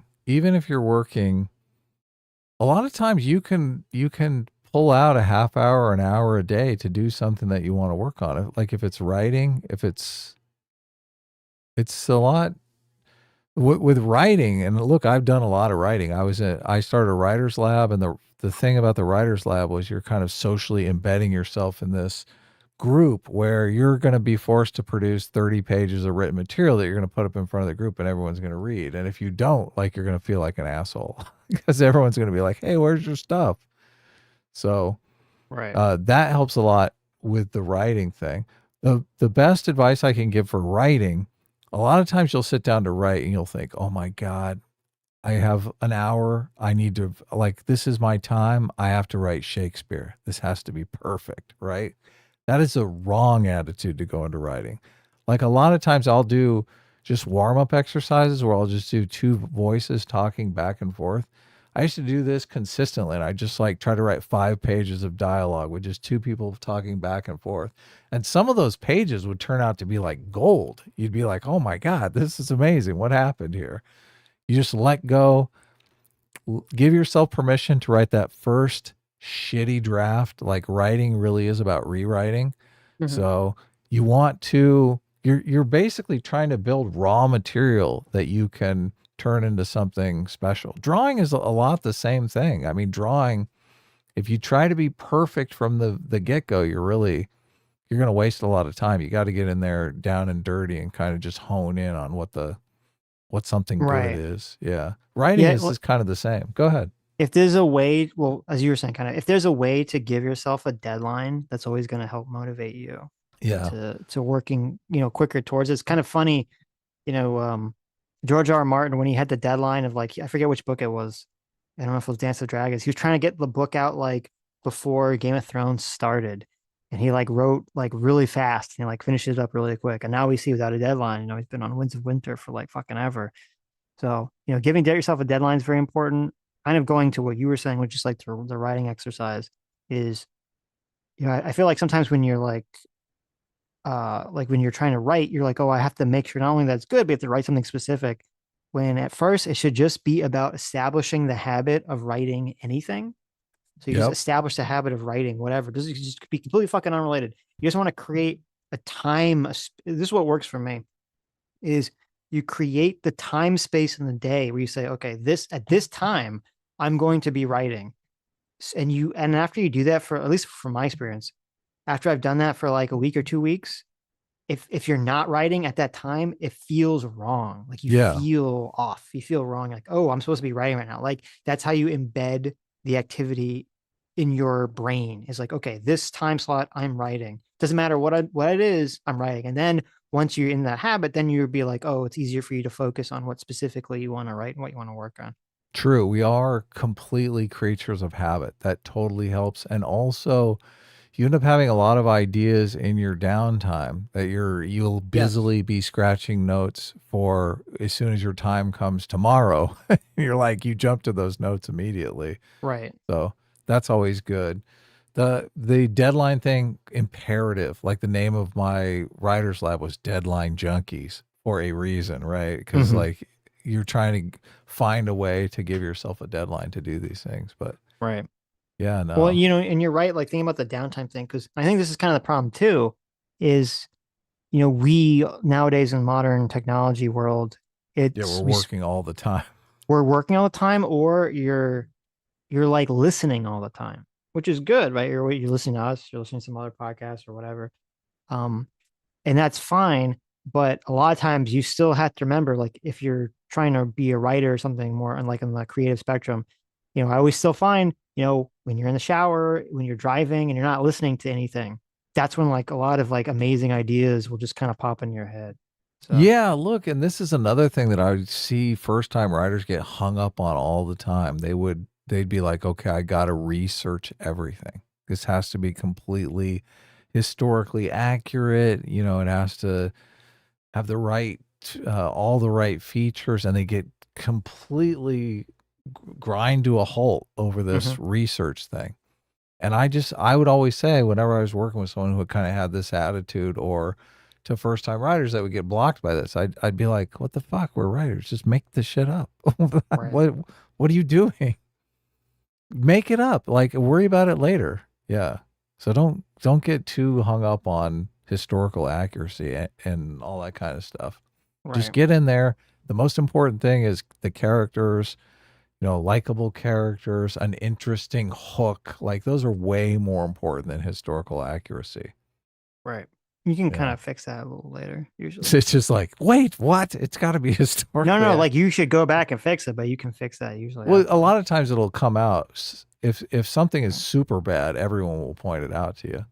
Sure. Like you're always amazed. Like the first film that I ever did, like I got so hung up on the continuity, and after I edited it and stuff like that, like little mistakes people wouldn't even notice. I was like, oh my God, I wasted so much time on this continuity. You hyper fixate on a lot of continuity shit when you're first doing filming that no one, except for the most autistic people, even notice. So it doesn't matter. I kind of made a mockery of that in the Social Justice Detective. I was like, look, nothing is going to be continuous here. Like, I'm just going to. Right. Like, I'm literally. You can see the script in like my mirrored shades and like everything. Sure. Well, you're literally talking to yourself like like you're playing like multiple characters. Oh, I know. Yeah. Ubiquitous. Yeah, it's in comedy. Comedy, so you have a lot of leeway anyway. Right. So, but comedy was always my jam anyway. Right. Ubiquitous for $10. Thank you so much. Is hopping in just to leave this here. I'm a white man. Black in-laws don't see Kamala as black. She's basically white in their eyes. Thanksgiving is interesting. Really? That's fascinating. Somebody else said that in our comments. Look, why would they see her as white? They wouldn't see her as Indian. They see her as white. That's strange. This is the thing. Like talk about whiteness or white supremacy.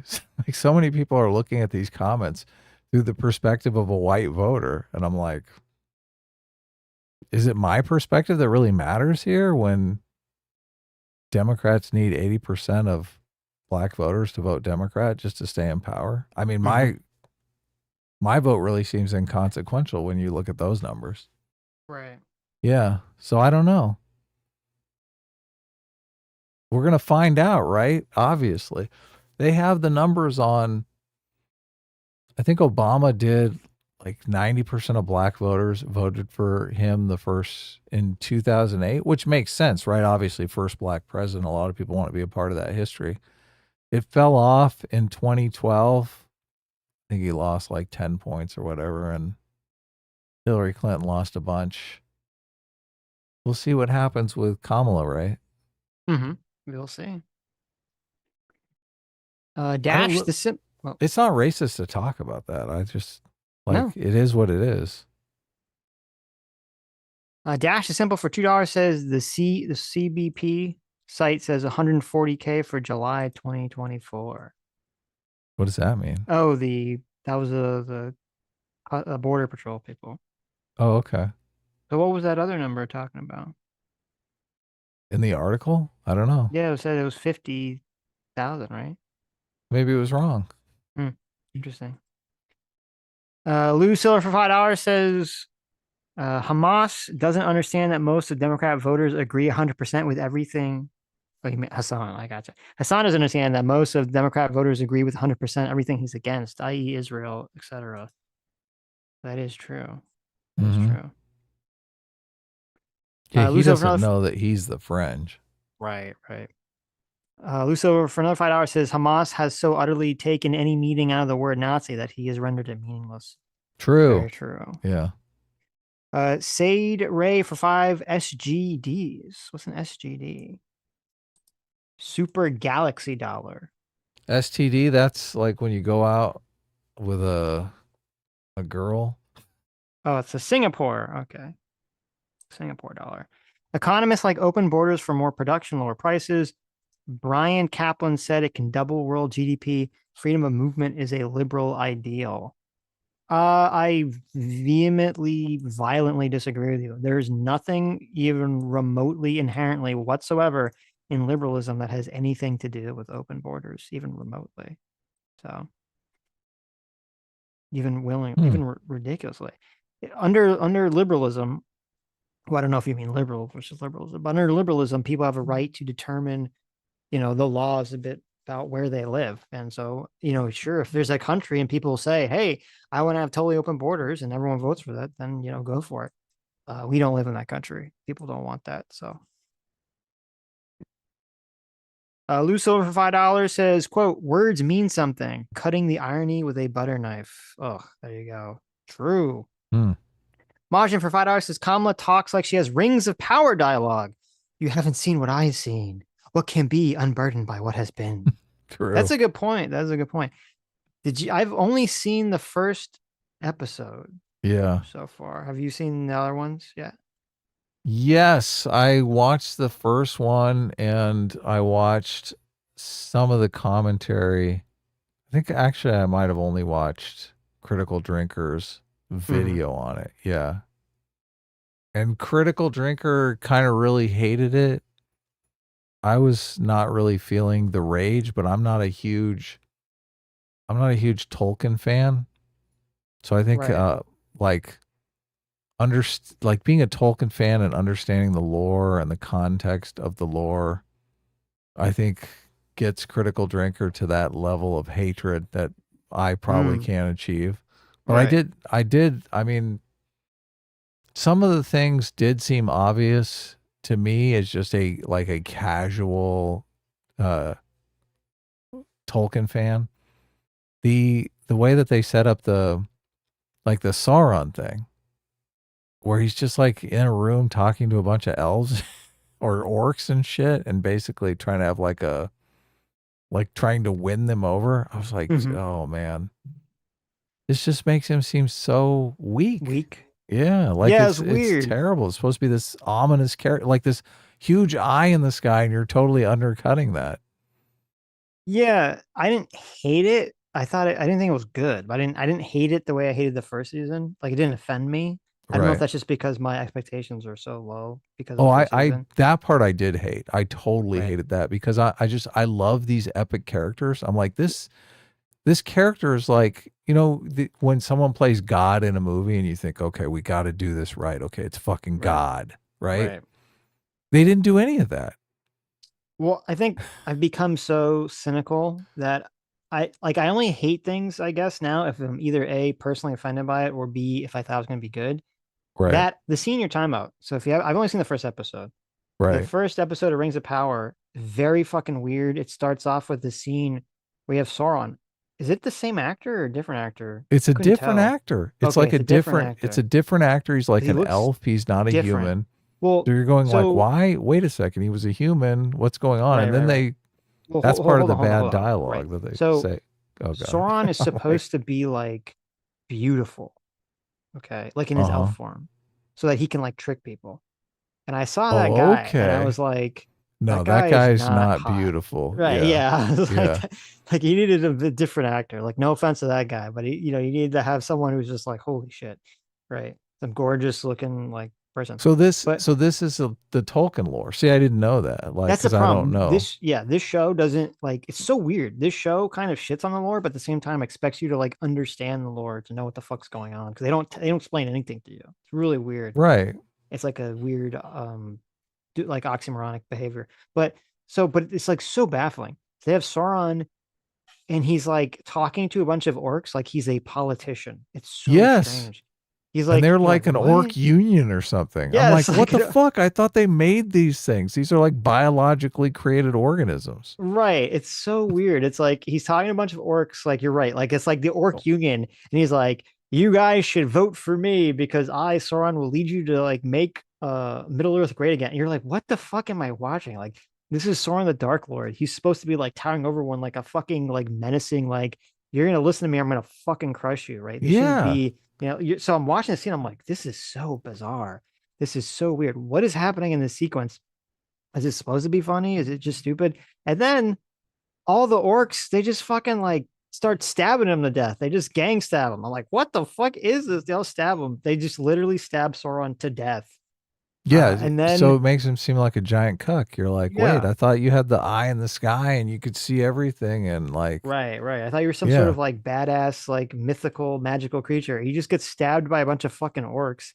Then compare that to the first fight of the Rings of Power elf woman where she like bests that giant orc monster. Yeah, troll. She jumps on the guy and does like a backflip and cuts the troll's head off. Yeah, Like, so that's what they do just for this lady character. Right. And then Sauron, like The the big eye evil of Sauron, Sauron, yes, right? yeah. He gets beat up by a bunch of biologically engineered orcs. Right. And it's even worse because like in the lore, Sauron is supposed to be like essentially like a fallen angel. So you're like, Oh my God. This guy's Yeah. getting like stabbed by a Okay. bunch of random orcs. So he gets stabbed by a bunch of orcs. Well, first he gets stabbed by his own crown, like super cringe. Then he gets stabbed by a bunch of orcs, and then his blood like leaks into the ground into like water, and he becomes like venom, and his like blood starts eating like creatures until he Like eats a Venom human. from the Marvel movie. Yeah, like Venom. Yeah. Yes, like Spider-Man Venom. Like he's the black ooze that is He's the going black around like ooze. eating Like rats and shit. centipedes and stuff. Yeah, then he eventually finds a human to eat, and then that's how he gets his human form. It's basically And- the plot of Hellraiser 1. Yes, correct. And I'm like, this is so weird and stupid and completely backwards because he's supposed to be the villain, and it's supposed to be like this is why he's demoralized. Like our big bad evil Sauron is so demoralized. This is why he was acting the way he was acting in the season 1, not because he was like playing some kind of like crazy trick on Galadriel the Tricker. No, he was literally just demoralized, and she motivated him to be the big bad Sauron again. And you're like, this is such a who the fuck came up with this? This is the worst like decision ever. And then This is like leftism writing though, because they're constantly like, okay, we have to empathize with the bad person because society has made them bad. But there are bad people who are just like power hungry, status hungry monsters, right? Yeah, Those are the evil people. Whoever wrote this, they had like half a good idea. It would be very interesting to see a depowered Sauron trying to gain power in Middle Earth to become the Sauron that you know in the Lord of the Rings movies, right? That's like a Right. cool concept. Right. They're doing it completely fucking wrong. So first of all, having him be demoralized in season 1, stupid. Having him be weak is stupid. Then in season 2, like there's like this stupid thing where I don't remember exactly how season 1 ended, but except that there's like a volcano that exploded or something.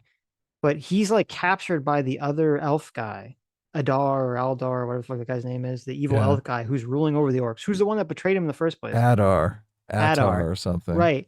And he's like pretending to be some human king, and he's like trying to trick Adar into like helping him and all stuff. And I'm like, okay, this is all like the concept of what's happening is fine, but the acting and the direction and the dialogue is all backwards and completely wrong. The way this should be played is that Sauron, Sauron is supposed to be the great deceiver. That's like his like entire like mythos is about that. He's really good at deceiving people, right? Right. The ring like manipulates people. So he should be written so that when he gets captured by Adar, it's like he always seems in control regardless of what's going on, to like a weird thing that makes everyone uncomfortable. Like you're like he's in jail or he's in prison, he's got chains on, yet he feels like he's in complete control of the scene. It's kind of like, when like Clarice is talking to Hannibal Lecter, he's the one in jail, but he still feels like he's in control, like that's the way his character should be played. And he should be coming up with like some sort of like super fucking clever plan to manipulate Adar and the other orcs into doing the thing that he wants.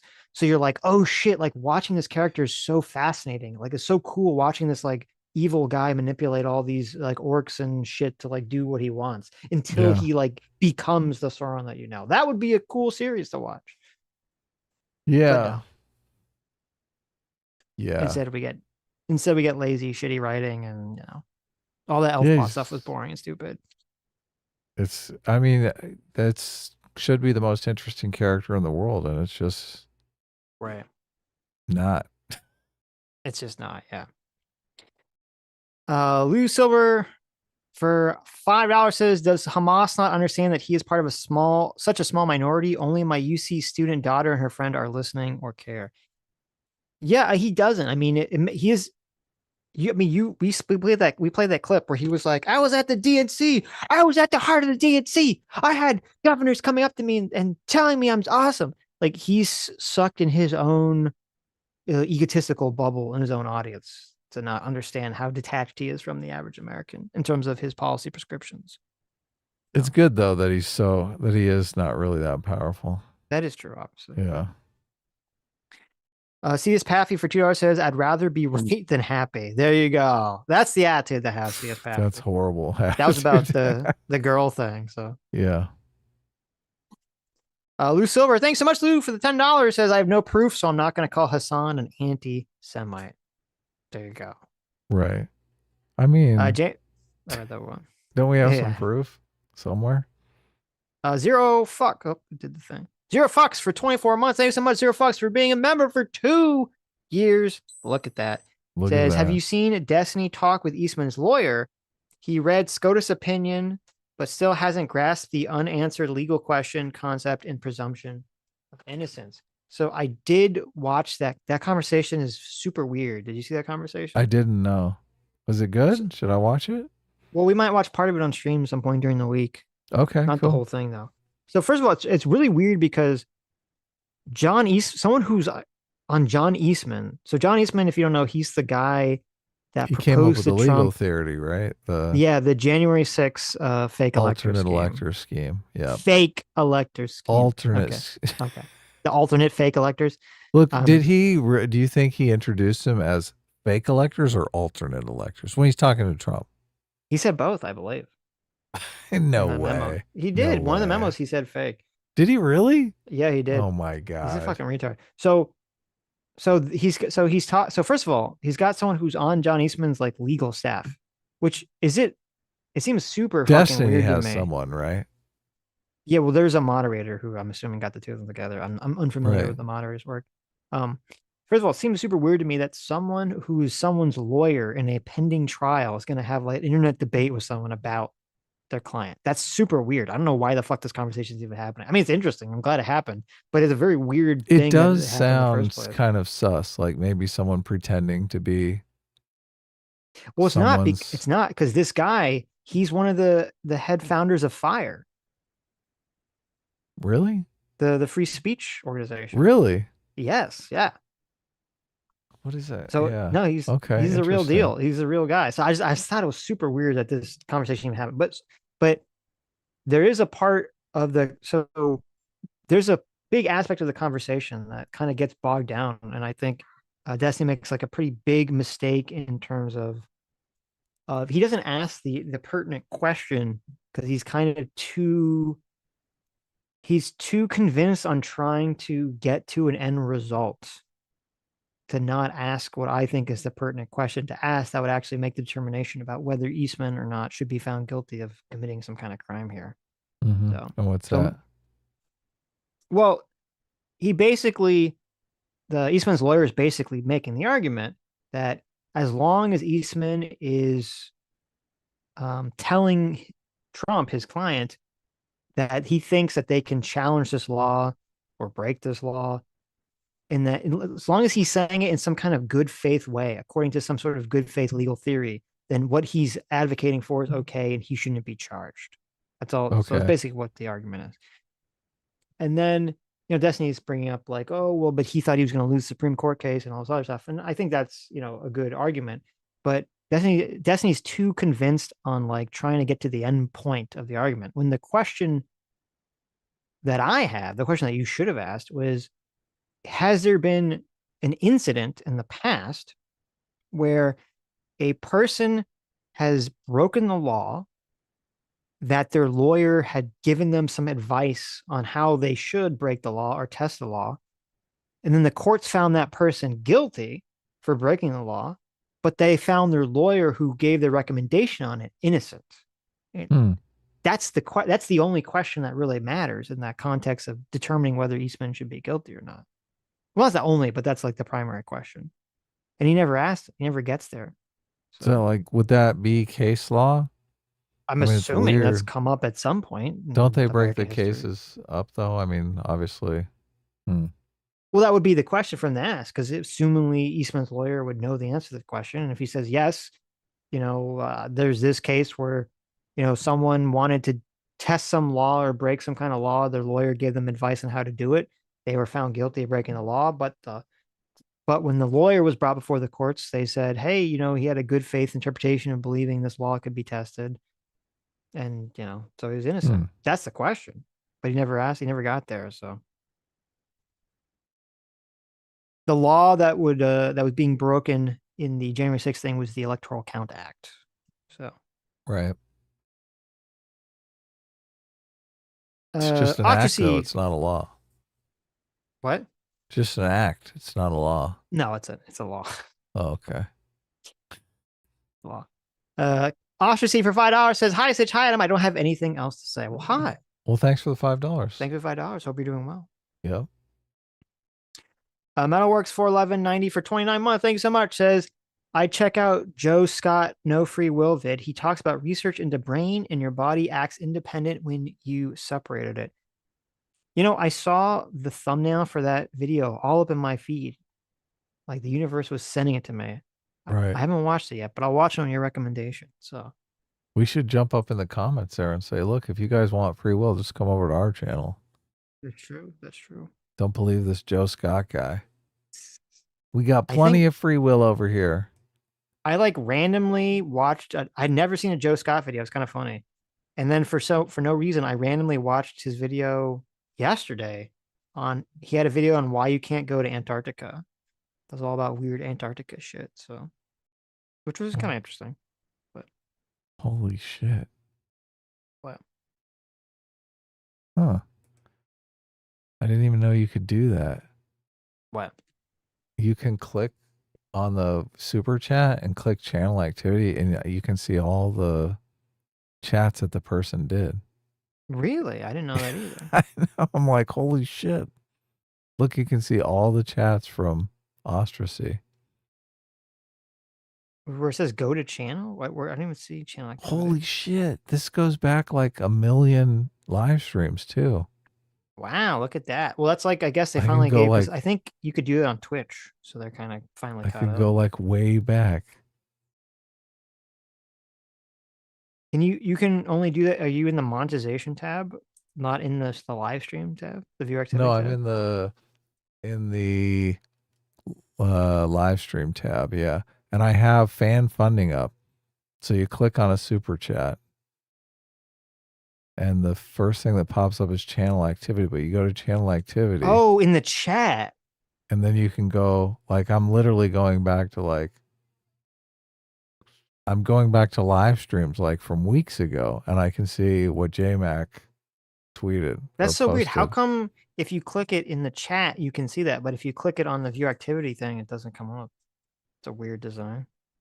Can't believe this is here. Holy shit. Okay, everyone, you better be cautious, everyone. Adam's going to be on to you. Okay. He knows. That's pretty cool. I don't have time to look at this shit. Right. Oh my God. Look at that. I know, it's amazing, huh? Very interesting. Channel activity. It's weird. You can click on someone, you can see chats, but obviously you can't see all their chats. Mm-hmm. So. Oh, whoa, wait, whoa, it's crazy. Oh my God, look at this. Okay, you can click on any person and you check on channel activity, and you can click on, it'll show you chats from all the previous times. And if you click on the tab, it shows you literally every person's chat. It shows you their chat for all that stream, I think. Yeah. That's crazy. Uh-oh. You guys better watch out. We can see what you're all saying forever now. You can't hide, baby. There you go. While Van Gogh, when on the talking to What If Alt Hist, said, maybe Hitler drank water. Oh my God, Val Van Gogh. How could you say such a thing? How could you say such a thing? That's okay. Okay. Let's see here. Where are we? JMac or Circuit Far, thanks so much for the $10. It says, as a real man, I drink milkadamia. I don't know what that is. What is that? Is that like macadamia nut milk or something? Use it in me protein shakes. Besides, why drink milk when you could be turning that milk into cheese, which is superior in every way? What is milkadamia? What is this thing? Okay. A-Team Frostback. I was right. It's macadamia. I've never had Oh, it macadamia is? milk. Oh, that's I'll got have to taste good. I'll have to try that. I do like macadamia nuts. A-Team Frostback on our debate. Right. Is libertarian, is liberalism I can't, it's cut off. But he said, smash that like button. Look at There that. you go. Look at that. Perfect. How do I pin that one? Can I pin from like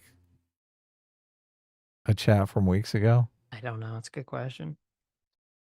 Ostracy for $2 says, I take my high back Adam until he lifts. I shame you. Oh, look at that. Who said that? What? Ostracy. Shame. You got to lift, Adam. Shame. Where's I have my lifter right here. Where is it? Okay. I'll do some lifting right now, guys. Okay. Look at that. I get off scot-free, though. Are you not going to lift? I need to work. I need to use that, what I was saying about like carving out time. I need to use that for lifting. Right here. There we go. I found we it. all need to. There you go. Spencer Harmon, thanks so much for 28 months of discipline equals freedom. Says, lactose intolerance has a lot more to do with the quality of the milk, not being allergic to it. Really? I don't think that's true. I'm skeptical of that. If I had high quality milk, I could drink it. I don't know if I buy that. I don't know if I buy that, Spencer. If you have a high quality milk, you can like set it out for a week and just drink it right up, and it tastes great. Never goes bad. High quality milk does. I don't believe this.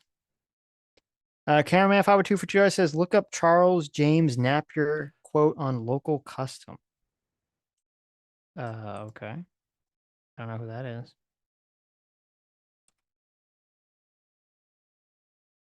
All right. That was great. Got my General workout in. Napier was asked to respect the Indian custom of burning widows on their husband's funeral pyres. He replied, "It was." There you go. Yeah. You know, by the way, it's hilarious. What was the fucking? God, what was that guy? What was the guy's fucking name? That Quack was all like sucking his dick. Did Quack quit the internet? Supposedly. Oh yeah. What was the right wing? This the far right wing philosopher. He was like so enamored with. Everybody forgot him. I can't remember. You read him. Right, that guy was. He was talking about how based it was. The Indian woman like jumped on the husband's funeral pyres. Anyway, that's so sad. So General Napier apparently, when asked to respect this, he replied, "It was English custom to hang murderers." Wow, that's based right there. That's pretty based. Yeah, look at that. I like that. So good for him.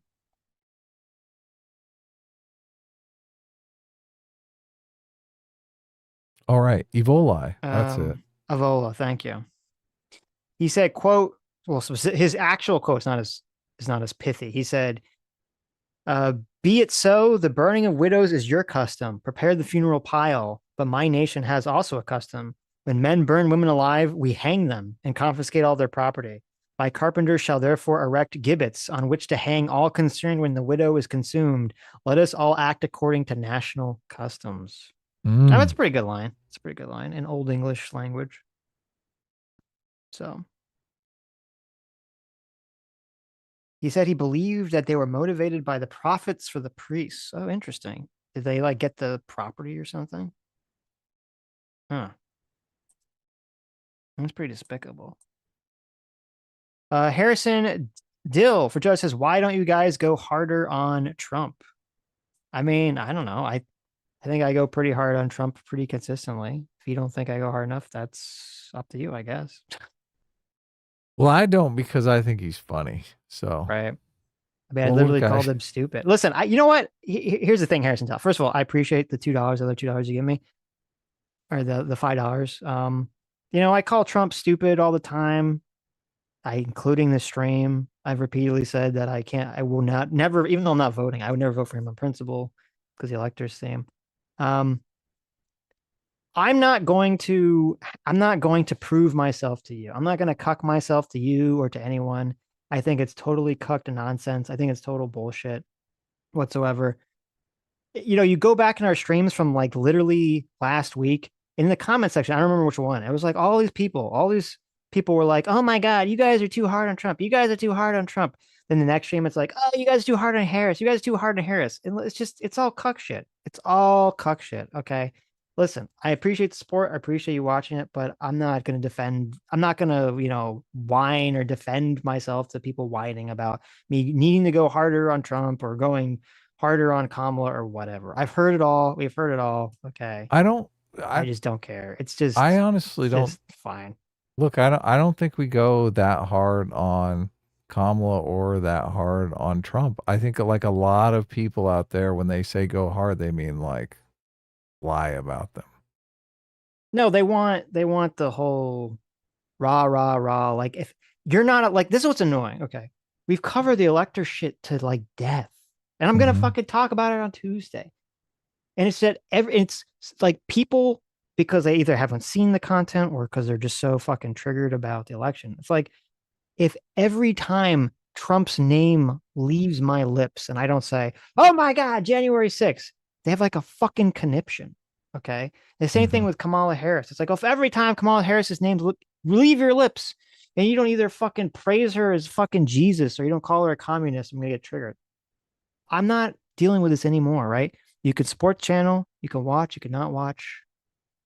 And no, you I'm gonna watch. wave don't, adieu, right? Don't listen to him. I'm not gonna give any more. You're contractually obligated to watch. This is the last time I'm ever gonna respond to these comments on a super chat. If anyone sends me a super chat again where they're whining and bitching about me being too hard on Trump or too hard on Kamala or not hard enough on Trump or not hard enough on Kamala, I'm gonna just say thank you for the money and I'm gonna move on. So thank you, Harrison. Look, it's just weird. I don't really think of it as, oh, here's Trump, I got to go hard on him. Or, oh, here's Kamala, I have to go hard on her. Well, that's what they want. I mean, it's in the context of what comes up. Oh my God. I know. Like I am. Yeah, I don't know. Anyway, Harrison Dill for 5. And no, I'm not. Yeah, no, I'm not reading. No, I'm not. No, we're not reading it. We're not reading it. Okay. Well, no, I think it's no. Oh, okay. No, you don't want to read that? No, listen. I'm not going to sit here anymore. For years, everyone's like, "Oh, Sitch, you have TDS, Sitch, you have TDS," and now I have some fuckhead like, "Sitch, you're not hard enough on Trump." Like, fuck you, right? I'm done. I'm officially Don't get done. triggered by it. Come on. No, I am. I'm gonna get fucking mad about it. I'm officially done with people who are fucking so tribal, so fucking stupid that they're just like, "Oh, all you do is defend one side." When it's like, what the fuck are you talking about? I'm not gonna sit here and get attacked by both sides constantly to have some fuckwit say, "Oh, you're not hard enough on one side or another." All right, no longer. I'm done with this shit. Okay. Anyways, Buckethead for 11 months says, "I've been a member for 11 months. Holy hell! I think it's funny that everything is backfiring for both candidates. Everyone will fumble their way to victory." That's true. Well, no, this is going to be a knockdown, drag out race. That interview, I mean, that was not a pretty situation here. So, well, we'll see. I mean, in terms of fumbling, it's like the situation of like people kind of making like both Kamala and Trump are doing a lot of shit that I think's like retarded. And it's kind of gonna be like, who's gonna like manage to fumble their way to the victory here? We'll see. The debate is very curious because that's going to be, I think, a turning point here in terms of at least seeing the direction that the candidates are going or that the campaigns are going. I think Kamala, I mean, at this point, my money is on Kamala getting flustered in the debate and going super condescending and just being completely unlikable. Yeah. And maybe, I mean, Trump might even say something that really just gets a big laugh at Kamala's expense. Like one of those Rosie O'Donnell type lines that just could sink the whole thing. That would be like the goal. I don't know if he'll accomplish it, but that would be what he'd want. Yeah. I don't think Kamala's doing a good job of convincing everyone that she can be I mean, she sounded great at the Democratic National Convention when she's on teleprompter, and she's got a speech that she's been practicing for 2 weeks. I mean, she sounds good and presidential, right? Right. She But sounded sitting, it was okay. Well, sped up, it was okay. I thought it was great, but I was Okay. listening at 1.75. So, Well, there you go. and See, it's also not she everything brought up great, the yeah. housing thing, which I was like, oh my Right. God, Democrat talking about the actual production side of the equation, like be still my beating heart. But look, none of that was said in the interview. I'm coming to the realization that she's just kind of like an empty suit. And I think Trump is quick enough on his feet. And I mean, I don't think Trump is any policy whiz by any means, but he's definitely going to know enough to talk circles around Kamala at this debate. It is. So, even though I do think that they're pushing the whole like mic thing because they're trying to draw attention to the debate, they're trying to talk about the debate. Mm-hmm. It does to me seem like a massive misstep in what in the Kamala campaign's approach to the debate. Okay. Mm-hmm. Which is weird because I think that whoever's been running their campaign has done a pretty good job so far. Their goal in the debate should be to not trigger Trump at all. Their goal in the debate should be Kamala should go out there, not trigger Trump so that Trump seems low energy. And like that's like the goal. They want Kamala to come out there and appear young and energized, and Trump to appear like his inflation speech, falling asleep Trump. That would be the ultimate goal because then they can be like, look, it's the reverse of the Biden-Trump debate, right? Yeah, You know, that's Trump what looks they ancient. should shoot for, definitely. That would be like the ultimate win victory condition for Kamala. But the fact that they're doing this, like, we want to have the mics on, that implies that, as people are saying, that there's like the whole, you know, Pence thing, that they want Trump to like interrupt and to say something, you know, crazy and try so that Kamala can get her boss girl moment. And that's the complete wrong way because you're correct. Trump is much quicker on his feet with, you know, being funny, with saying some kind of snide, insulting comment. Kamala's like awful at that. She's so bad at that. She is terrible. Yeah. Right. Right. So I don't know why the fuck she would be, you know, trying to signal that unless, and we'll know this on the debate stage. This might be kind of goofy. So I'm gonna throw it out there. Unless whoever is running Kamala's campaign is such a fucking big brain tendy chess lord that they're pushing this angle specifically. They're pushing a false narrative about wanting Trump to interrupt because they figure that would get Trump to be like more contained, which is what they want. So that he appears more low energy. Now that could be like way too tendy chess for them to be thinking of that. You don't have to be 10D chess. Trump is reflexively contrarian. Like it's pretty easy to just maybe. I don't know. I think when people try to be like, well, I'm gonna say this because he's gonna do that. Like, I don't know. Usually I feel like those plans don't like look, if you want him to shut up and be cool, like you just think, oh, how do we do that? Oh, I know. I don't know. I'm not convinced that I'm not going to buy that was the strategy unless it works. Okay. If it works, I'll say, holy shit, genius. If it doesn't work, if that's not the strategy, I won't buy it. So anyways. I can't believe people were sharing that clip around. We should watch that clip because that Pence clip is clip? insane. Yeah. Right. The Pence clip is pretty weird. Stuckwified R says Rings of Power is basically nonsense, even if you're not a Token fan. So many timeline issues, absurd character choices, blah, blah, blah. Yeah, I mean, obviously, you know, in the first season, it's like Galadriel jumping off the boat, swimming the fucking ocean, and she just manages through chance to find fucking Sauron, like in all the world. You know, and Sauron just happens to be on like a floating piece of debris in the middle of the ocean. It's ridiculous. Yeah. The first season had like a lot more ridiculousness in it. This season, at least, there's like they're like, okay, our enemy was involved in creating these super powerful rings. Just like a little bit of a dilemma there. Like, should we hang on to them? Should we get rid of them? I mean, that's a bit interesting. Obviously, that goes back to the Tolkien stuff. I'm certain of it. Right, the but even that got is like trash. But even that was so weird. There's this whole dilemma. If you haven't seen the episode where like they're like Celebrimbor, he created 3 rings for the elves that are, if they put them on, they can maintain their connection to Middle Earth so they can live in Middle Earth longer, as opposed to just going to elf heaven or whatever. And so L. Ron Hubbard doesn't want him to put the rings on because he says that even though Sauron didn't create the rings directly, he still taught Celebrimbor whatever the technique is, so that his dark magic is probably sneakily in the rings or something. Yeah, they suspect he spoiled him somehow. Right. Which And he maybe did. I don't know. Right. So this conflict arises from that because like Galadriel and the Elf King are like, no, let's put the rings on, and Elrond's like, no, fuck it, and that's fine. I like that. That's all. This conflict, it makes sense. But then Elrond runs away after he jumps off a cliff. He runs away to like some old elf, which is interesting. We've never seen an old elf before. There's some like old elf guy, some ancient elf master. He's like a fisherman or something. I don't know. He's like a boat maker, and he's like, oh, these rings are probably evil. Can you like throw them in the like some deep water chasm? And he's like, sure, I'll go do that, buddy. And he takes the rings and he's gonna like row the boat to dump them in a chasm. And then something weird happens. He's literally about to dump them in the ocean, and then something hits his boat, and he drops the rings back into the boat.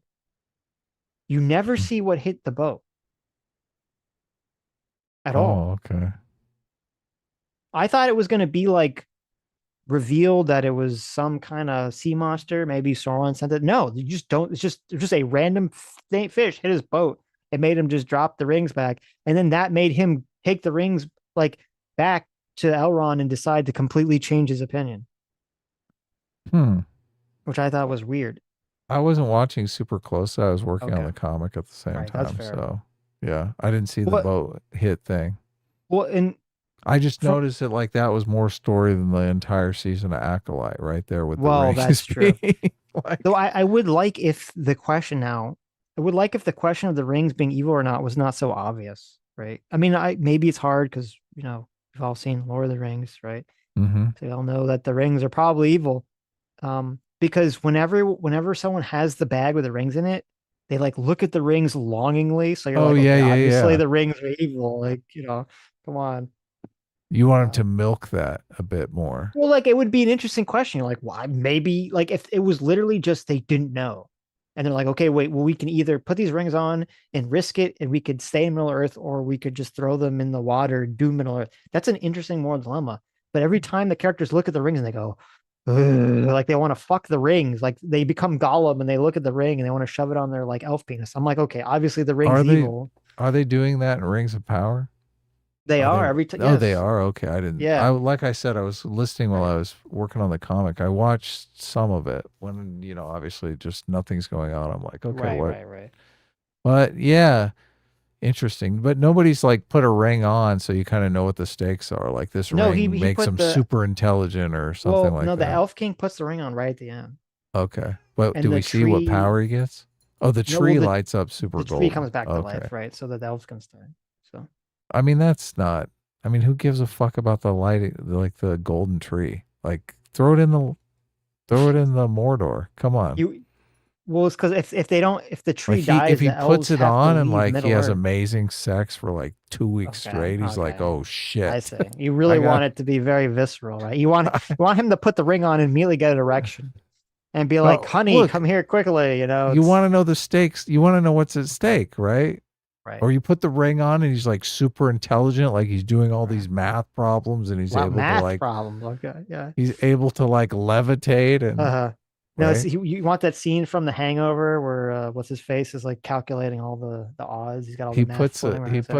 He puts a ring on and like every woman within like a 10-mile radius just like starts throwing themselves at him. It's like, oh wow.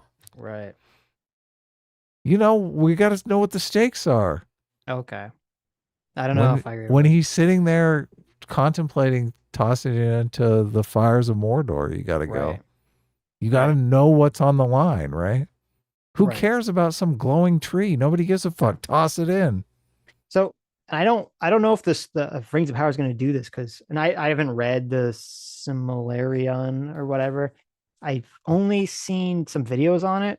And I thought, and I'm trying to remember, I could have swore that like maybe this comes later because I guess the One Ring doesn't exist yet.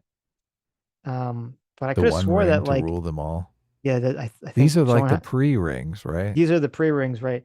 I think, yeah, because Soren makes the One Ring after all the pre-rings. Like I thought, Right. I don't remember the order. Because I thought in the like the lore videos I've seen, the elves are wearing those rings, and then as soon as Soren puts on his ring, they like immediately feel his corruption. They just take the rings off, and it's just like, oh, well, it's not like a big deal. They're just like, oh, he's trying to control our minds. Like they just take their rings off. Right. That One Ring in Lord of the Rings makes him invisible. Well, I mean, that's pretty good, but Well, it's only because only Soren could use it. It actually is supposed to grant him the ability to control people's minds, I thought. Like that's how he better. controls the orcs and everything. I thought, but I'm not a giant Tolkien guy. Stug for $5 says, if on the other hand you are a Tolkien fan, cough, then you will not survive. There you go. I just don't like because I like the Shadow of Mordor games, even though the plot is retarded, the gameplay is amazing. And Celebrimbor was so fucking badass in those games. Oh my god. Like he has such a booming, commanding voice. He was so based, and to see him kind of like a meek, random elf guy is pretty depressing. Celebrimbor. What a stupid name. Well, I mean, all the elf names are like that. Dumb. They need better names. Stag for $5 says that's the thing. They seem to be trying to retcon Sauron to having an actual plan to manipulate Galadriel now. I mean, that wasn't. It doesn't seem like that. It seemed like he literally was just down and out, and she like motivated him back, which is kind of retarded too.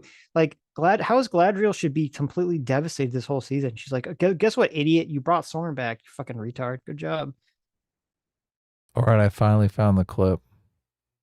You totally called that too when we were reviewing Rings of Power. That she was going to be wrong. She was going to be the wrong one. Listen. Yeah. I'm so glad you brought that. I forgot about that. I called that to everyone. Said you're going to be wrong, Sitch. Every single person we talked to, all you guys are like, no, Sitch, no. I'm like, no, you guys are wrong. They're setting it up so that Galadriel is going to bring Sauron back and is going to be wrong. Everyone was like, no, the girl power. It's a social justice writing. I said no. Sitch was like, nope. No, you guys are wrong. I mean, it was super woke, but I could see the signs of the way the character was written. Yeah. What was the thing what clip are you talking about? The Kamala Harris debating Pence. Oh.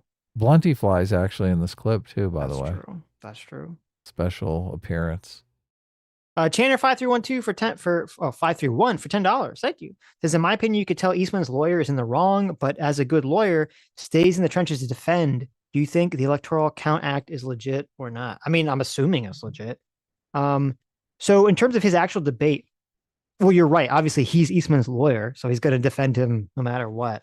That's why I thought it was so weird for him to even be doing the conversation in the first place. Because, like, I don't know, would you really? I mean, obviously, you have to kind of reveal your hand to some extent, but would you really want to, like, potentially lay out like the way you're going to argue something very, very specifically by having an internet debate with a streamer? It just seemed weird, like that this thing exists. But in terms of the actual content, again, as I said, the case would hinge upon the question that I asked, which is if there's a case law that shows that in the past a lawyer has given advice to a client to break a law or to test a law, the courts found the client guilty but found the lawyer innocent, then that would definitely be a massive boon to Eastman's trial, to Eastman's case.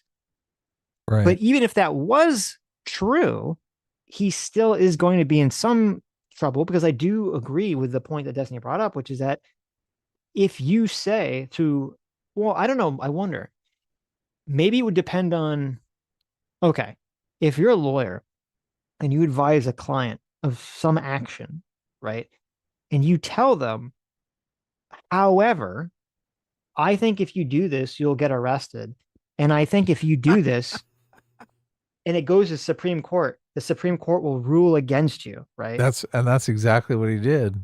Well, wait a minute. I think if he went to Donald Trump and said, okay, this action that I'm suggesting, this plan I'm writing, it is illegal currently. And if it goes to the Supreme Court, I think you'll lose. I think he'd actually be protected because he's like, well, I told Trump exactly what my opinion was, right? I said, I think this is illegal and I think you're going to go to jail and I think Supreme Court's will rule against you. He might actually have a problem because I don't think he told that to Trump. He told that to one of Trump's like other lawyers or something that he thought they would lose the Supreme Court case. So I wonder if they could get him on that. Because it's like, well, shouldn't you tell your client? I mean, I guess that's a different issue, right? That would be more of like maybe that'd be like more of a disbarment issue or something. But anyway. Yeah. I just can't. Mr. Well, bring up the clip. I can't. Well, let me read this first because related to what I was just saying. Mr. Ubercross, thanks so much for the $20. Says it is built into the ethical code of legal conduct that you have a view of the law. Wait, it is built into the ethical code of legal conduct that if you have a view of the law or what the law should be, you are acting ethically as a lawyer. You are not limited by what the legal determination have been. Well, there you go. I mean, if that's the case, that should give him pretty wide. Yeah, if you got a novel legal latitude. theory, yeah, that's what you're paid to do as an attorney, right? Right. Just, I want you to, when you bring up this clip, I want you to remember. Where is it? It's not in the Watch Together. Oh, no, it's a Twitter clip. Oh, did you send it to me? Yes, I tweeted it to you or DM'd it to you, I see believe. Yeah. Okay, I got it. Now, I want you to remember, Pence saved the country for this, okay? Okay. So, and look, we'll go to the end and then you can give me your feedback. But this I'm ready. I got to know what you think of this, how this looks. So, right. 3, 2, 1, go. Mr. Vice President, I'm speaking. I'm speaking. Mr. Vice President, I'm speaking. Well, wait. I'm speaking. It'd be important if you said the truth. Mr. Vice President, I'm speaking. I'm speaking.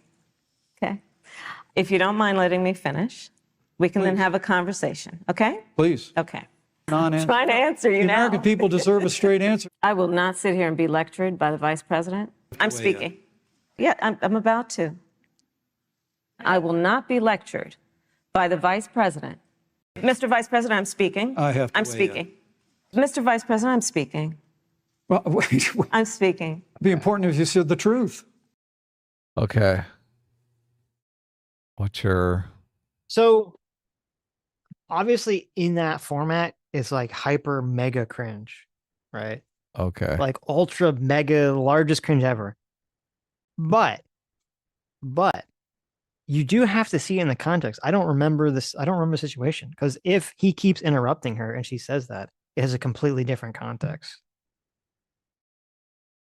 Yeah. I guess you got to go with the context. What do you think of, I mean, she does these super weird facial expressions. Like, I don't know.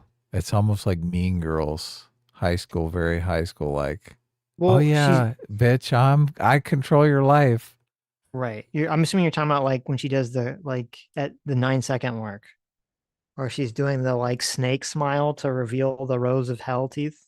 Oh yeah, no, No, look, they're all through here. There's a million of them.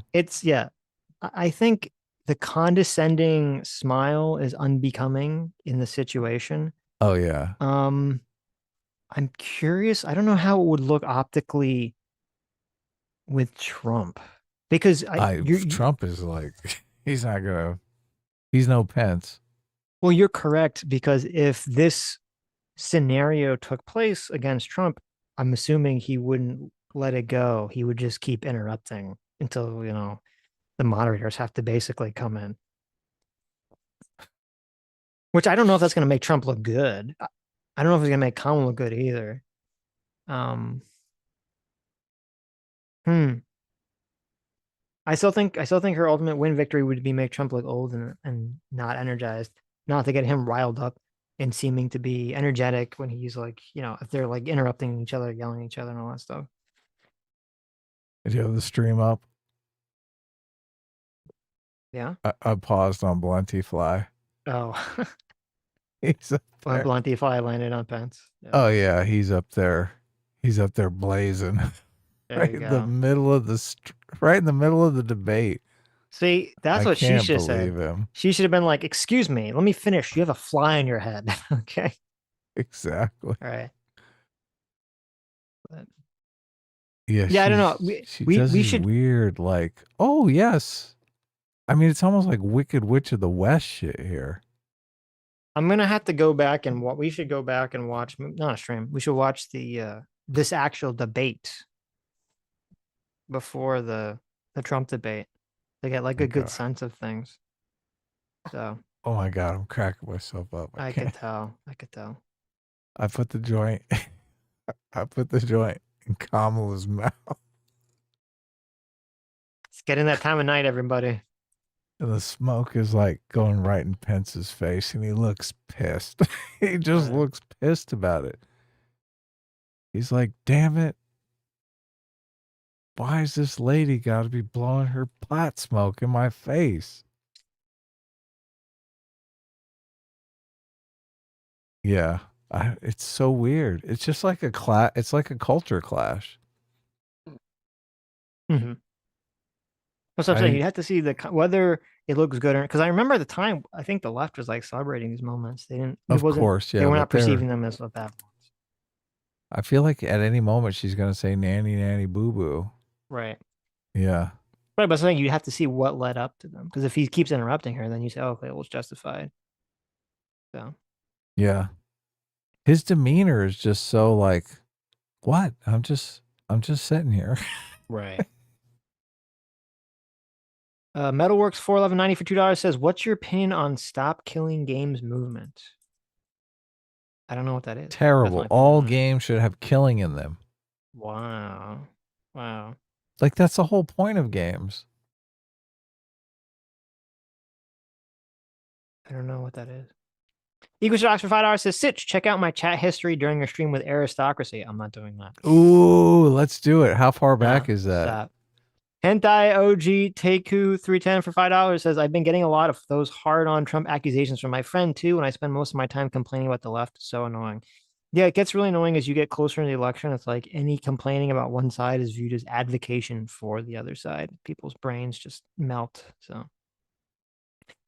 Yeah, Luso for $20 says, "Keep on keeping Sitch, stick to it." Well, thank you, Lou. I appreciate it. I really do. But go just a little harder on Trump, okay?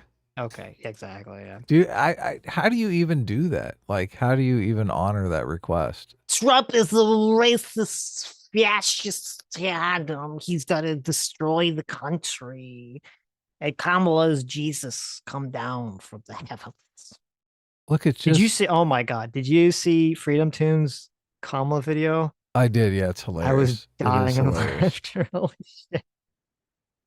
It's just you. Whenever we talk about either of these characters, we go as hard as like. Feels it appropriate feels to for be this, appropriate. Yeah, exactly. It's like, okay, let me think. Let me go a little bit. All right. It seems like you'd be insincere going a little bit harder. Look, and if people want to vote for Trump, I don't care. If people want to vote for Kamala, I don't care. So I don't think people should be disowning their friends because they have a difference of opinion on politics.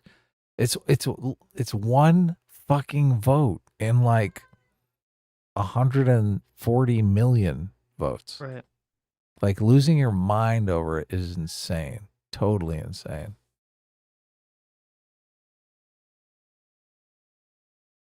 Yep.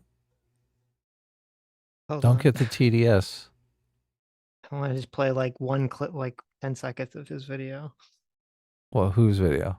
Bring it up. Put it in the watch together. Oh, God. Is it in the watch together? Yeah, yeah. Let me bring it up here.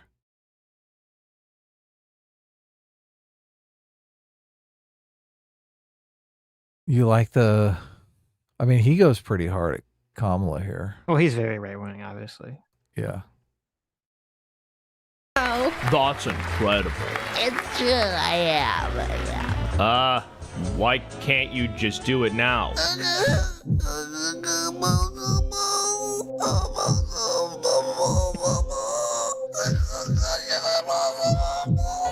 Next top. I don't know why that little sound effect just makes me laugh so hard. That's going to be her in the debate. That's totally going to be. I'm speaking here. I'm speaking. Look, I'm speaking. Right. Hmm. Anyways, that's the only problem. So you guys can watch out of the stream. Okay. Put a link in Wonton the- Tiger for 5 Canadian says you guys should have a stream where you just make fun of Trudeau. It's low hanging fruit, I know, but there's so much to laugh and see that. we don't know much about Trudeau, right? Right. I don't, Yeah. other than the fact that he's Fidel Castro's son. So Is he really? That's I not don't true. know. It's the meme. It's That's the the meme. meme. Yeah. He looks don't- like come it. on. I'd He believe. does. Listen, It's like I'd believe it. crazy. I'd believe it. Yeah. Mr. Ubercross, thanks so much for the 20. Get the memberships. Thank you. And thank you, Yeah. aka Batosa, Yes. for 5 get the memberships. Thank you so much. Look at that. So cool. You guys are the best. Rex Vectum, thank you for joining the Free Will Seekers.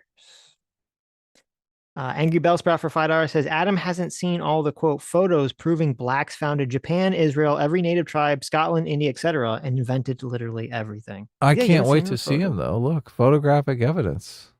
You haven't seen that? I mean, I'm forced to believe it. Okay. That's true.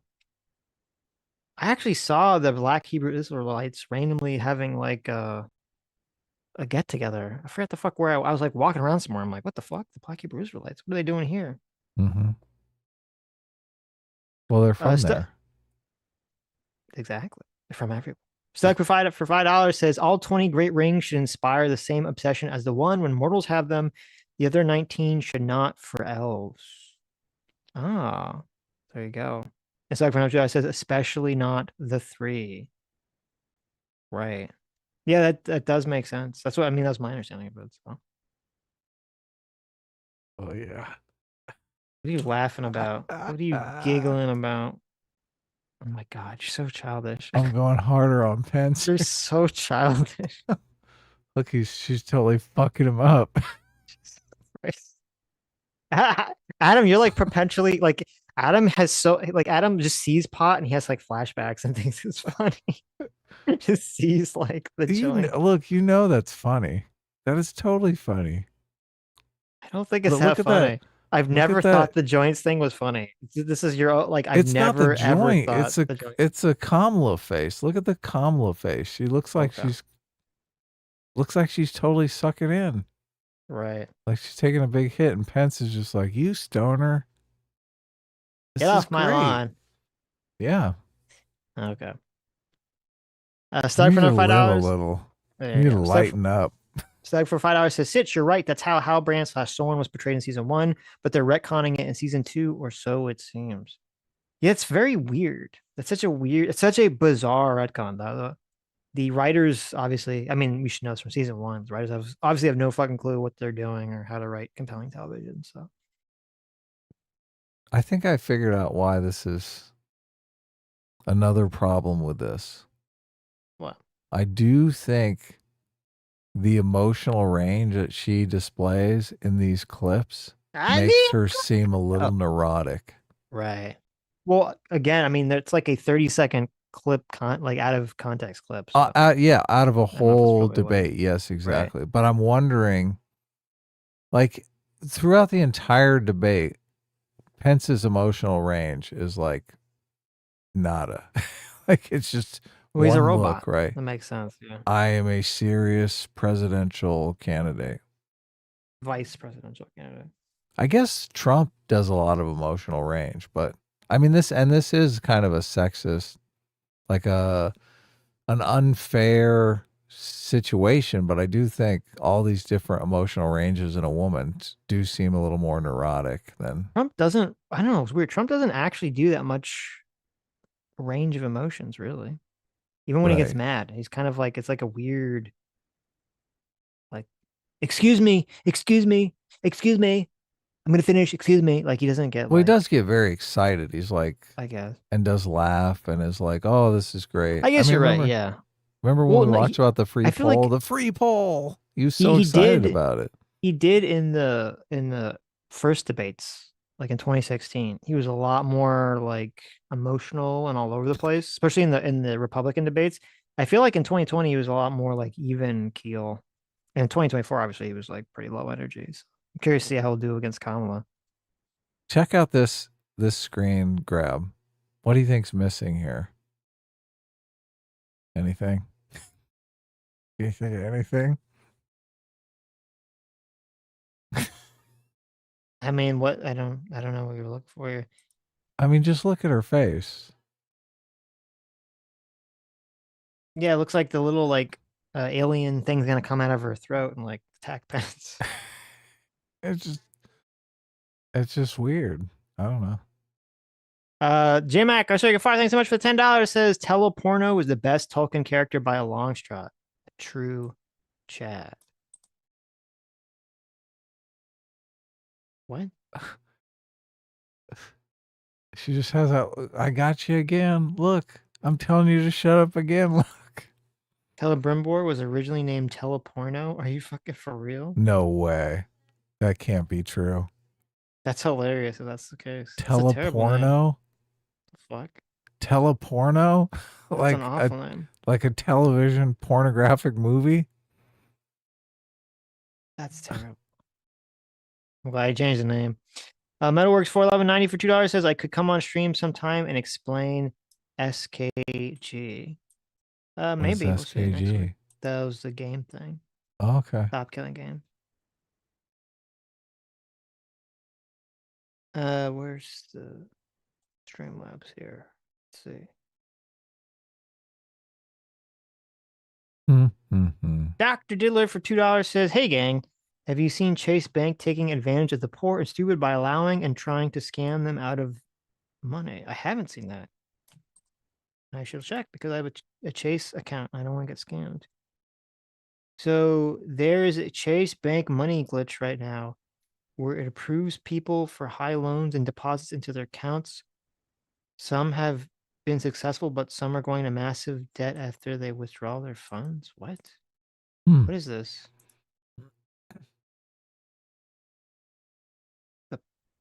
I don't understand what are they saying is happening? I saw the one where if you get money out of the ATM and you don't click the last, like, are you done button, someone can walk up and take a bunch of money out on your account. So make sure you guys click that last, you're done button. So you don't get a bunch of withdrawals. So wait, we're trying to understand what's happening. Are people, there was some sort of like glitch and people are trying to like get money and then obviously they say, well, excuse me, you can't do that. And then they charge them later. Is that what's going on here? I mean, I think that's completely justified if that's what's going on here. You can't just like steal money. I don't know. Like, not really sure I understand by looking at the tweet what's happening. Anyways. Dr. for no $2 says, you know who else profits from war outbreaks? Socialist retards who cover them on their YouTube channel and bitch about the US. Let's cancel BreadTube. True! Dr. for no $2 says, how much do you want to bet nobody in the wide world will care, even remember this Gaza conflict in 10 years? Oh, listen, they'll remember. They'll remember. Well, they've been saying free Palestine forever, so right. That's like their thing. Dr. for no $2 says, so bad news, Hassan, you silly chimp. You want open borders, but you also think world superpower United States is fascist and evil. Ipso facto, you're advocating for world colonialism by racist, retard. True. The Real Haltonator, thanks so much for $2 says, after listening to you both and Dev, I've gained a high opinion of Jonathan Haidt. After listening to him, it's dropped considerably. I listened to this hack defend his fellow academics because they're scared. I don't know I don't know what you're referencing. Haidt is like his last book it's unfortunate that it's out during the election season because it's just like, obviously people are more interested in election stuff than we should get social media out of the hands of kids, which I fully agree with, right? Right. So like, why are these young kids on social media? They shouldn't be there. Right. Well, I'm not familiar with whatever the thing you're referencing, but you got to remember, even if someone, even people that you don't agree with can have really good ideas or opinions about the world. Okay. Yep. Yeah, they can. And they can have some really terrible ones too. That's true. Somebody knew that I was a Haidt fan and they tried to tell me Haidt was vegetarian or vegan or something like that to get me into veganism. And I was like, well, look, he can't be right about everything. Right. The Real Hall's name for Jared says, no, Adam, evil people are like me.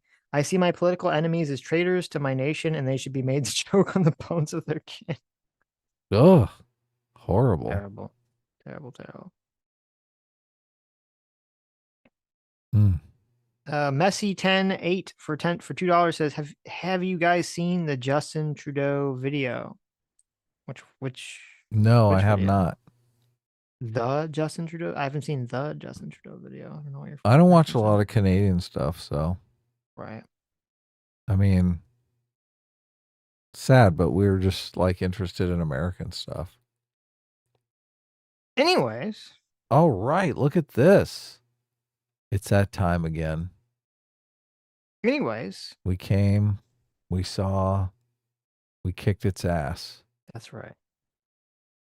Anyways. Thank you all for coming. Thank you all for your generous, most generous super chats. You do the next one. Oh, I gotta do the next one? Thank you all for your isekai protagonists. WTF 1A1 for Joe says, what's with the eye tape, Adam? Eye tape? The painting always steals my glasses, so Oh, you put tape over the eyes of the painting? I did, yeah. That's funny. Now it only steals my glasses every once in a while, but it used to be like back and forth. Why don't you just move the painting? I was going to do that, but look, I'm okay. busy. I got that sheet I got to fill out every day. And gotcha. move the painting hasn't been put on the sheet yet. So I gotcha. Okay. I'm going to get to it. Anyways, thank you all for coming. Thank you all for incredibly generous donations. You who have made it to the end of the stream, you are the true free will seekers. You are the true heroes. You are the true protagonists of reality. You are the true isekai protagonists that have been reincarnated into the harem of your choice. Whether it be busty MILFs, whether it be 1,000-year-old lollies, even though it's pretty sus, whether it be monster girls, whether it be monster boys. The world is your oyster, and the isekai reincarnation Truck-chan, Truck-kun, that kills you and brings you to a better world is up to you. And we'll see you all on Tuesday. Remember, Tuesday night, the next stream will be, not normal time.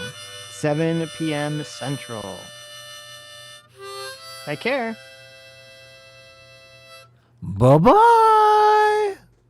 Woohoo!